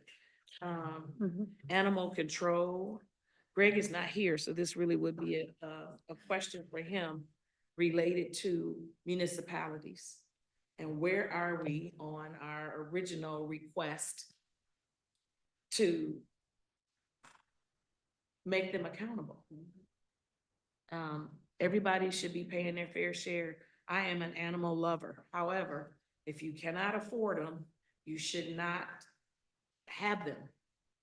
And it shouldn't be other people's responsibility to pay for any living being that you have made a commitment to bring or to care for. And so I'm putting it on the record that I want to know what the update is and what municipalities are still not honoring their payments to us. And then lastly, you had childcare fund on there. Help me understand, what is that? So that is, oh gosh, it's the program that runs juvenile detention, juvenile court. It's state reimbursement for a lot of the really cool programs.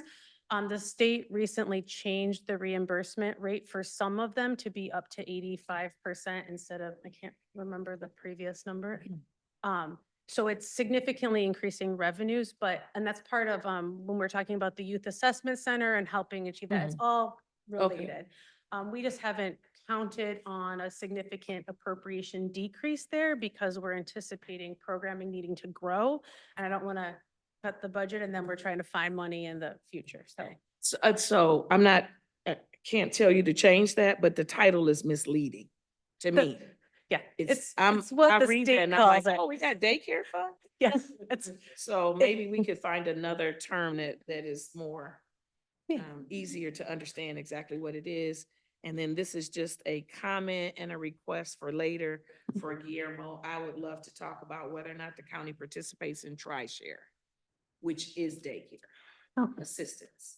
So we can talk later. I'm just putting it out there so I don't forget. And I just want to say one thing, oh gosh, that got loud, about the banking fees. Got a little too close. We are one of the few local governments that don't charge people if they want to pay their cost by credit card. So we don't pass any of that cost along, which then means the more people use our internet payment options, which are more accessible, it increases our cost. So it's kind of but I don't know about the ways to cut them down. So that part I don't know. So I get that, but there are a gazillion banks out there Yes, I will find out. that would love to have our business. And so whether or not we actually move it or just make the bank think we're gonna move it, cut the costs. We will look into it. Thank you. I like a gazillion. Also stay tuned. We have a working session coming up about animal control where maybe some of those questions will be answered. We'll see. Any other questions for Catherine? Holy moly. Okay, thank you so much. Thank you. Next item, oh, sorry, Brady. So Sorry. thank you, Tina and Catherine. And real quick, before we move on, just want to recognize, the numerous people that were out last night responding to the tornado and the straight line winds. And it gave me a lot of pride to see these public servants out there, from the get-go when we had the tornado warning starting about 1:30 in the morning, through sunrise and throughout the entire day today, working to get things up and running, open roads so people could get to work today. So if I miss a group, I apologize in advance, but there's a lot of them. Start with our emergency manager, Ben Panett. It starts with planning, making sure that we have the plans in place to respond to these emergencies, and his entire team. Then our Metro dispatchers, they fielded over 300 calls this morning related to storm damage. So special thank you to them. I think that equates to many calls per minute coming in, getting the resources, police, fire, public works out to those locations and triaging them. The corrections officers in our jail, the the staff at the youth center, making sure that those in our custody and care were protected during those storms. Deputies, police officers, firefighters, the road commission, all the local officials that were there ready to respond as well. Water resources, Parks and Rec field staff, they're all out there as well. I'm sure I missed many groups, but thank you to all of them. And again, it gives me immense pride to see the teamwork, collaboration that comes together from the public servants and also the public that was out there in the aftermath at 2:30 in the morning, trying to see what they could do to help. So thank you to all of those folks. It was great to see everyone come together. So thank you. And that will, on behalf of Administrator Dill, that will conclude the administrator's report. I Thank think you, that Chair. Commissioner Sanders has something to ask or add about that item. Ask and add. So I would like to say thank you for acknowledging all of them, Brady. In the almost 4 decades I've lived in this county, I have never once had to take shelter. And I did this morning. And, you know, waking up a grandchild to go downstairs in the basement. And trying to watch from my phone to see all of these crazy lights and wind that were blowing outside. So I am very appreciative of all of those people. I'm gonna say the emergency responders that were out there risking their lives really to make sure that we were safe. Also, I just want to say that the warning that I got I just need somebody to tell me what happened to the emergency notices that we used to get from the sheriff's department. Because the notice that I got was from some other weather alert. And so I don't know about all of you, but I would have liked to have gotten, you know, a text from our own emergency system like we used to get before. So I'm still planning that out there. The last thing I wanted to do, and I'm sure I'm gonna regret this, but if there are any Washtenaw County residents who are customers of Xfinity, or what I like to call Comcraft, I want to hear from them, because in case you all haven't noticed, there's no access to ABC. Oh, yeah. So in an emergency like this, you don't have access to credible media outlets. That's a problem. And they're not talking about it. This is 2 weeks now, no access. I shouldn't have to go to DirecTV to get access to our local stations. So I'm putting it out there. If you have Xfinity and you're experiencing the same thing, I want to hear from you, because I want Xfinity to explain what the problem is and how long is this going to go on. Because it terrifies me that this might be a test run or something more nefarious. Thank you very much for letting me comment. Thank you. Thank you, Brady. Next item on the agenda is a report from the chair of the board. I have very little to say other than offering more thanks to people, to staff for the incredible work at the state of the county, for the coordination and response, pardon me, during recent storms.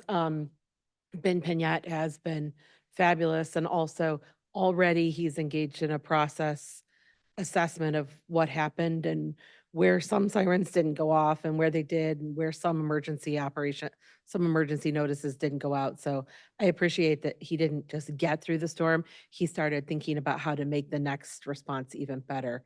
That's a tremendous amount of professionalism that he shows, and it doesn't go unnoticed. I also just want to take a quick moment to highlight something I've been spending some time on that I'm really excited about. And it's the idea of potentially forming what I'm going to say we're going to do is a women's commission. I've had some initial conversations at the state level, and I've been encouraged about the work that's happening there, particularly around issues like menopause, which is something that resonates with many people in my age group and is not talked about nearly enough. And so I also want to call out that I think Commissioner Sanders has been involved in these conversations, and Tabitha Reynolds. And so their engagement on this has been noted, and thanks. And I'd really like to continue building on this work. I'm doing a spot thing because I didn't alert her ahead of time, but I'd really like to work with Commissioner Sanders in a partnership and making this happen. If she's interested, you can think about it and tell me no or yes later. And of course, anybody else who is interested in being a part of that conversation is welcome to. I think there's a real opportunity to do something meaningful here, and I'm looking forward to continuing the discussion. We're going to move through the special order of businesses and then maybe take a wee break to use bathrooms. So let's just get through the special order of business. The first item on the special order of business is a resolution to set a public hearing on the 2026-27 Urban County Annual Action Plan. Somebody like, So moved. Support. okay, moved by LeVar, supported by Robbie. That's a roll call vote. Brendan? Commissioner Beaman, Yes. Commissioner Hodge. Yep. Commissioner Labar. Yes. Commissioner Light, Yes. Commissioner Machewski, Yes. Commissioner Robbie. Yes. Commissioner Sanders, Yes. Commissioner Scott, Yes. Commissioner Somerville. Yes. Motion carries. Thank you. Next is a resolution of intent for the Eastern Washtenaw County Recreation and Community Center, borrowing up to 18 million, with. So moved. Okay. Moved by Robbie, supported by Sanders. Another roll call. Commissioner Hodge. Yes. Commissioner Labar. Yes. Commissioner Light, Yes. Commissioner Machewski, Yes. Commissioner Robbie, Commissioner Sanders, Absolutely. Commissioner Scott, Hell, yes. Commissioner Somerville, Yes. Commissioner Beaman. Yes. Motion carries. Great. Next item is a public hearing on the Arbor South Brownfield redevelopment plan. I'm going to call the hearing open at this time. If anybody is here to comment on this item, now is the time in the agenda. You have 3 minutes to address the board. There is no commissioner response to public hearing comments. So anyone here to make comments in this public hearing? We'll get the timer going.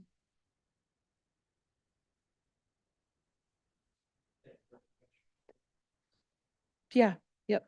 You got it. There it Okay. is. Thank you. My name's Dave DeVarty. I'm a lifelong Ann Arbor resident, former Ann Arbor City Council member, and currently a member of the Board of Trustees of the Community College, Washtenaw Community College. I'm here to speak against the proposed Brownfield TIF that will capture, according to its own plan, over $320 million from county taxpayers to benefit a private for-profit developer. I have problems with a lot of these TIFs because it takes money away from things like, for example, a general obligation bond issue like you're considering for a wonderful proposal, the Eastern Washtenaw County Recreation Community Center, or the millions of dollars of operation costs.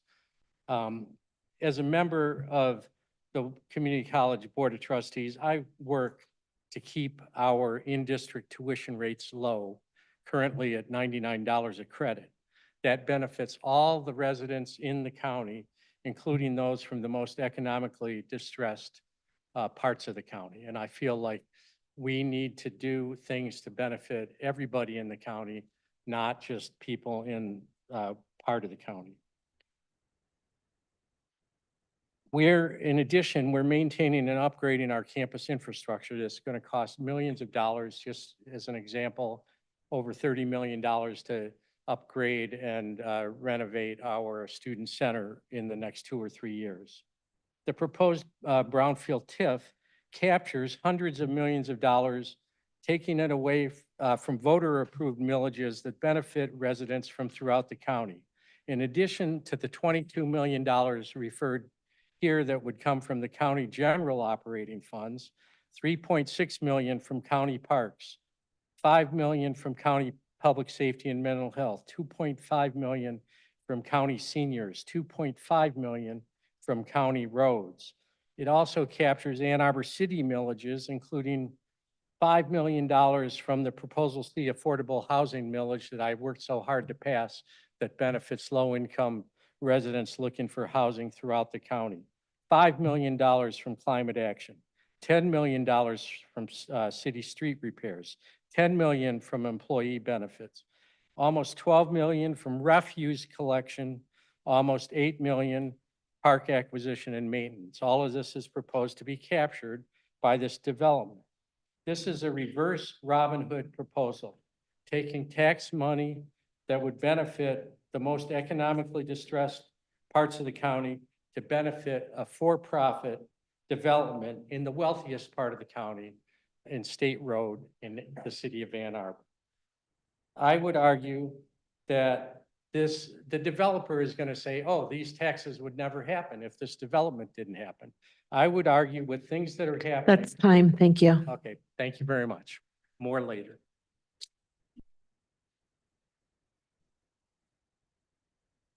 Anyone else for comment in the public hearing?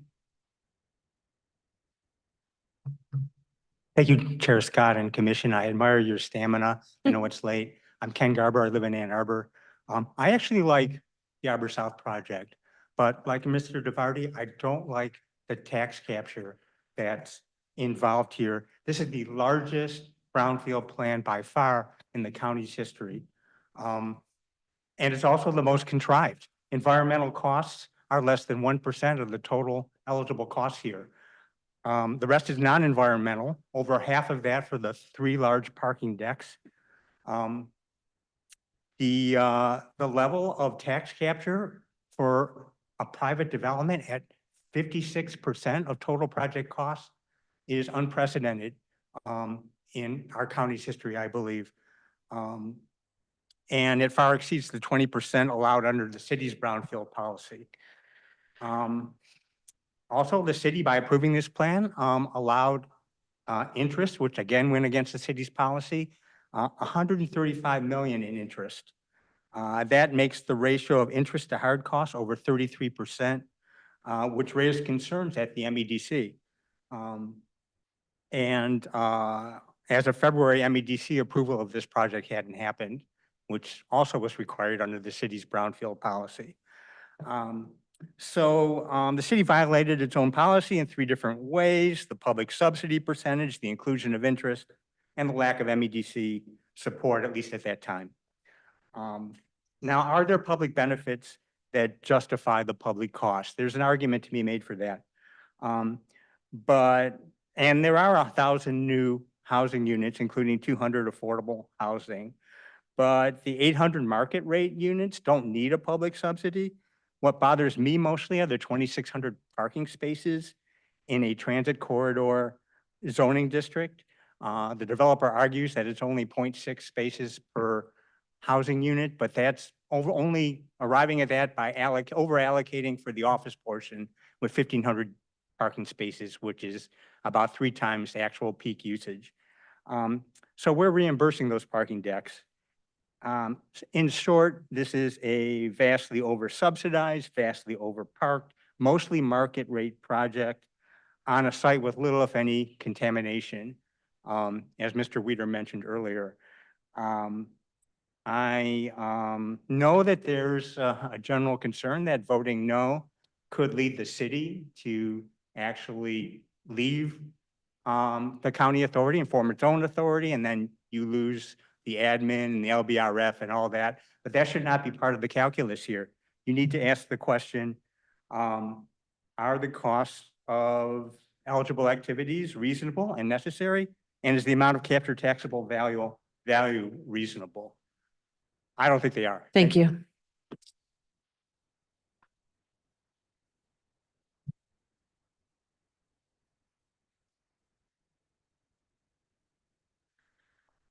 We're gonna reset it. It will reset. There you go. Thanks. Thanks for your time. My name is Brian Kung.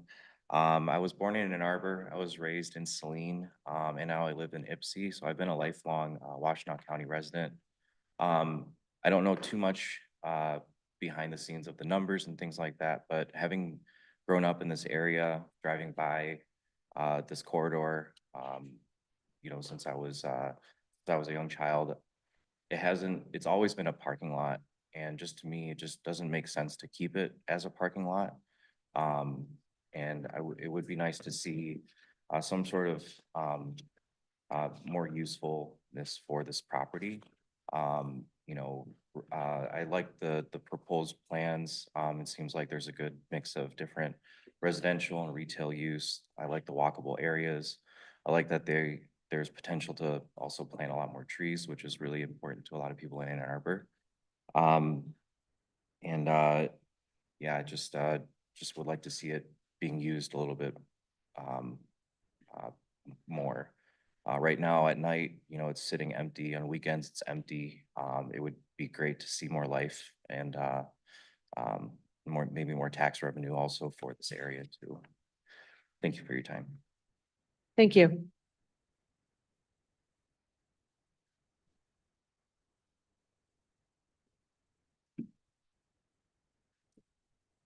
Jeremy Haley, Ypsi Township. This project's not right. It takes capturing tax money that's meant for the people. Kind of socialism, you know, giving money to the rich, taking money from the poor, giving it to the rich. They don't need it. I bet you somewhere in their contract, you'll find that if they don't get this brownfield goal, the financial people back out, that they can't get the financing if they don't get the money from the people, which kind of sucks. It should be that way. And if it is true that they bought the property on the corner to obtain a brownfield because it is a contaminated piece of property, that's just dirty, and they should be called out for it. And it's not a good thing to do. If you're a big developer, to buy a little piece of property and attach it to another and go, "Oh, everything else on it's dirty." And it should be inspected completely and find out how much and what part of it is clean or not. And if majority and winds up being clean, maybe a lawsuit should be filed against the developer for coming against the brownfield development, wasting all the people's time and money against it, because you gotta start and make a lesson out of somebody, or people are gonna keep doing the same crap over and over and over. And you guys should really take and just hold off and vote no, or at least table the issue until a full inspection of the property and the data can be released and everyone can look at it and go from there and see if they're telling the truth, what is clean and what's not. If not, it's a waste of people's money and the tax capture, like the transformational brownfields, is not needed. Because one in Manchester, what transformational is what? There are 400 some $1,000 houses. The average median income is 87,000 in Manchester. It takes $125,000 to buy over a $400,000 home. The same thing in Ipsy. They're building $400,000 homes where the average income is 60 some thousand. You know, and the same thing with this. And there's going to be market rate.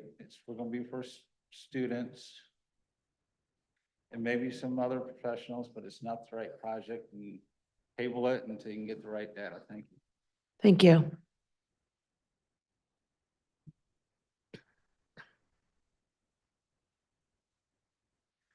Tom Weider again. I just wanted to follow up a little bit of what I said earlier about the fact that Eagle would pay for a full site assessment on that property if only the developer and the county say do it.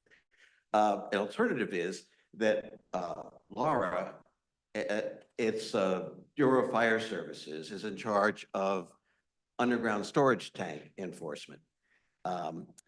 When they learned recently, when I was talking to them, that when these tanks were removed 10 years ago and soil taken, no testing was done. It was supposed to be testing. And the first thing he said is, they owe us an assessment report. And they're going to send out an inspector to start looking at this. And it may be the site assessment was done, but the paperwork wasn't turned in. But he said, if there isn't that, we are going to require the owner to do an assessment. And that's going to be on their nickel, a lot more than a nickel. So I think the developer ought to take this offer to get a freebie on behalf of the county and them.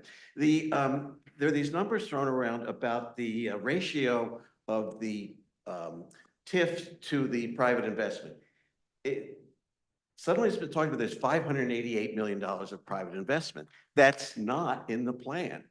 The plan that you have before you is the same as it's always been, $406 million. And if you put the TIF money against this, it's 92%. The capture is 92% of the amount of the private investment that's in the document. Another thing about numbers, I don't understand why the memo that you got talked about, it only talked about the county operating. 22 million is what's going to be captured. And as Dave was indicating, no, it's 38.5 million because it comes out of every fund. That's how much it's costing the county. This project is way out of line. You've got, and it's already been mentioned, even if you believe there's $2 million to take care of those tanks, which may not be any. And if you believe there's $1 million to be spent in taking out this obsolete parking structure, that's $3 million. That's, the TIF will be 100 times the things that have to be fixed. That is just crazy. This project, if they can't make a project work on their property, 20 acres of basically flat, unspoiled property, then maybe they need to find somebody else will buy it from them and do a project that will pay for itself and not expect taxpayers to pay for it. Thank you.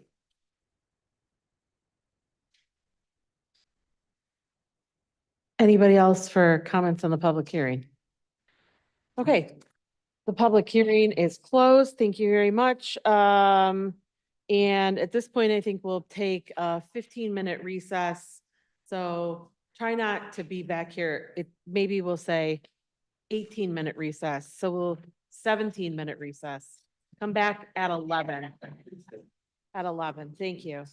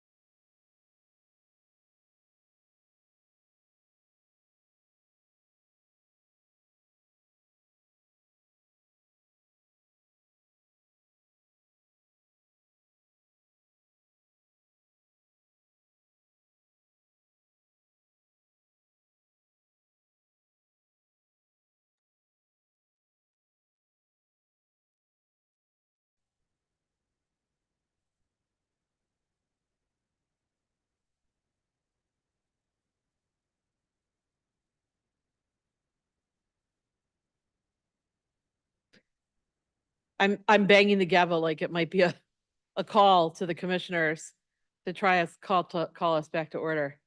Yay. Yeah, you're good. Now we've got quorum. Okay. So would anybody like to move the appointments? Commissioner LeBar is not in here. Commissioner Machieski? Who would like the second? No, okay. Moved by Machieski, seconded by Beeman. Any discussion? All right, Brendan. Commissioner LeBar. Yes, or we're appointments. Commissioner Light. It's very cute. Commissioner Machieski. Yes. Commissioner Robbie. Commissioner Sanders. I think I know, yes. Commissioner Scott. Yes. Commissioner Somerville. Yes. Commissioner Beaman. Yes. Commissioner Hodge. Motion carries. Okay, great. Did I miss you? Sorry. No, he said here, so he's just telling you. It was cute. It was cute with Andy when he came in and said here. Would anybody like to move the consent agenda? All right, moved by Labor. Moved by Labar, or as my phone says, Labari, and seconded by Sanders. That's a voice vote. Any discussion? Great. A voice vote. All those in favor? Any opposed? Great. First reading resolutions. Who would like to move those? Commissioner LeBar. Thanks, Chair.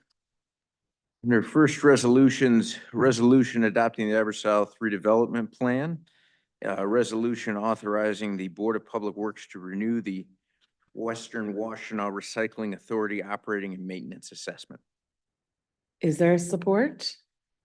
All right, moved by LeBar, seconded by Beeman. I feel like we can probably just do these one by one. There's two. And so I'm gonna ask people who are here to talk about Arbor South to come talk to us about Arbor South before we move into commissioner comments and questions. I have Nathan. Voigt. I always say your last name incorrectly. Vote. I had it right the first Yeah. time. Yep. Okay, all right. Vote for president. Welcome to our meeting. Thank you. And thank you for presenting to us.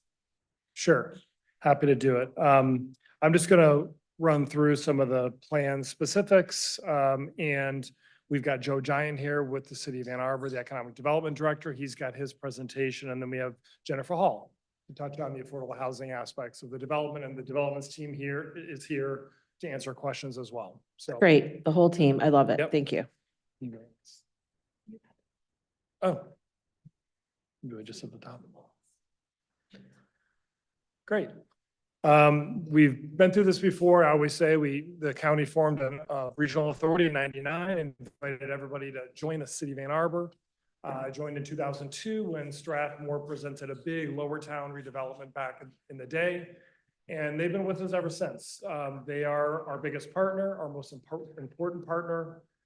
Most of our revenue comes from Ann Arbor projects. This is, of course, the biggest project that we've seen anywhere, as mentioned. And our partnership is unique. Most cities like Ann Arbor form their own authorities, and we've been able to maintain the partnership over the years. And we value that. We would be a shell of our program without Ann Arbor. So I just wanted to point that out, and maybe people are not aware that most of our projects are Ann Arbor projects. The process for a regional authority is a little bit different than a city authority. If a city has their own authority, it just goes to the authority, the Brownfield Authority, appointed body, and then to city council, and it's done. Here we've got city council, concurring resolution, Brownfield Authority appointed by you all, by the BOC, and then, of course, you are the governing body with the authority to actually adopt the plan. This is an important point with the Brownfield Act. We usually think of contaminated sites as being, that's what brownfields are. Well, this act specifically has really two different purposes. Yes, the traditional cleanup approaches, the need to clean up sites and use those eligible activities that address cleaning up groundwater, soil, due care, et cetera. But then there's an economic development path, which is really in this plan, has been pointed out, is what we're talking about. It's mostly infrastructure, it's site preparation, it can be parking decks. The act originally had to be only supported public parking decks. The act was changed about 10 years ago during my tenure. Now it could be private or public, so it's more flexible. But the purpose is really economic development. And in this case, the environmental is really a small concern. The larger purpose of this plan is infrastructure support, building this neighborhood up, and the supporting hard scape work that's required to do that. Rarely do we have plans that are balanced, where we happen to have the same amount of environmental and non-environmental. It's kind of can be out of whack at times.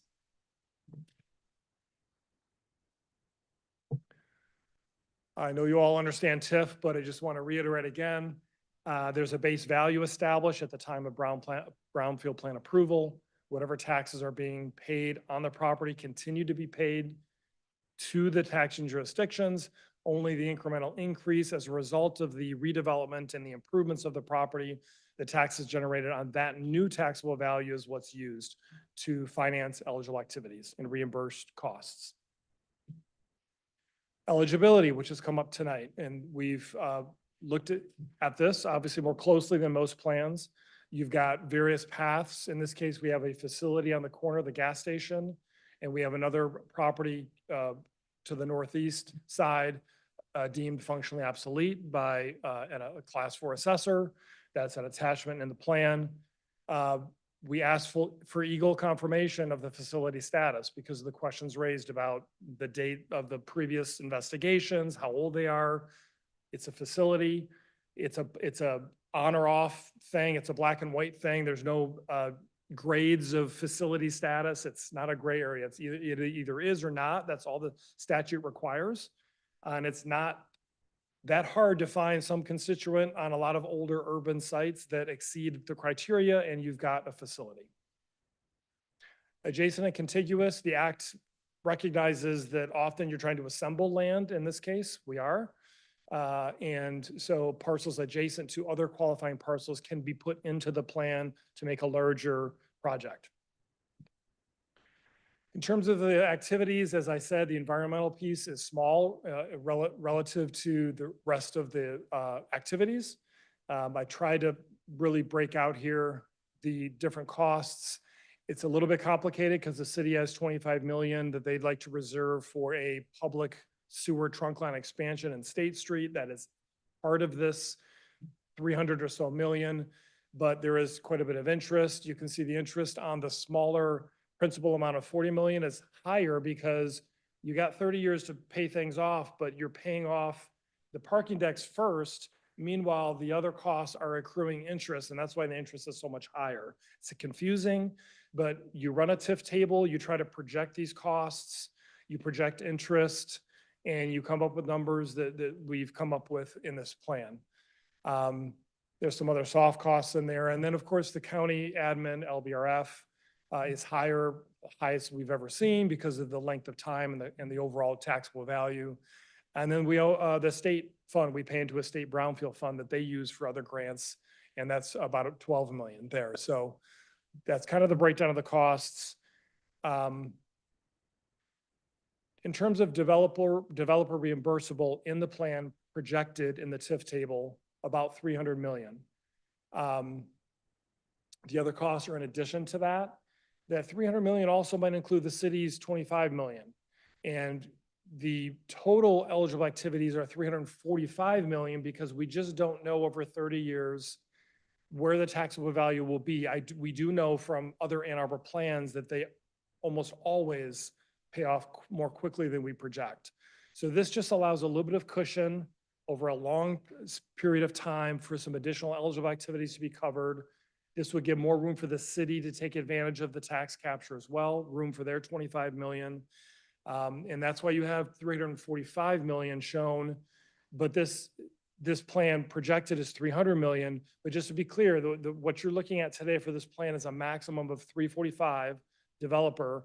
Our LBRF and admin is separate from that. So there's always a maximum in a plan, and they would have to come back and amend the plan if it's going to go higher than that number. So that's the number I think you should pay attention to. And then in terms of securing state school tax capture, I think you all remember this, the Brownfield plan here only secures local millage capture. We have to submit a work plan, what's called an Act 3-1 work plan, to the MEDC to secure school capture. At this stage, usually the developer, the city, we have had conversations with the MEDC to get a feeling where are you at with this project. We always put in the plan, though, to protect local millages. We say, hey, if the MEDC doesn't cover something, doesn't approve something, we're only going to cover proportionally what we would have covered. So the risk is on the developer to get that approval. We want the approval because we're counting on the school millages, right, to pay off these costs. But I want to make that clear. Local millages are protected. The MEDC will have to review the plan. It doesn't happen before this step. This step is first. A work plan, a draft work plan is being reviewed now. It will go to the MEDC for formal approval. And then the reimbursement agreement is something you all usually don't see. It's the authority reviews it, Corp Council reviews it, and of course we work with the city. This one's going to be a little bit more complicated. We've got the city potentially being a third party for the trunk line sewer expansion, 25 million. The affordable units is not going to be part of the reimbursement agreement. We don't have oversight. This is the Ann Arbor Housing Commission. So I just wanted to make that point. The authority doesn't have any oversight role. And then the agreement always protects the county admin LBRF that if for some reason taxable values don't go, if we have another recession or another 2008 sort of situation, in the end, if we hit the 30 years, the county's protected as well. We're going to be collecting the admin and the LBRF, and that's always written into the agreement. There's some other pieces to the reimbursement agreement that we just don't know yet that will be in there, and those are going to tend to be nuanced things, but that always comes after Brownfield plan and work plan approval. That's all I had for you tonight. I can answer questions, or we can turn over to Joe and then Jennifer, so you can get the full picture of what we're talking about tonight. I feel like getting the full picture might be best, because that might answer some other questions that come up. So, Okay. yeah, thanks. Welcome, Jack. Joe. Hello. Hi. Good evening, good night, commissioners. My name is Joe Giant. I'm the Director of Economic Development for the City of Ann Arbor. Thank you for the opportunity to speak tonight. As Mr. Vogt mentioned, for the last 24 years, we've been partners with the county on brownfield plans. We place a tremendous amount of value and trust in their expertise and making sure that the projects align with state statute. Over the past 18 months, we've worked very closely with Nathan almost on a daily basis with our development partners, with the Housing Commission, and with members of your Brownfield Authority to create a plan that we could take to our own city council and feel confident that it was fully compliant with state statute. And just working with Nathan on this and other projects, he is an absolute all-star champion. We would not be what we are without him. So I just want to give kudos to a really, really great county employee. So thank you, Nathan. We support approval of this plan because this project meaningfully addresses numerous city priorities, most notably our regional housing shortage. And it's a project that, but for the use of TIF, would not happen. This project is located on the South State Corridor, just north of 94, and what is today probably the most automobile-oriented part of the city.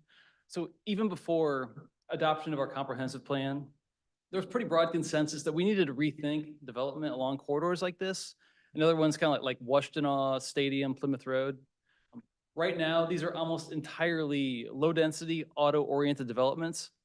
But at the same time, they represent some of the cities and really the county's best opportunities to add much needed housing at a relatively high density in close proximity to transit, jobs, and services. And we talk about housing. but it is more than just about building big apartments along busy roads. It's creating new hubs of activity and new neighborhoods organized around walkable blocks.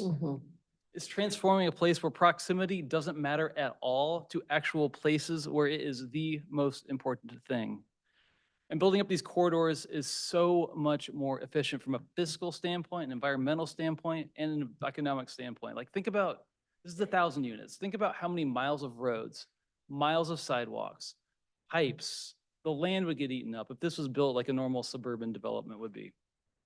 So in 2021, City Council created the Transit Corridor 1 or TC1 zoning district to support this type of redevelopment along these corridors. This is a map of future land use from the comp plan. The TC1 corridors are outlined in black. South State, Washtenaw when you're heading towards Ypsi, up along Plymouth Road, then Stadium and where it runs into Jackson. So creating a zoning district is one thing, but actually having someone put real money into a financeable, market-informed project is something else entirely. The fact that this district was established 5 years ago, we have yet to see a major project break ground should make clear that there's a lot more to this than just having the right zoning. So that's why we're excited about this project. It's what TC1 looks like in practice. It's 200 units of permanently affordable housing, 800 market rate units, ground floor shopping, restaurants, a hotel, parking, and open space at an investment by the developer of more than $580 million paid up front.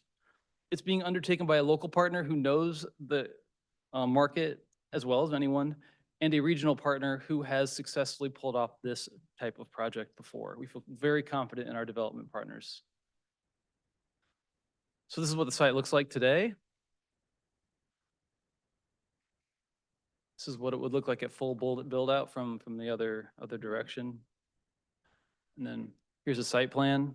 You can see how it state is to the left for me. You can see how it stitches together the street grid, creates a central access where a lot of the activity would happen, retail, and it contains 1, 2, 3 parking decks that provide convenient access, but they're not overwhelming the landscape. They're well shielded behind the other activities.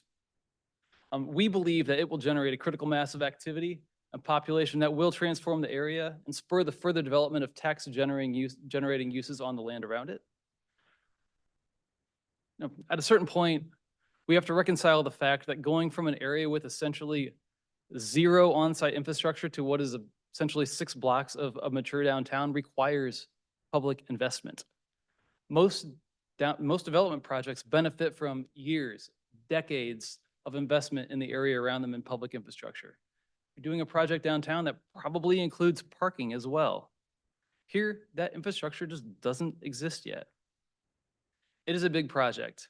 It is a lot of money, but I can say certainly that this project has been as vetted as any project that we have ever undertaken.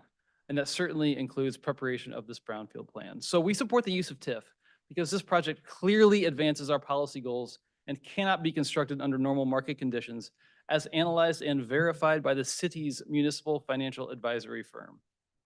And again, the only public funds involved in this are new taxes generated by the project, which wouldn't exist but for the project. Now, this probably won't be the last TC1 to request TIF, but the projects of this scale with this level of infrastructure need are rare in Ann Arbor. We expect requests of this magnitude to be few and far between. It is a big, bold project, but it is hard to imagine the vision of TC1 aligning more with a concrete project proposal that supports our policy goals. So again, we ask for your affirmative vote tonight on the Brownfield plan. And with respect to one of those goals, the provision of affordable housing, I'd like to turn it over to Jennifer Hall. Thank you.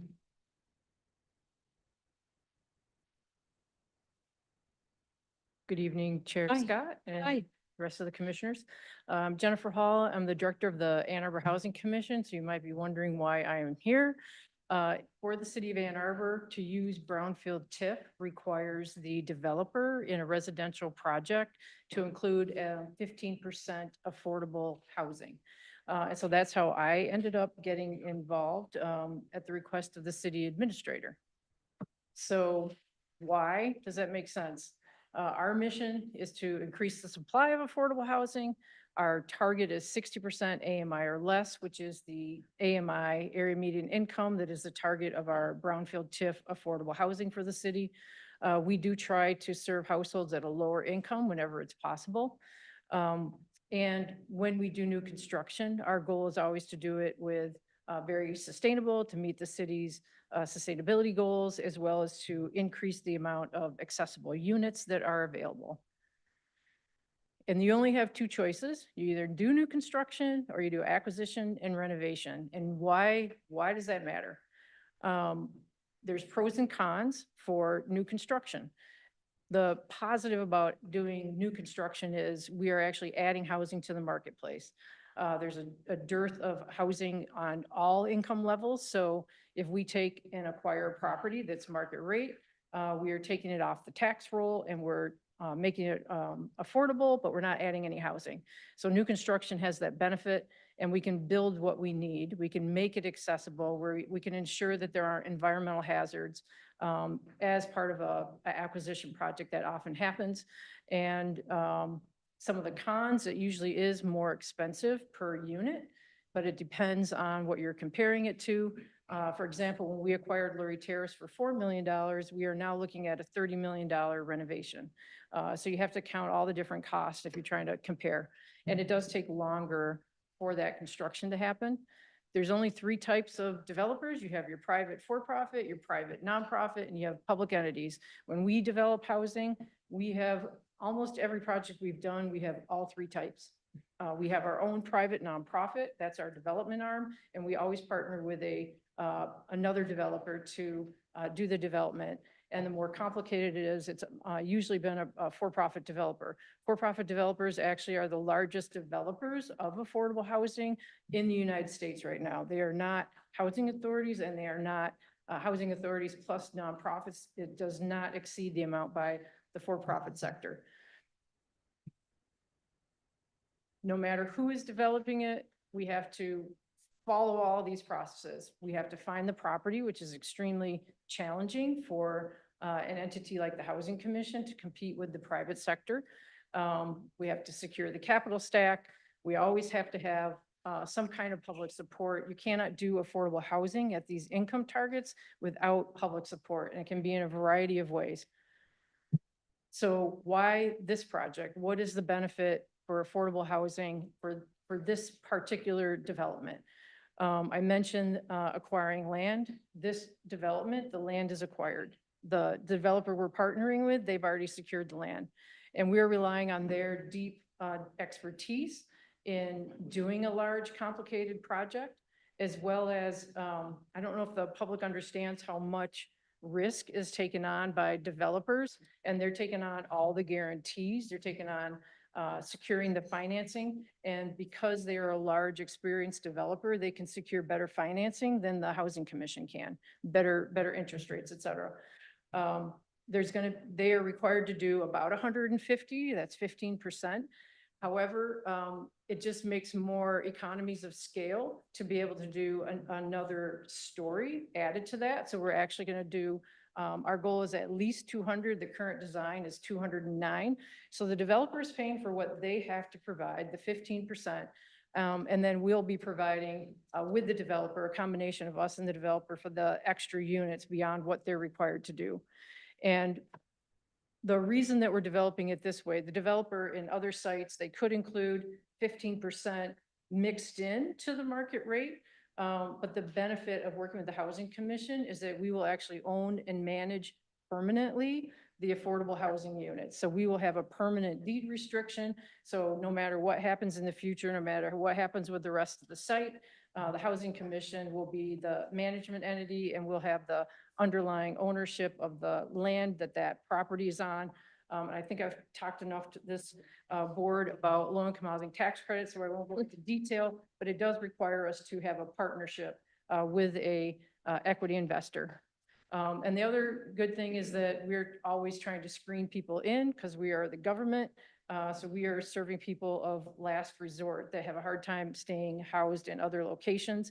And when there's any cash flow, rather than it going back to your investor in a private setting, it actually gets reinvested back to the Housing Commission and our properties. I mentioned the sustainability. We're planning on doing geothermal, solar, all electric building. We're going to exceed the accessible requirements. The per unit cost is going to be less than some of our other sites because there's economies of scale with using the same contractor, architect, engineer, et cetera. With the rest of the site, the developer will be putting in both cash and providing both the parking and bus passes. And they will be, if they were to own and manage it, then they would be deriving profits from the project, but instead that's going into the project and it's going back to the Housing Commission.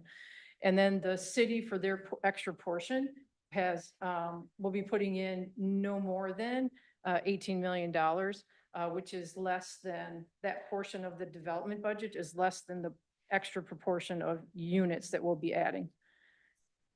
And I think that is the end. And if you want the team to come up for Yeah, questions. let's have the team come up for questions. Questions, friends? Joe and Nathan. Developer team or whole. No, that's it for presentations. Oh, But there's the, one more? oh, sorry. You want to add something more? I do, thank Okay, you. Great. Don't have a presentation though. So Okay. I'm shooting from the hip here a little bit. Thank but, you. Good evening, commissioners. My name is Luke Bonner. I represent the development team. I'm with the Bonner Advisory Group. We're located at 1054 South Main Street, and I am a Pittsfield Township resident. I'm here with Jeff Hopman and Andy Andre from Oxford Companies. And then the rest of our consulting team is also here. Tom Gritter with Gritter Real Estate Services, who's also located in the same office as me, and Beth Mastering, who's our environmental consultant on this project. So first, I want to say thank you and express our gratitude for allowing us to be here this evening and having this project under your consideration. This is literally years in the making, years in the visionary process that Oxford had undertaken before anything actually became public and hit the public docket for review and approval. I want to echo Joe Giant's comments about Nathan and his leadership from a Brownfield perspective. So just so you know, Nathan is one of the most recognized experts in brownfield development across the entire state. He's a leader in this field. In Joe Giant, when he started with the city, we were working originally with Derek Delacourt, and Derek basically threw Joe right into the fire in the first day. And Joe has been an incredible talent in understanding the nuances of a deal almost immediately and helping facilitate getting us to this point. And then obviously with Jennifer Hall and her sophistication in putting this deal together and her leadership from the affordable housing side. So we truly thank everybody that's been involved. I'm also a professor at the University of Michigan. I teach at the Taubman School. My class that I teach is public-private partnerships and real estate development. And I can tell you this is a textbook public-private partnership deal that our students research and present case studies on a regular basis. We have the Housing Commission with the affordable component. We have the city with the finance component and the county with the finance component, and the developer delivering the private investment side of this, all to hit the priorities of the city, housing and affordability and high density mixed use developments in their TC1 zoning districts, which we are proud to be a part of that. Just to put in some framing context for deals like this, I'm also the municipal advisor to the city of Sterling Heights, which is the fourth largest city in the state, about 70 miles from here. The city has the same team of advisors, PFM and Miller Canfield, that are evaluating the redevelopment of Lakeside Shopping Center. So that's a $570 million development project, and the city is committing $270 million in tax income and financing to that project. Over $100 million of which will be committed to debt service between the developer and the city itself. So projects of this magnitude do often need support. The bigger the project, the bigger the public infrastructure requirement is, and that kind of commitment from the local community is typical in a lot of cases across the country. But I want to go back to Oxford, the local developer who is proposing to do this project. Oxford's been around since 1998. They've grown to over 100 employees. They're local. So when you're doing a project of this size, when you're local, it definitely means more. means more to the people that work at Oxford, that live in the community, that work in the community and spend money here. So as the community benefits, so does Oxford. And if Oxford benefits, I think so does the community. And so we're incredibly happy also to partner with Crawford Hoying, who has the mixed-use development experience of scale for a project of this size, that brings much-needed expertise to the overall development team, and also their expertise in putting these kind of partnerships together. So we're thankful for the opportunity to be here and to be heard tonight, and for your consideration for the Brownfield plan you have before you, and our team is available for questions. Thank you. Okay, now, questions or comments? Commissioner Sanders. Couple questions. So, the parking spots seem to just really stick out to me. I guess my questions are related to, so you're gonna have these massive number of parking spots. Are the people utilizing those spots going to have to turn around and pay for them? Because the parking spots are included in sort of this tax relief or whatever you want to call it. Luke, did you want to talk to the finances of the park? I can just talk to the parking. Residential people supposed to be paying for those parking spots in addition? So the amount of parking spaces is based upon the office uses and all the residences, the new retail and everything. So you like certain uses generate a certain number of like a parking capacity that you want to make sure that your garages are sized appropriately for the uses. I think that the development team would probably be better positioned to talk about how the garages would be, operated, because the city is not going to be a owner or operator of the garages. So I'm gonna turn it over to Luke real quick. I guess let me try and make it plainer. I want to know, does this look like a double dipping? The parking? So first of all, from the parking perspective in terms of the utilization of the spaces, I think there's a ratio somewhere in the packet. For the residential portion, this is one of the lowest parking ratios from residential perspective at 0.66. So that's specifically for the residential side. The parking also has to accommodate retail shoppers, so visitors to the area, people that are staying at the hotel, and just other, other people coming into the site. There's also office users that have a commitment to parking based on their office lease. So the office users will also have parking related to this. So any cost that is passed on to somebody parking in the spaces is all going to the long-term operating maintenance of those spaces. So these parking structures, one of the reasons why there's a request for a partnership on parking decks is because they don't actually make any money. That's why public entities are typically the ones that are building these and owning these and operating these long-term. There are cases over time, once those parking structures and their debt has been paid off, then they're sold to a private entity. That private entity never has to, in those cases, has to actually build it. They're buying an asset and then managing it after that. So any charges related to parking in this case are all related to the operation and maintenance of the decks and not actually to make a profit on the project, if that helps answer your question. You might have opened up another can of worms for me, because what you just said was that at some point, those parking structures could be sold to a separate entity. I'm saying from a public perspective, so that's typically why municipalities are building parking structures, because number one, they are so expensive. They're expensive to operate, maintain over time, and there's a lot of capital improvements that are required for them over time. There are cases where once all of the debt is paid off on a municipal side, that municipalities do sell parking debt structures sometimes to a private entity, because they shift all of that burden of long-term operating expenses to a private entity, only so the public doesn't have to pay for those anymore. That's the point that I was trying to get to. Okay, so now I'm about to get kind of intrusive, because unfortunately I have my little handy computer here. And so I was just being nosy about the Oxford companies. So sometime back, they completed a $100 million Ann Arbor real estate deal. It looks like this article was back in April of 2019, before COVID hit. It says it's updated actually, right? So I'm wondering out loud, what kind of financial difficulty was or is Oxford in? And how will this project help? Because when I pull up your, sort of your bio,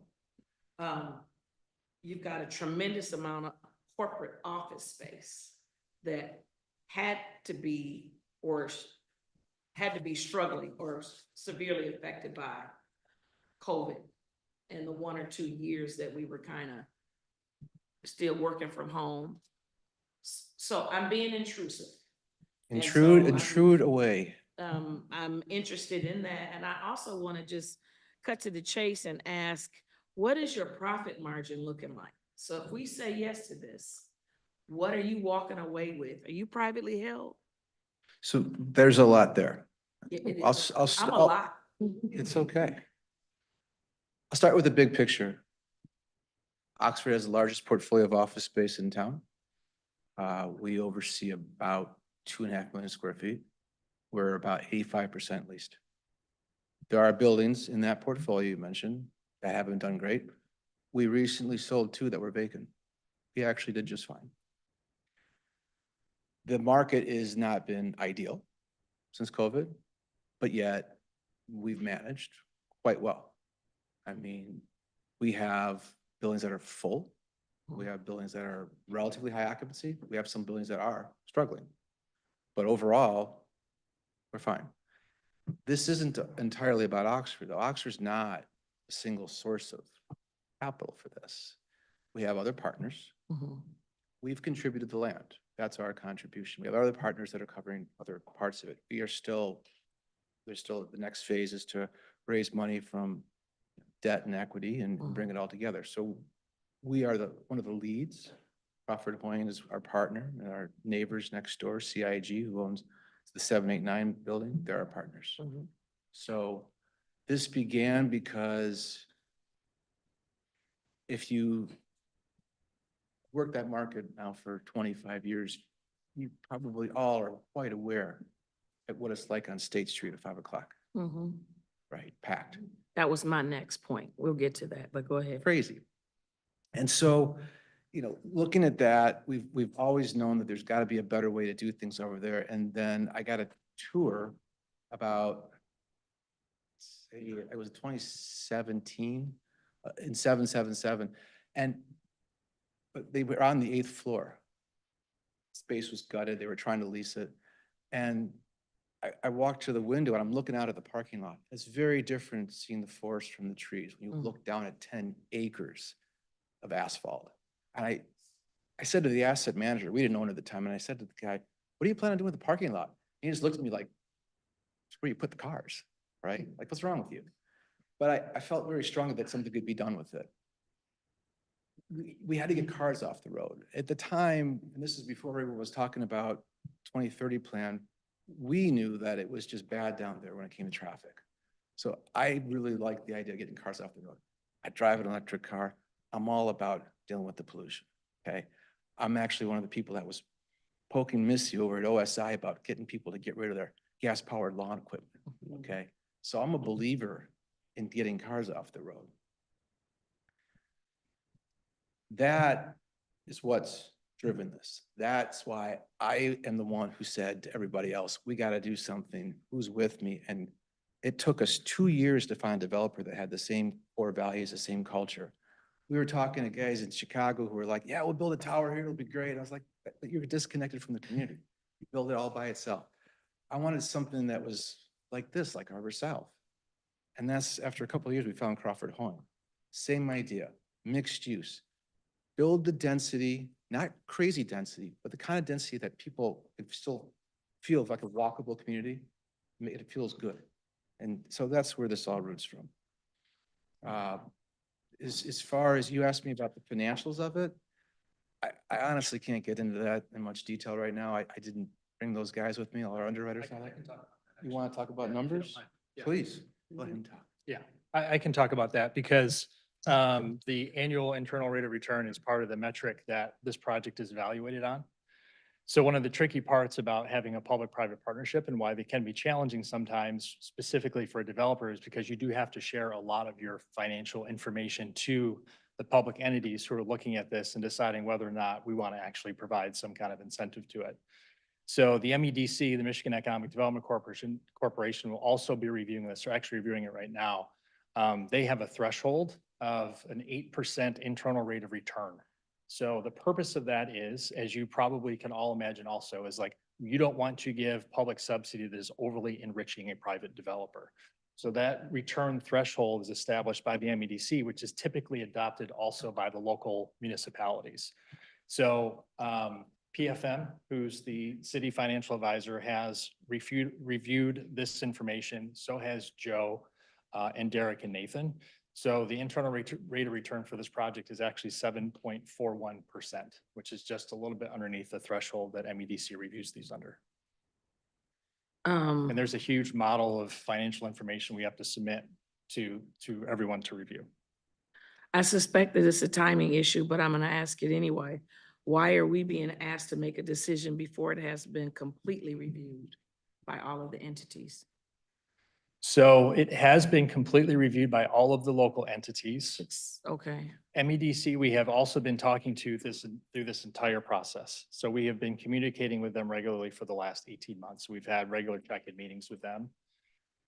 Their process is just, they want all of the locals to approve everything first, and then they'll take it to the Michigan Strategic Fund Board for approval after that. So they've had the same iterations of the plan, the Brownfield plan and the TIF tables that Nathan and Joe have had. It's just, they just don't take action on it. You know, they'll give us feedback on it. You know, we're looking for this, we're looking for this. And then once we get to this point, that's when they'll package everything up and take it for approval. So honestly, I think we're now looking at probably the June 23rd Michigan Strategic Fund Board meeting for MEDC, granted that everything continues to go well here. Okay, I think I got 3 more questions, Chair, and then I should be done. Okay, no problem. One is, there was some discussion about the number of affordable housing units and the Housing Commission actually needing to purchase 50. I want to understand why they have to purchase any if there's a set amount that's supposed to be available. And the purchase of those 50 still just gets us at that amount, right? It doesn't take us, it's not like extra. It is extra. Is it? So they have to provide 15% of their total units, which is roughly 150, and they're building in phases. But their projection is roughly 1,000 units, so that makes 150-ish going to be what they have to provide. And that would be like a 4-story building based on the footprint that we're going to be at. And I was like, let's talk about adding more. If we're going to spend all this money to bring all this infrastructure in to the site, and and the land is owned, and we're doing this partnership, and we'll be able to own the whole property that we're developing, I wanted to add more. So that was my request, was to add more than they're required. So we're not, quote, buying it from them. We're one of the funding sources because we're adding more than is required by the development project. And so that's our contribution. They're not required to pay for it. So that's our side to pay for it. And to answer a previous question about parking, because I know we've had this conversation, the affordable housing, you can't charge for parking. And so it has to be provided by the development with low-income housing tax credits. It has to be included in the rent just for that portion. Okay. So I've seen, I've, had a conversation with Oxford a year, maybe 2 years ago. I can't remember. I saw their plan. You kind of zipped through this one, and I was going to ask you to go back and show us the real life graphic that you showed with it built, not just the crayons, but the real life one. Because I want to look at the roads that are around there and what they're looking like after it's developed. But I also wanted to know, when you talk about affordable housing, what in this development makes it friendly for families? And that my question was triggered by something in the presentation that talked about the schools and sort of them, them giving up some of the taxes that would normally be captured. Okay. So I want to So, know, right. is this family friendly? Or is it for, you know, young adults, people that don't have families? Not that I don't care about them, but my personal thing is all about families and children. So are they welcome here? Is it set up? Playgrounds? What do we have? So I'm gonna talk about the traffic issue first, and then school capture, and then probably Jen or maybe Luke or Jeff could talk about the makeup of the units. Yeah, it's a big project in an area that already handles half of our inbound commuters every day. So half of our 72,000 people that come into Ann Arbor to work every day go through this corridor. There's a lot of traffic. That was known by our, traffic engineers at the city, and it's a big site, and they had them do the typical traffic study, and they're looking at doing a signal potentially, if warranted, where that kind of that main center drive intersects with State. More broadly though, like I mentioned, this is this big TC1 area where we do expect to see a lot of new development.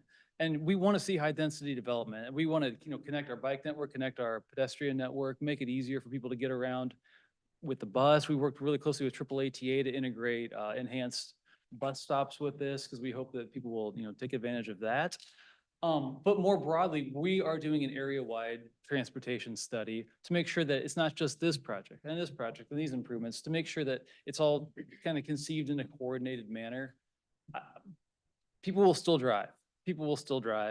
But we hope that, like, by giving them opportunities to walk and shop locally and ride the bus, some people will opt to do that. So from the city standpoint, we are looking at this in a systemic fashion, and developer has been pretty helpful in making sure that, like, they're trying to be flexible enough in their design that they can accommodate whatever that final version of State Street looks like. But I can tell you right now, it has bike lanes on it. I mean, we wouldn't be caught dead riding a bike on that road right now. I mean, it is definitely in need of some softer upgrades. So that's does that address your traffic question? I'm actually terrified. So I'm thinking of, from my own district standpoint, Pittsfield's on the other side of I-94.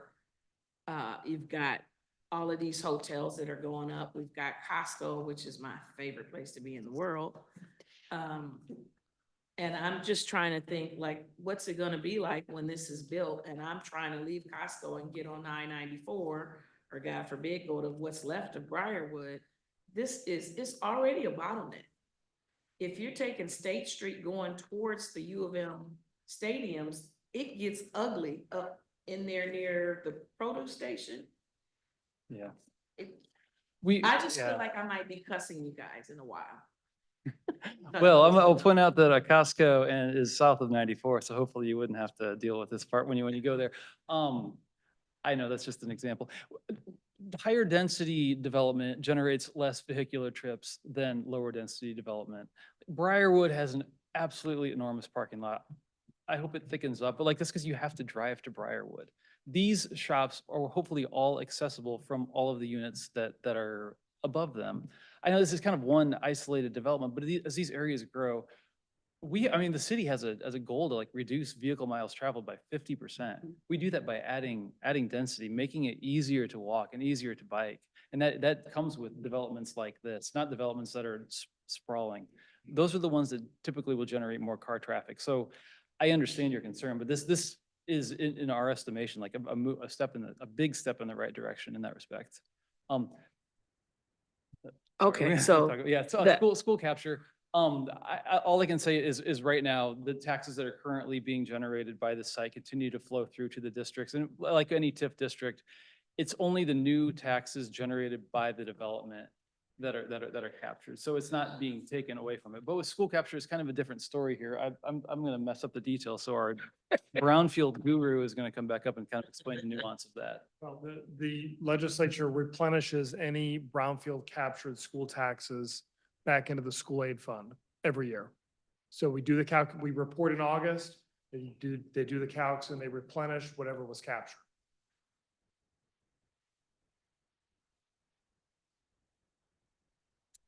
okay. Per capita per student. So they still each student still gets funds. Okay, I'm asking that because if I feel like there's not a good argument if this is not going to be a family-friendly sort of thing, because if I'm a parent in Ann Arbor Public Schools or any other public school. Me too. I'm like, what's in it for me? What do I get out of Let's this? talk about that. We're already struggling with, we don't have a settled contract with the Ann Arbor public school system yet. Like, not your fault, but, okay. Mom was a school teacher. I hear you. Will you please put that graphic back up there? And you've got cursor control, right? Most times. So, oh, I can scroll. I want to put a cursor on something. How can we put a cursor? on something? Can you put a cursor? So we want to see right there. All right. See where can you see that cursor up there? Yeah. Yeah. Oh, saw laser it. pointer. Let's go. Okay, let's kind of. Oh, let's dang. see. How do I use it? I don't want to break Okay. something. Anybody know? Yeah, it's this guy right here. Don't blind me, Hauptman. Oh, you're in there. I didn't The aim it chair. at Jeez, can get us all in trouble. Oh, wait, there it is. You asked Are for we looking family at the friendly. white arrow? This one? I see it. Okay, okay. All right, here we go. Okay. All right, can you zoom out a little bit, please? All right, this, whoa, that zoomed out a lot. It's okay. Go up a little bit. Just a little bit there. Keep going. Just a little bit. All right. There. This, it's late. I'm getting slap happy. All right, so this Same.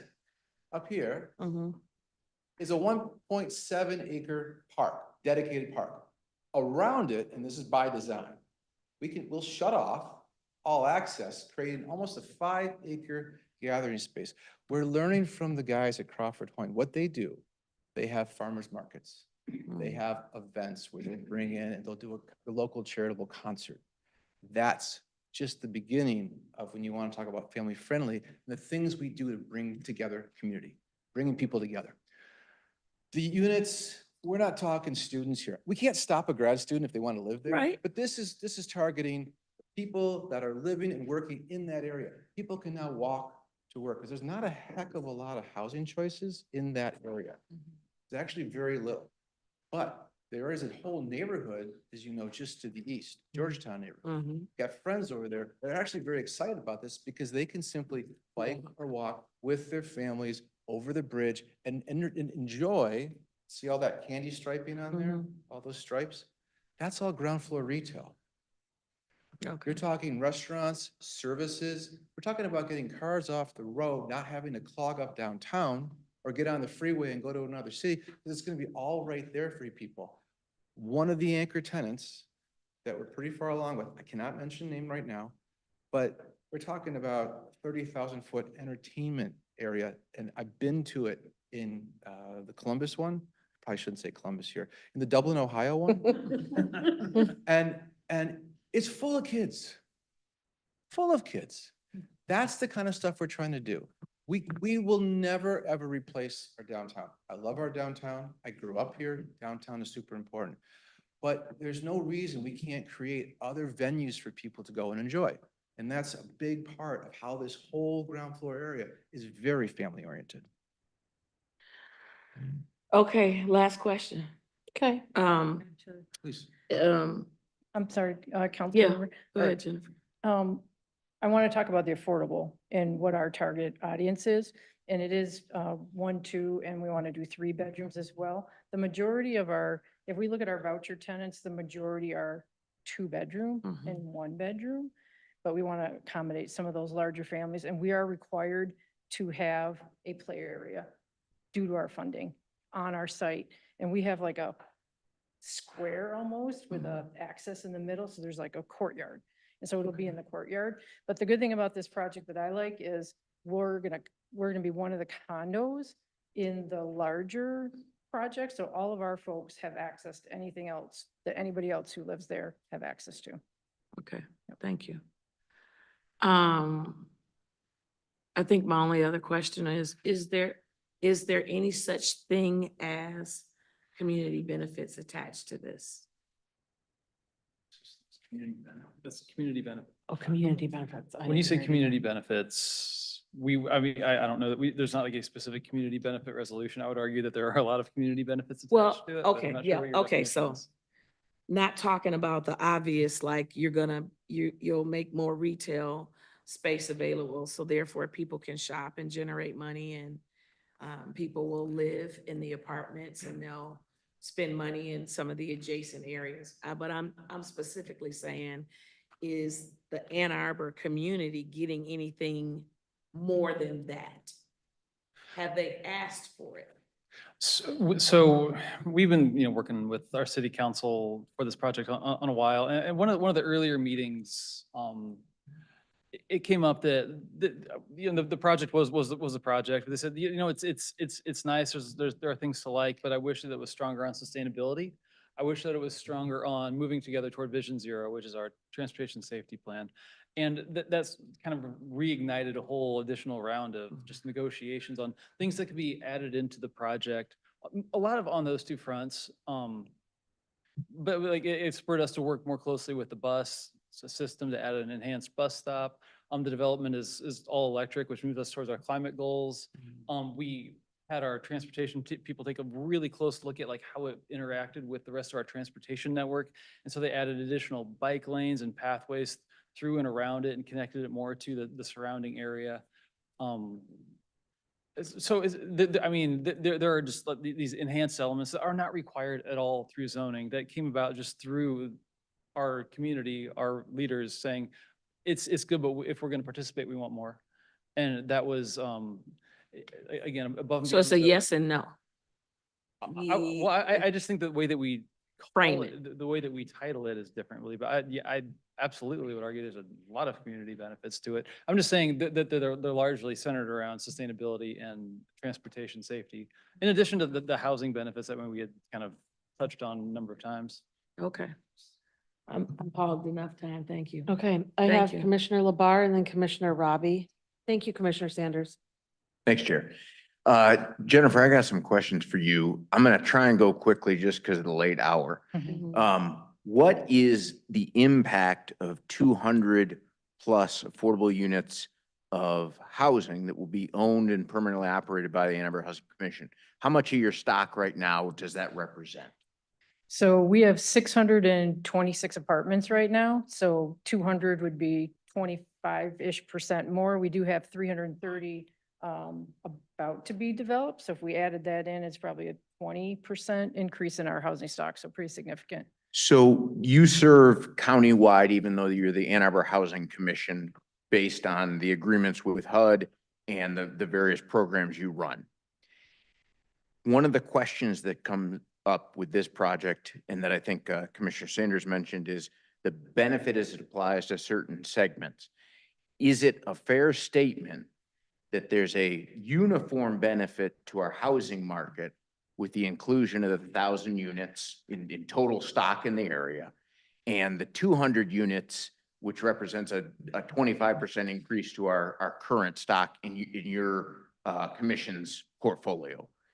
I think so. I mean, I do affordable housing, but I absolutely believe that all income levels, all types of housing are needed in our marketplace, because anything that's built has a trickle-on effect to what's happening in the rest of the marketplace. So I think both are market rate and affordable are needed, yes. Let's assume the TIF here is cutting a succulent and fat hog for the developers. Let's just say that out front. Succulent and fat. What is our mechanism to get private developers to include affordable housing in general development, particularly in a place like this with its new zoning? Well, there's two methods. One is Brownfield TIF, which is what this is. The second is through zoning, but the city has made a tremendous effort to upzone. And so the zoning trigger happens when you want higher density or different setbacks or something that you're requesting from the city that would trigger affordable housing in that development. So that doesn't get triggered as much anymore. And so Brownfield TIF is one, and then zoning, other than that, it would be just a developer. We have a couple developers we're working with that are for-profit affordable housing developers. And so they have had to go out and find the land and put the financing together, get through entitlement and zoning processes, or somebody like us or Avalon. Those are the types of developments. So zoning or the market? Yep. Okay. When we look at this, I think here is the real math that I look at. There's no escaping that this is the largest aggregate amount of any TIF that we've done in Washtenaw County. And there's no escaping its applicability falls into really two categories. One is the environmental and one is the broader economic transformation of the site. We rely on the state to verify, if I'm understanding this correctly, that what the property owner has said has gone on the site did in fact go on it. And we would depend on the state essentially to allow us to have that designation, which I think, Nathan, maybe this is for you, but there is an attachment in the presentation that speaks to the designation from Eagle of the site. I think it's the following document on March 17th confirming that the site is a facility. Can you talk just a little bit about that? Well, right, just usually we require with an application, the phase 2 or BEA that established the site as a facility at some point. Usually that's what we accept and that's been sufficient. Questions were raised with this project. We wanted to take the extra step. I contacted my people at Eagle and I just said, can you give us something? They said, sure, fill out this form. And them sort of reviewing the phase 2 that we had gotten. And they have their own records from the gas station and they were able to provide the email confirmation. Okay, great. At the end of the day, it's taking roughly $38.5 million that theoretically would go to our county's levies, right? Roughly 22 million to our general fund and the remaining to the millage funds that were mentioned earlier by one of the folks at public comment. That is a significant amount of money. That's a significant amount of money that would in theory be used for important, urgent human service needs. There's no doubt about that. There's no getting around that. Here's the thing though to consider. There's no cut in what we're collecting. There's simply the capture on the growth over 30 years.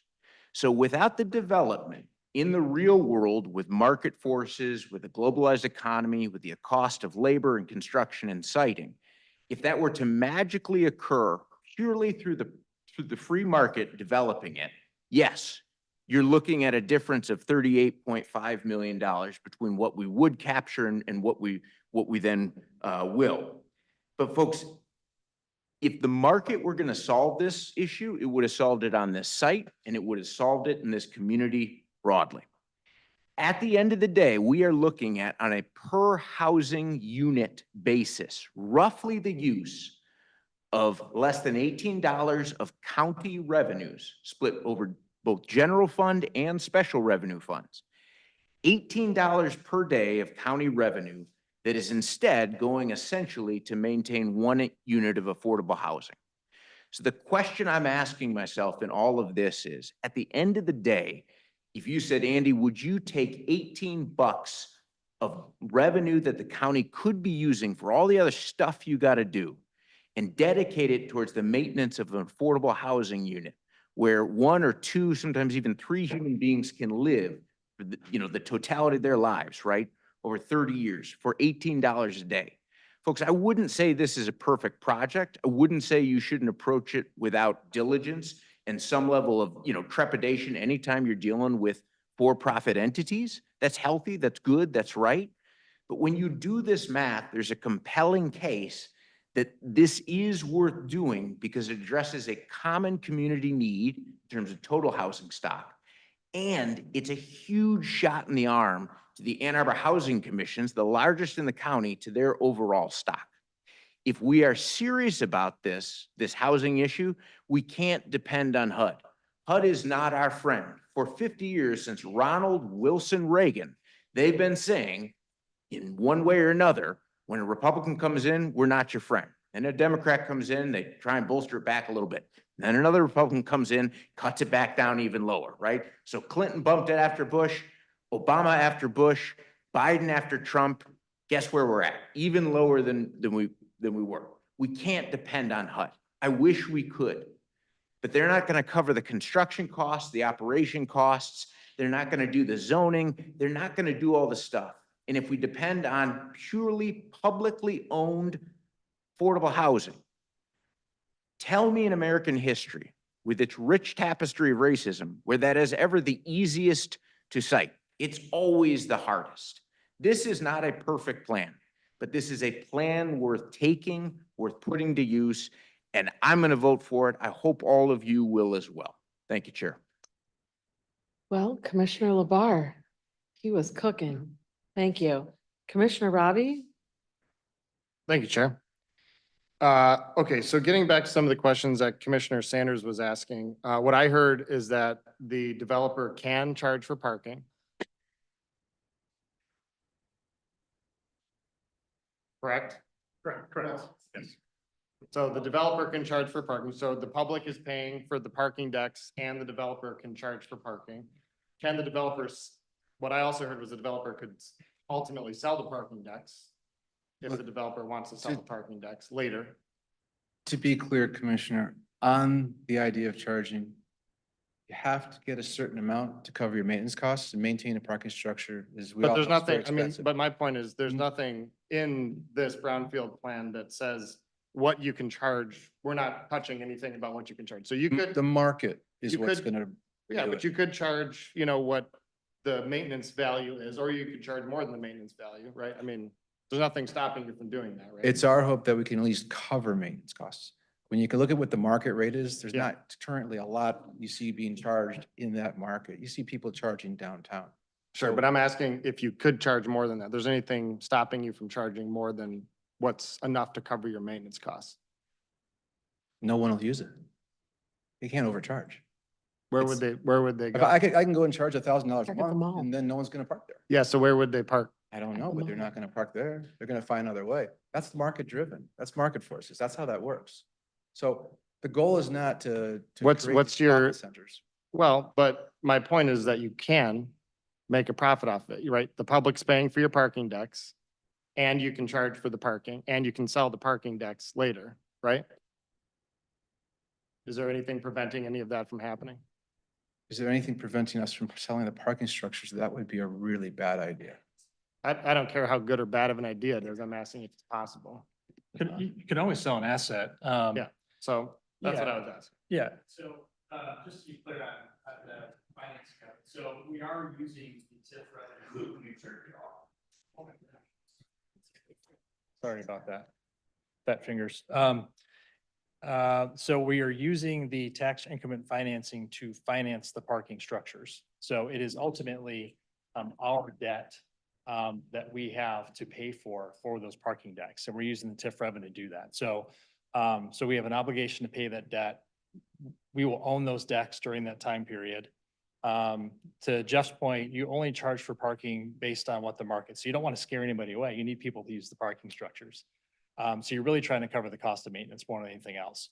And that's all in line with market, right? And since this is basically a project unto itself, there really aren't any other options to park. So you really want to drive everyone to actually be there. Sure. I mean, you kind of have a captive audience. You're kind of a monopoly on parking. I don't think people are going to really park anywhere else. Well, to a certain extent, but we also want to make sure that all of the restaurants and the retailers there are full, right? And that they are successful. So that's all kind of integrated into the whole plan. It all works together. You have a market rate apartments.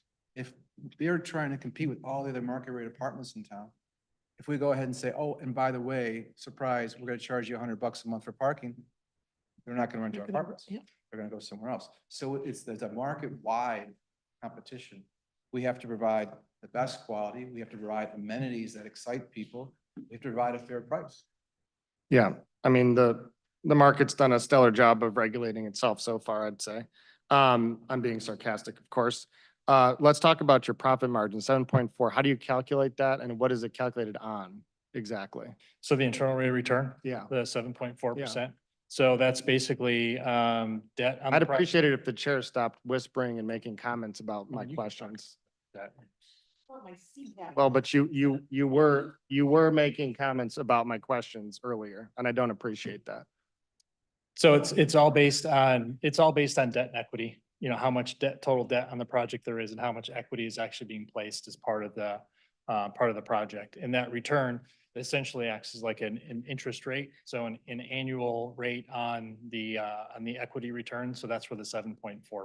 So it's the total investment on the project. It's a percentage of that total Of the debt and investment. equity structure on the project, correct? Initial investment, cash flow over a period of years, and it's the IRR calculates basically effectively an average of those cash flows over time on the initial equity investment.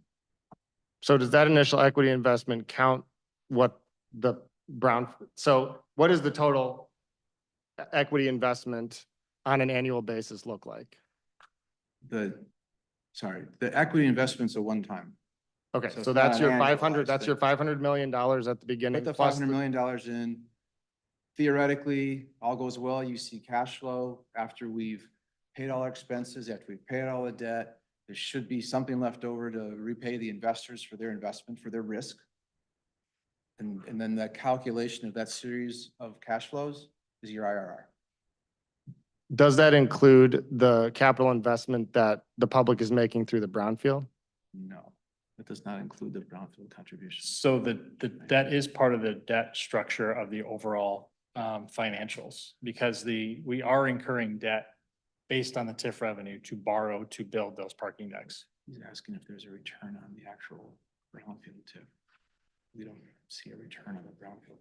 There isn't necessarily a return on the brownfield TIF. We have interest that we are capturing on the brownfield TIF to pay for those decks. And so we'll be paying interest on that debt. That TIF revenue helps basically pay off that debt of that parking structure. That's all combined into the overall financials. And do you calculate your IRR then on that annual basis? So it's 7.4% annually? Correct. So you would take the total amount that you've invested and then divide it over how many years? It's a 30-year pro forma is what we give the MEDC. It's a little more complicated. It's a little more The complicated than that, IRR but in is terms of something you have to do on an annual pretty basis. Yeah. detailed spreadsheet. I couldn't just say it's like. But in terms of what, how this is vetted by like PFM and by the MEDC, it's all a 30-year term pro forma that's submitted. Okay, I mean, the math that I did comes out at about $63 million. Is that wrong? Over the course of the 30 years? I'd have to go back and look into the actual numbers. Okay, maybe for our next meeting, that would be a good number for me to see. I mean, that, you know, despite the fact that you're saying that there's these limitations in place, right? That this, you know, the 8% is meant to be, so we're not like enriching anybody. Right. I mean, 7.4%, somebody's still making money. Correct. It may not be Jeff, but maybe there's a broader consortium of people that are making money here. And it's public money ultimately that's being used to make private profits. And I think that's fundamentally where I have an issue with this and how it's structured and the size of it. I guess this is like a broader question, but for Nathan, on the school aid piece, could you share with me the MCL that is involved in creating a hold harmless for the schools through the brownfield? Do you have that, or can you share it with me? Don't have it off the top of my head, but I can get it for you. I guess I'm wondering, do you know if that is related to all school millage or just the state school millage? It would just be the 18 mills operating, and then I'm not sure about the SAT. But let me, because the state takes 3 mills of the 6 mills of SAT, so I can find out about the other 3, but I can get that for you next time. I think I asked the question of my brownfield authorities around the state, and I got a bunch of information, so I can get that to you. Okay, because I know there's also an operating millage, there's a sinking fund, a debt service that are all part of the public. Okay, school. so debt service we can't capture because that's a debt service millage. What about the operating millage? If it's the sinking fund is considered a local millage. Yeah. So that's capturable. And the So we're- local operating? There's a local operating and a state. Right, so we're just talking about the 24 mills, the 18 operating, 6 mills of SET. When I talk about, that's what the state approves. All the other stuff is local or not capturable if it's debt. But the local millages are capturable for schools, not the state millage. Correct. So set the 24 aside. Anything that's called a sinking fund, that is considered a local millage and it is capturable. Okay. So in terms of this, there's 1,000 units in this development. And according to the conversation that you just had about, that Commissioner Sanders was asking about, there are going to be a ton of kids in this development. I didn't see any playground infrastructure or anything like that, but there's apparently an acre of parkland, which I don't know, is that enough? That's another question, for 1,000 units. But I guess, are these families that are gonna have kids, are they sending their kids to Ann Arbor Public Schools?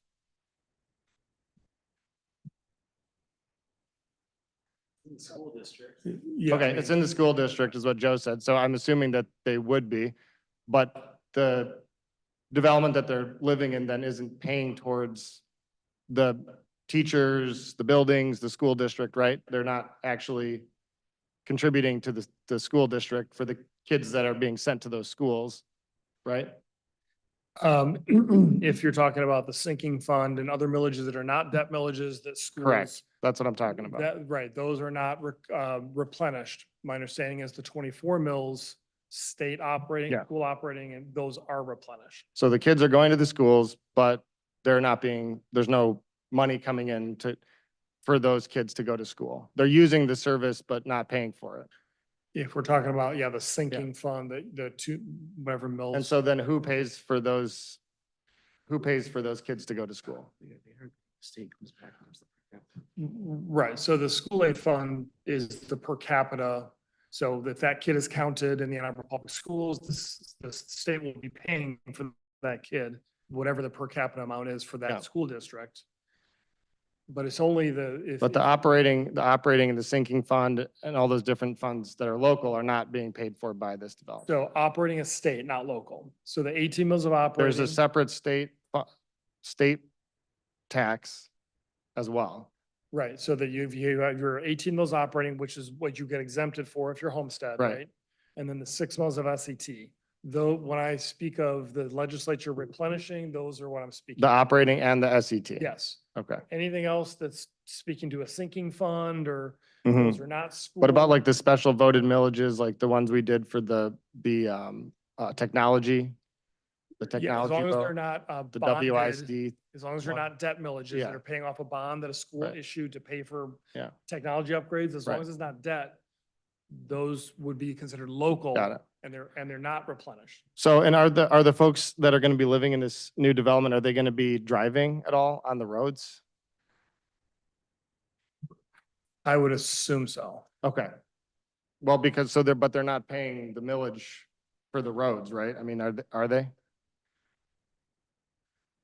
I mean, the TIF is being captured by the developer, so the money's then not going in to pay for the roads. So I'm wondering if they're driving on the roads, who's offsetting the cost of their using of the infrastructure? I guess offset by the larger system, the larger. So the rest of us are then paying to make sure that the infrastructure is in place for the folks that are living at this facility, right? Sure. Yeah, okay. What about buses? Do you think they're gonna ride buses at all? I think the city hopes so. Yeah, I hope they do. Libraries? Would they probably use the library too? Yeah. Parks? Sidewalks? Probably, yeah. I think I've made my point. So let's talk about the affordable housing. I don't need Jennifer to come up. She did a great job of presenting. How much of this brownfield tax capture is actually going to pay for affordable housing? I think I would, any vertical construction of the building is not eligible. So I would say that the infrastructure, the roads around it, the utilities connecting to the building, anything included in the brownfield plan that's related to infrastructure would be supporting the affordable housing. Yeah. Among the other But none of the actual housing is being built by the Brownfield tax capture. Because this right? would not be eligible. Right, The right. vertical. And in fact, what I heard Jennifer say is that the developer is required to provide 150 units of housing. And that the Housing Commission is buying up to just over 200 units. So the developer is not, between what the developer is required to do and where the units are now, the developer is not really paying for anything above what they're required to do for affordable housing, right?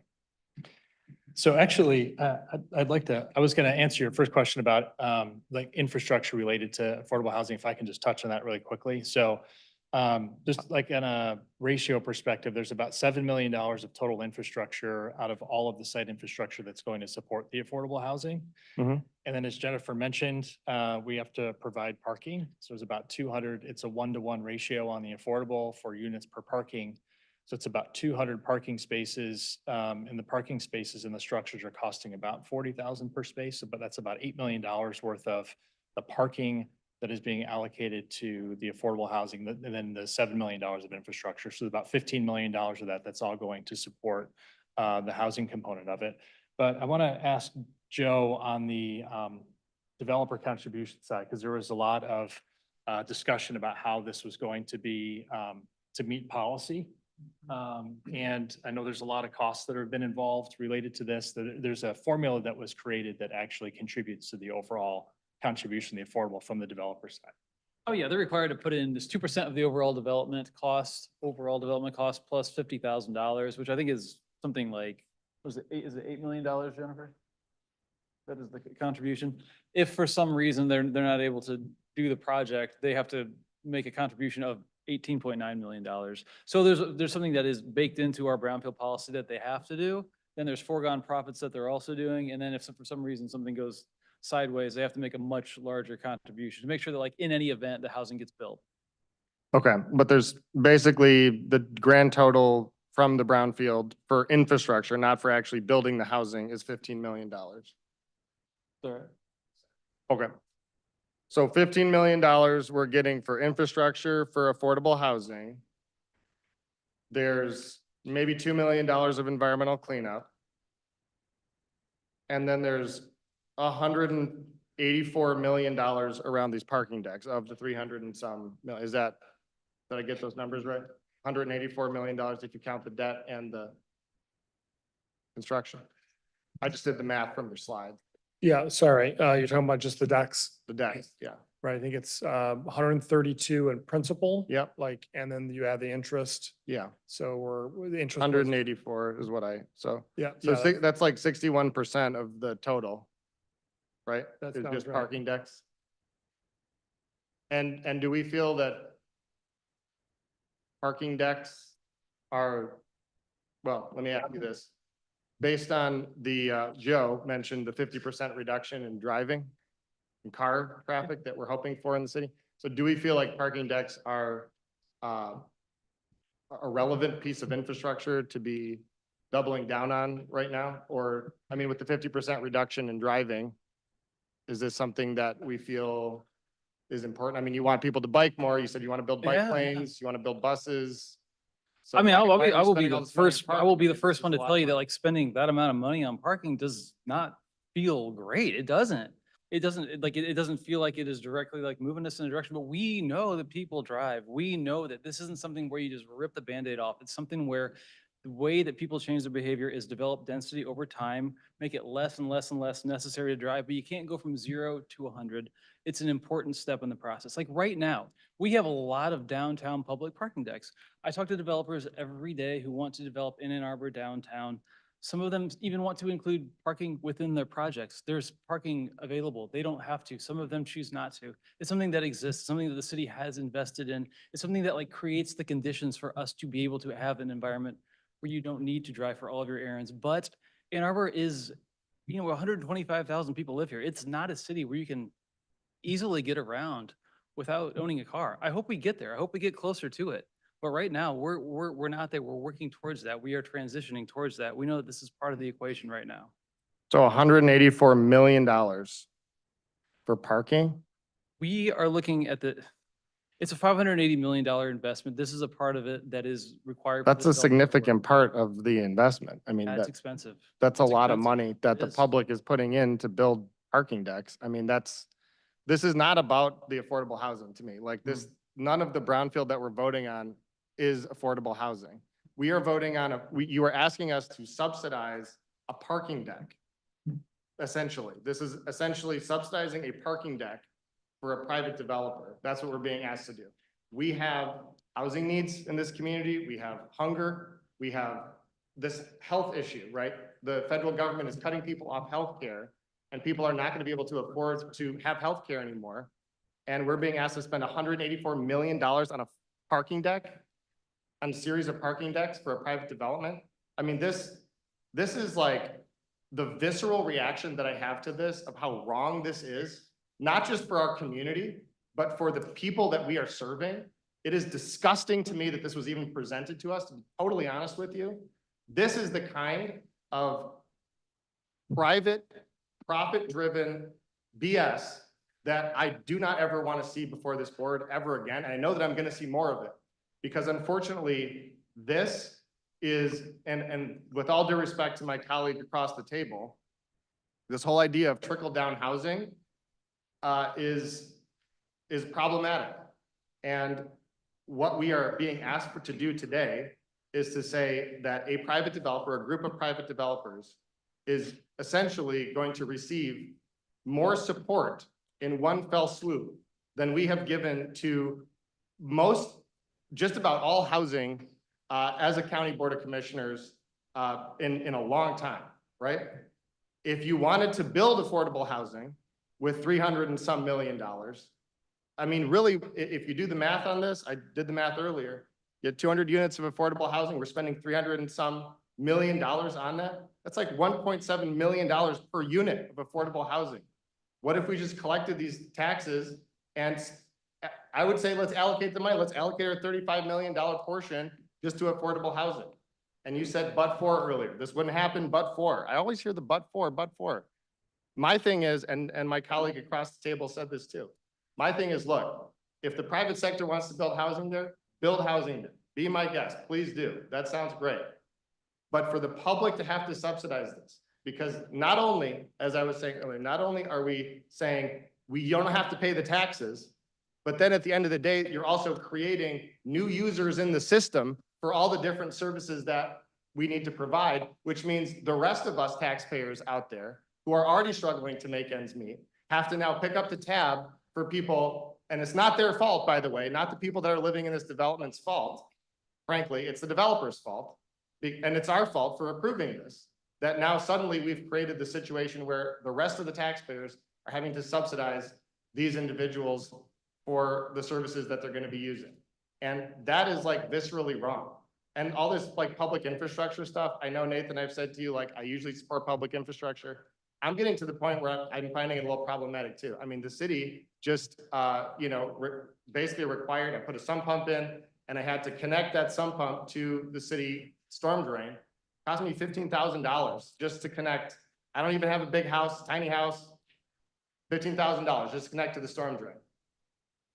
I don't get, subsidies from the state. Most taxpayers, most people in the city don't get subsidies from the county, the city, but somehow $300 million, here we go. Build your infrastructure, build your development, have your, parking decks. I think this is ridiculous to me that we are putting this forward, this amount of money. And I totally disagree with the intent and the spirit of this coming before us. This has taken Brownfield to a whole new disgusting level. It is revolting to me that this would come before us. And frankly, I think of all the things that we could do with this money. And again, you say, but for, and I have, instead of but for, I have 4 buts for you. One but is, but we lose $300+ million. But they are using the civic institutions and the rest of us are paying for it. But the developer is going to make money. off of the taxpayer's dime. But we already have a downtown that we care about. The whole reason that they built the DDA, they made the DDA, was because there was competition from the south side of town from Briarwood. So now you're creating a situation where there's another entity that's competing with downtown, right? I'm all about having some, you know, distributed areas for commerce across our community. That's fine. But you literally, somebody said earlier, we're creating another downtown. I don't want to create another downtown. We have downtown. And we have a DDA to protect downtown. So what are we doing here? Like realistically, this isn't about affordable housing. None of this is going to affordable housing. It's going to a parking deck. We are being asked to vote on a proposal to build parking decks using public money. I think it's ridiculous. I'm planning to vote no, and I hope my colleagues join me. Are you good, Commissioner Ravi? Okay, Commissioner LeBar?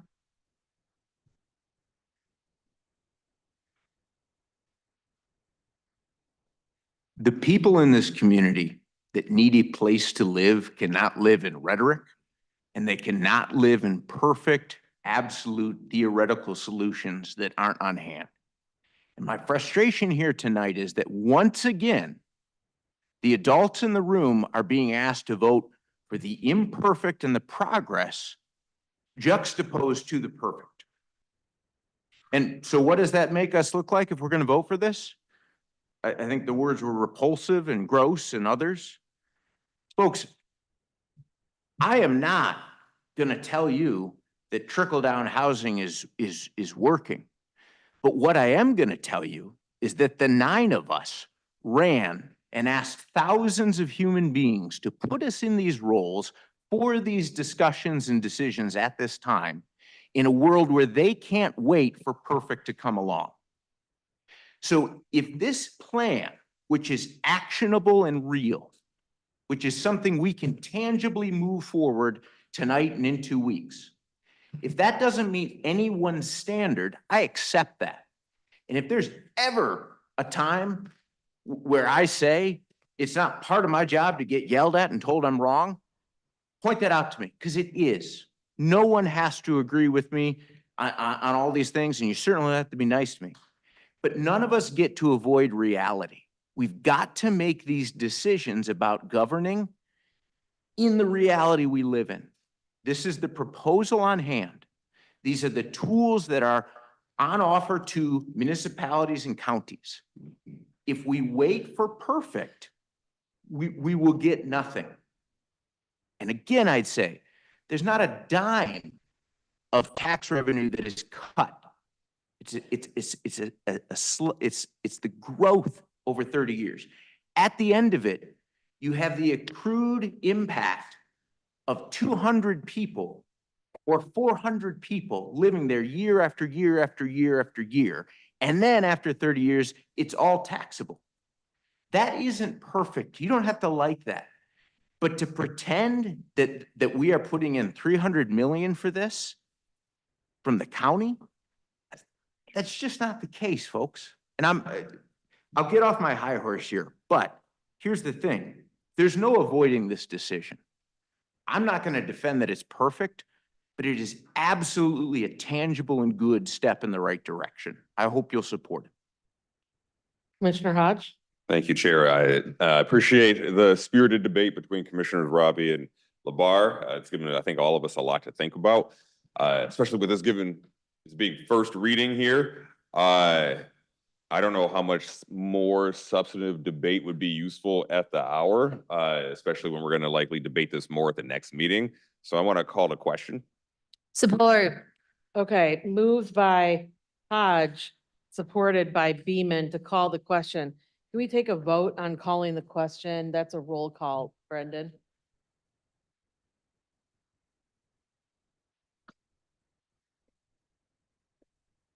Commissioner Light. Commissioner Machewski. Yes. Commissioner Ravi. Commissioner Sanders. Yes. Yes. Commissioner Scott. Yes.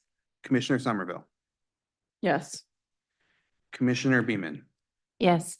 Commissioner Hodge. Yep. Commissioner Labar. Yes. Motion carries. Great. Okay, and now we will consider the question. Do you want a roll call vote on this? Shannon's nodding yes.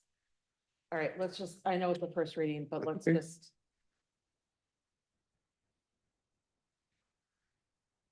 Commissioner Machewski, Yes. Commissioner Robbie, Commissioner Sanders, No. Commissioner Scott, Yes. Commissioner Somerville, Yes. Commissioner Beaman, Yes. Commissioner Hodge, Yes. Commissioner Labar, Yes. Commissioner Light. Motion carries. Great, thank you very much. Next item on the agenda is, we're still in first reading, is resolution authorizing the Board of Public Works. Any questions, comments, or concerns on this item? I see none. All those in favor, please say aye. Any opposed? Fantastic. We're gonna move on to the final and single readings. Would anybody like to move those? So moved. I'll go ahead and read them. Oh, and claims. Don't forget about the claims. And oh no, never forget about the claims. Yeah. All right, well, I want to move for final reading. Resolution adopting a work from home policy from Human Resources, that's A. Resolution approving the creation of the municipal civil infraction ordinance for violations of the Michigan Construction Code from building inspection. C, a resolution to approve all formula grants received by the Office of Community and Economic Development with the fiscal year starting during the 2025 calendar year from the Office of Community and Economic Development. And single reading, A, a resolution approving the 2026 Washtenaw County Equalization Report from Equalization. B, a resolution reaffirming the Eastern Washtenaw Community Recreation Center as a top priority. C, a resolution recognizing and celebrating the 55th anniversary of Washtenaw literacy. D, a resolution declaring International Compost Awareness Week. E, a resolution acknowledging and honoring Earth Day. F, a resolution proclaiming May 5th, 2026 as Missing and Murdered Indigenous Peoples Day. G, a resolution expressing support for the Road Home documentary. H, a resolution celebrating the Michigan men's basketball team for winning the NCAA National Championship. I, a supplemental resolution recognizing April 28th, 2026 as Workers' Memorial Day in Washtenaw County and approval of claims. Is there a second? Okay, so those are moved by Hodge, supported by Labar. Anybody want to pull something for separate consideration? Commissioner Robbie? I'd like to pull item A, Item A in the first. final reading. In the final reading, okay? Anybody else want to pull anything else separate? Sanders? So, I'm sorry, my papers are out of order. Mine were too. Commissioner Robbie, which one did you pull? Final reading A, the work from home. Oh, policy. yeah, that's the one I wanted. Okay. Anything else to pull? All right, let's talk about item A then.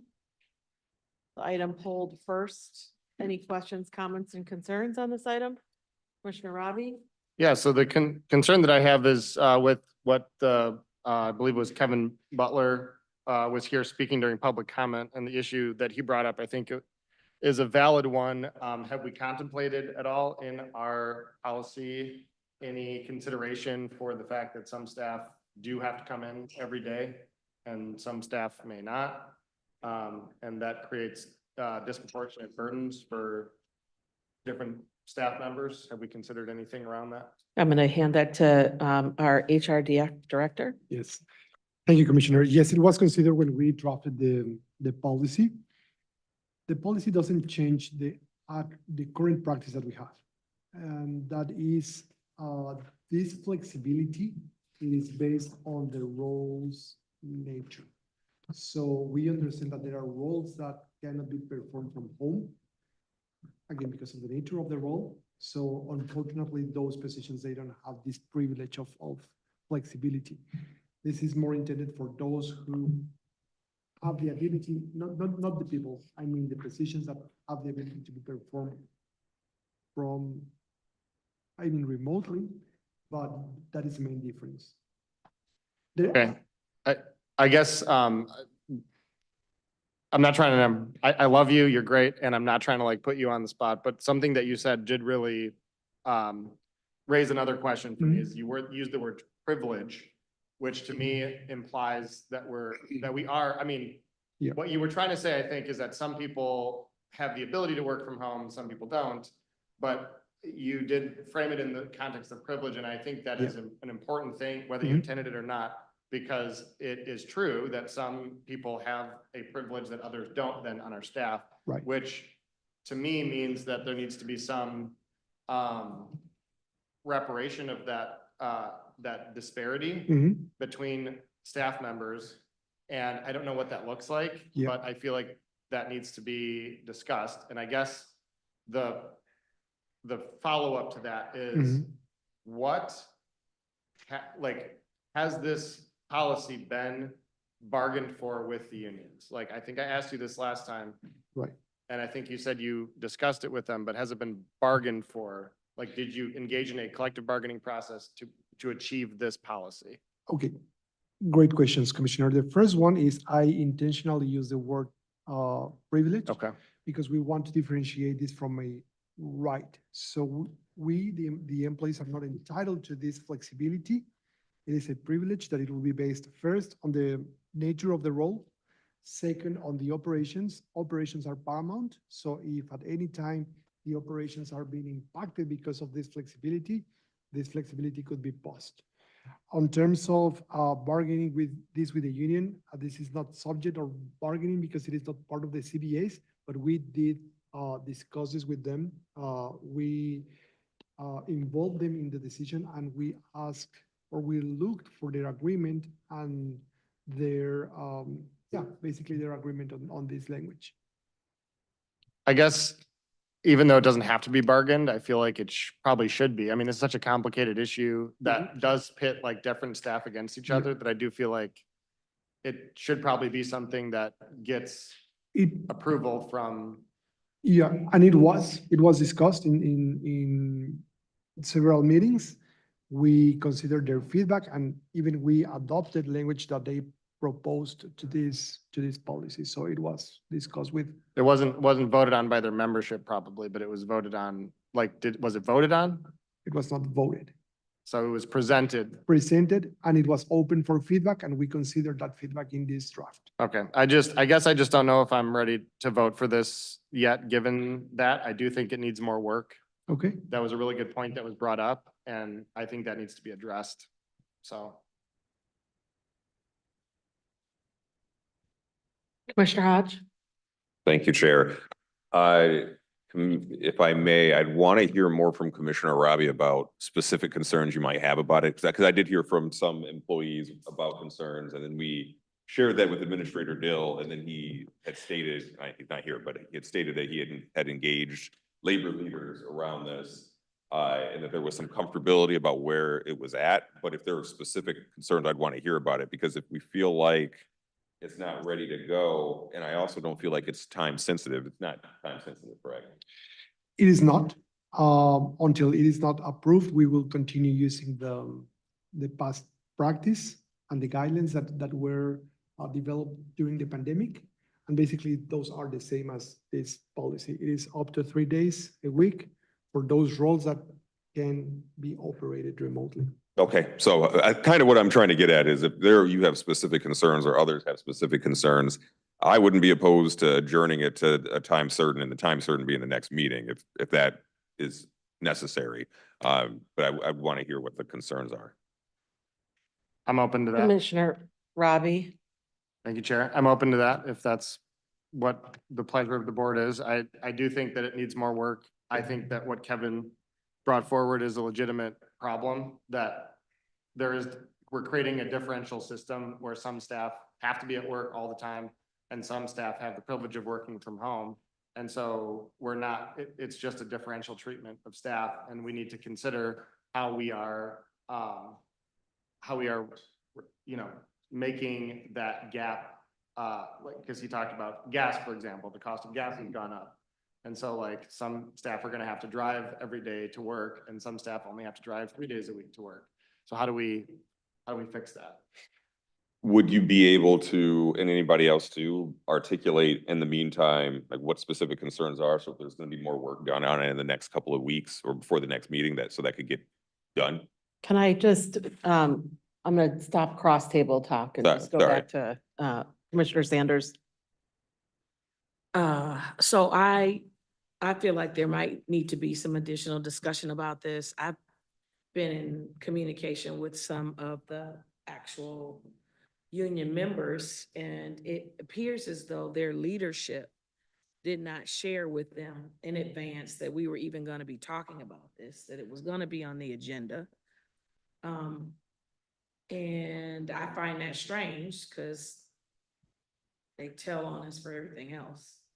But also, if I remember anything about my union days, I think this is a management purview sort of issue. It's not something that requires agreement from labor. Labor can't tell us how to run the county. They may be considered partners, but we don't have to go and ask them for everything.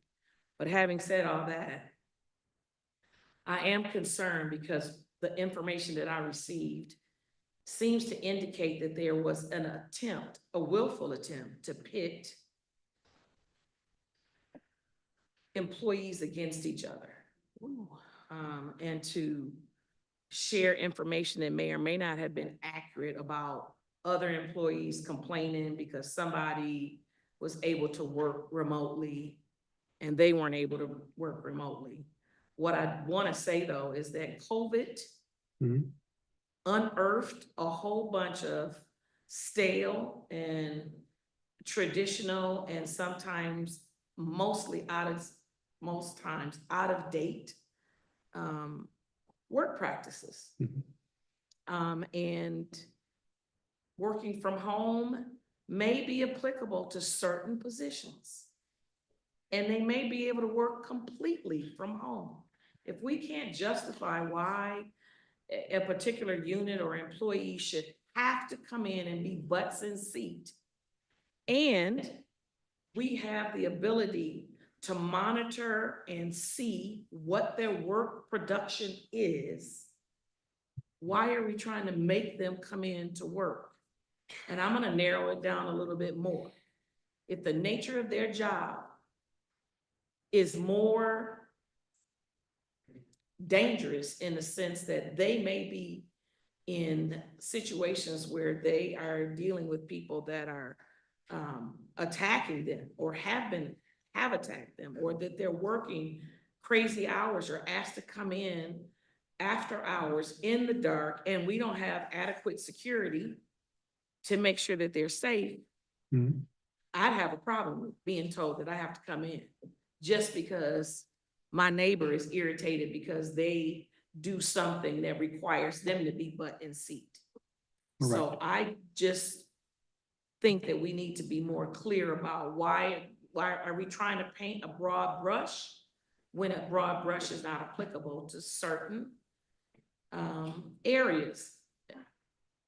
And I'll give an example. So if we weren't able to hire sufficiently social workers and nurses, licensed, highly educated professionals. And so we made an attempt to adjust to that, right?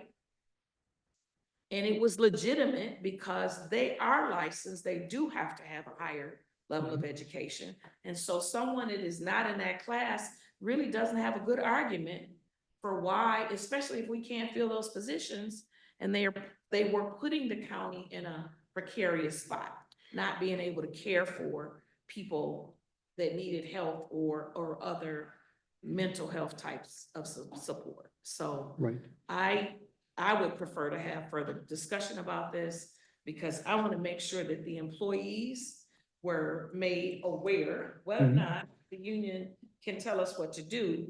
I just think it's decent and in order to be as communicative as possible. And it sounds like that was not occurring and there was some blame going around. But sometimes when employees, figure out that they can ask questions outside of what they're being spoon-fed, they find out what they're being spoon-fed is garbage. So I think there needs to be further discussion. Commissioner Hodge? Thank you. Given the discussion and the significance of the policy and the late hour and the need for further discussion, I want to move that we adjourn this to the May 6th meeting. All right, I heard a motion by Hodge and a support by a number of people. I'll take Sanders. Any discussion on that motion? Okay, let's roll call that.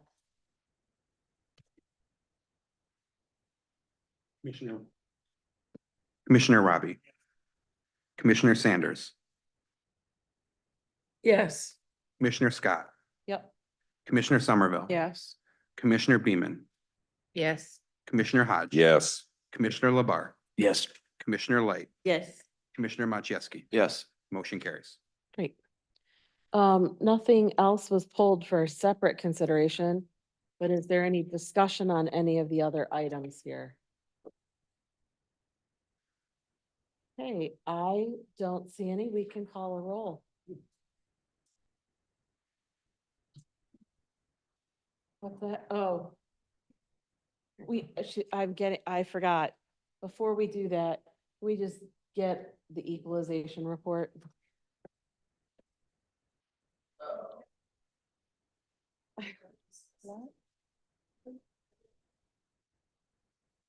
We could,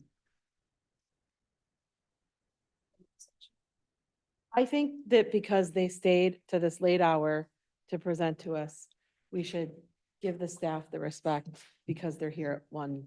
No, oh my God, I'm hallucinating the clock. I thought it was 1:30. 12:52. So maybe we can hear from you about the equalization report.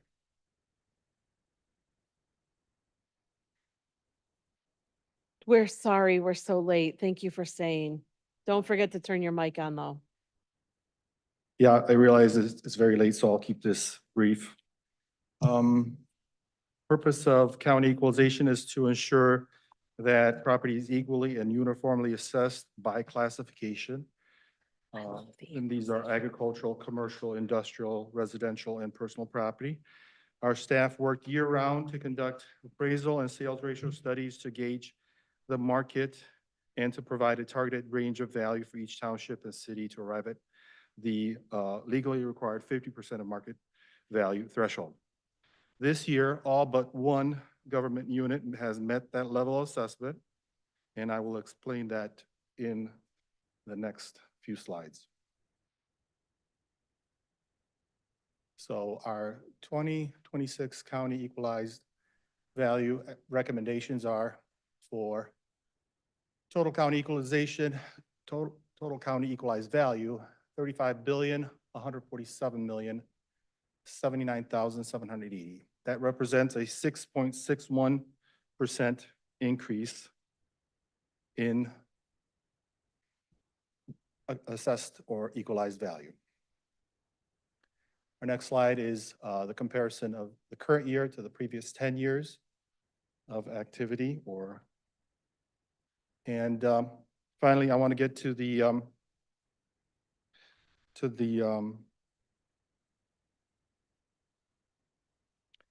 factor that we have to apply this year. As I mentioned in my introduction, one unit exceeded the 50% threshold. So the city of Dexter overestimated their commercial real classification. The assessor used a range of values that were calculated independently. They were not provided by our office, but we do have a tool to fix that. And that's equalization, county equalization. So it's our job, it's your statutory obligation to bring that back in line.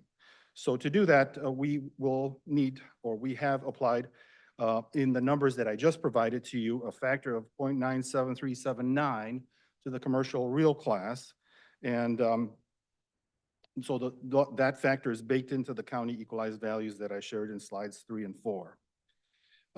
Now, this will have minimal impact on the taxable value piece because there is a gap for that class, a considerable gap between equalized and taxable value. So So most of the commercial properties in this unit will not have any impact on the tax burden. So a small set of the total properties in this class, of the 129, 24 will see a slight decrease.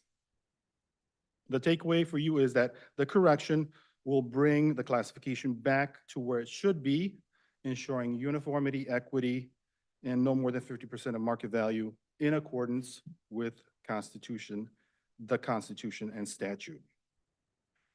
So I'll move along here to our taxable value numbers that we prepared. So as you can tell, not sure why the header is cut off, but as you can tell for 2026, we have in ad valorem value a 5.99% increase to county projected or tentative county taxable value.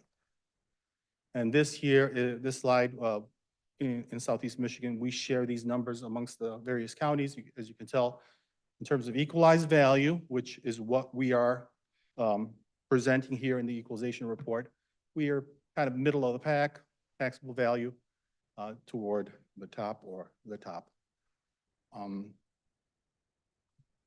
Pardon me. So this is just another representation of increases by jurisdiction for each of the 27 units of government, plus the IFT totals. Next up, by school district, community college, intermediate school district, intermediate schools. Finally, villages, by the village, authorities, and libraries. And finally, in order to calculate the taxable value, pardon,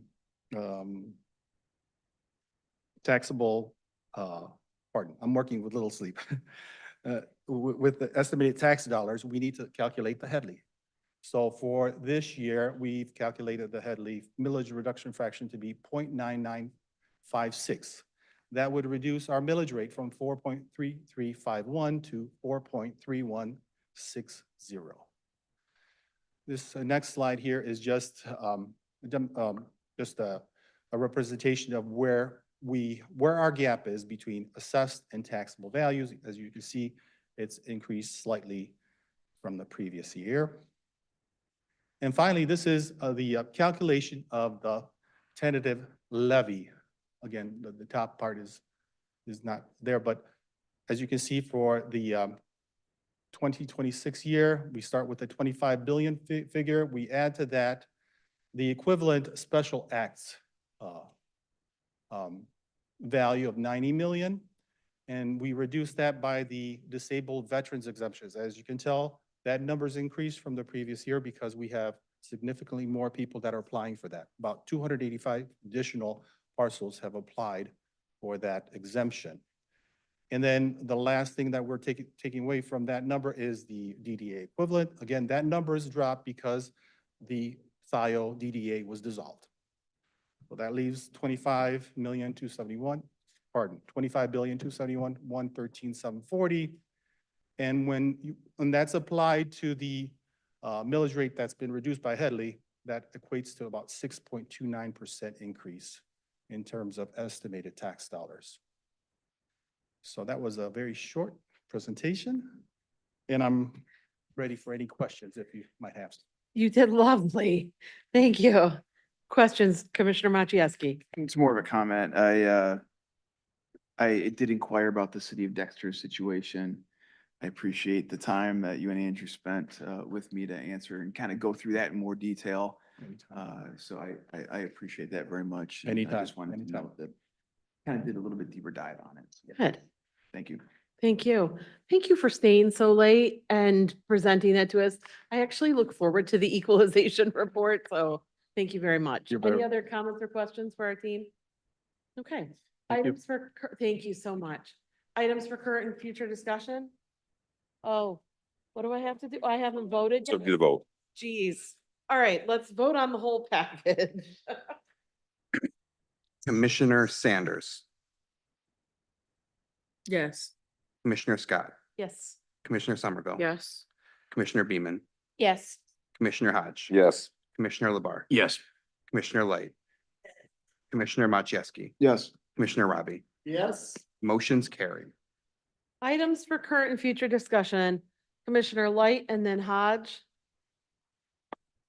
I would like to just make a comment, a correction of a comment of comments that I made at our past board meeting. On March 18th, 2026, during the Washtenaw County Board of Commissioners meeting under items of current and future discussion, I made remarks regarding suicide prevention and the importance of connecting individuals with available support services. After reviewing my comments, I want to clarify and correct certain statements to ensure my intent is accurately understood. In my remarks, I used language suggesting that certain individuals supported or assisted the suicide of a beloved member of our community. That wording was not intended to imply that any individual encouraged, participated in, or was responsible for wrongdoing. My intent was to express concern about how discussions of suicide are framed and to emphasize that the importance of responding with care, intervention, and connections to resources. I also stated that elected officials are mandated reporters. Elected officials and individuals working in certain public offices are not mandated reporters under the Michigan law, in the same way as licensed professionals such as social workers, medical providers, or law enforcement. But regardless, I strongly encourage anyone who becomes aware of a person expressing intent to harm themselves or others to report that information and help connect that individual to appropriate support. Lastly, my core message remains the same. Suicide is a serious public health issue, and it should never be normalized or presented in a way that this diminishes its impact. As a community, we must ensure that individuals know help is available and that we are not alone. I remain committed to the efforts that promote awareness, intervention, and access to services for all residents. Thank you, Commissioner Light. Commissioner Hodge? Thank you, Chair. I will be as quick as possible here since we're at 1:02. I want to take a moment to thank all of the staff and the members of the community that attended. Well, I want to thank the staff for the work that went into making the State of the County event occur. And we talked briefly about this earlier, but it's a very significant event for us to be able to have that when we've never had that in Washtenaw County before. I think the event went exceptionally well. And I want to give a special shout out to Ashley for the work that she did in making that happen, because it was a significant lift and a lot of time spent on making it such a success. And I think particularly with it being the first one that we've had, it was a tremendous success. And I think it sets the tone for us to do that annually going forward and for it to be continued a tremendous success. I want to thank the hundreds of community members that attended the State of the County. And the room was packed and the food was eaten, food was good. But thank you for the people that care about Washtenaw County and wanted to learn more about the work that we're doing here. I also wanted to say that long meeting, and I believe tensions were running high in this meeting for a wide variety of reasons. There were some challenging topics on the agenda for us to discuss. And I'm glad we got through it in the ways that we did. And I would just want to say that I hope we can keep our focus on the fact that we are all on the same team here, even if it doesn't always feel that way. And we'll do it again in a few weeks here. And we'll do it even better because we continue finding ways to continue to work better together. And I know this was a tough night. Tough night for a lot of reasons, but we got through it. Tensions are running high across the country, and that, we feel it here too. Heavy topics for us to hear in public comment and heavy topics to discuss at the board table, but I'm grateful for everyone's candor and ability to engage in challenging conversations here. And with that, I will be done. Thank you, Commissioner Hodge. Commissioner Beaman? Thank you, Chair. I'll try to keep my remarks brief. I just wanted to recognize that unfortunately we lost Supervisor Jan Godek of Lodi Township. I would like to bring forward a resolution recognizing her service to Lodi Township and the residents, but just deeply saddened. She was a good partner and a very strong advocate for her community. Thank you, Commissioner Beaman. Any other items for current and future discussion? I see none. Is there a motion to Yeah. Moved by Hodge, supported by LeVar. All those in favor? Thanks, everyone. Have a good night.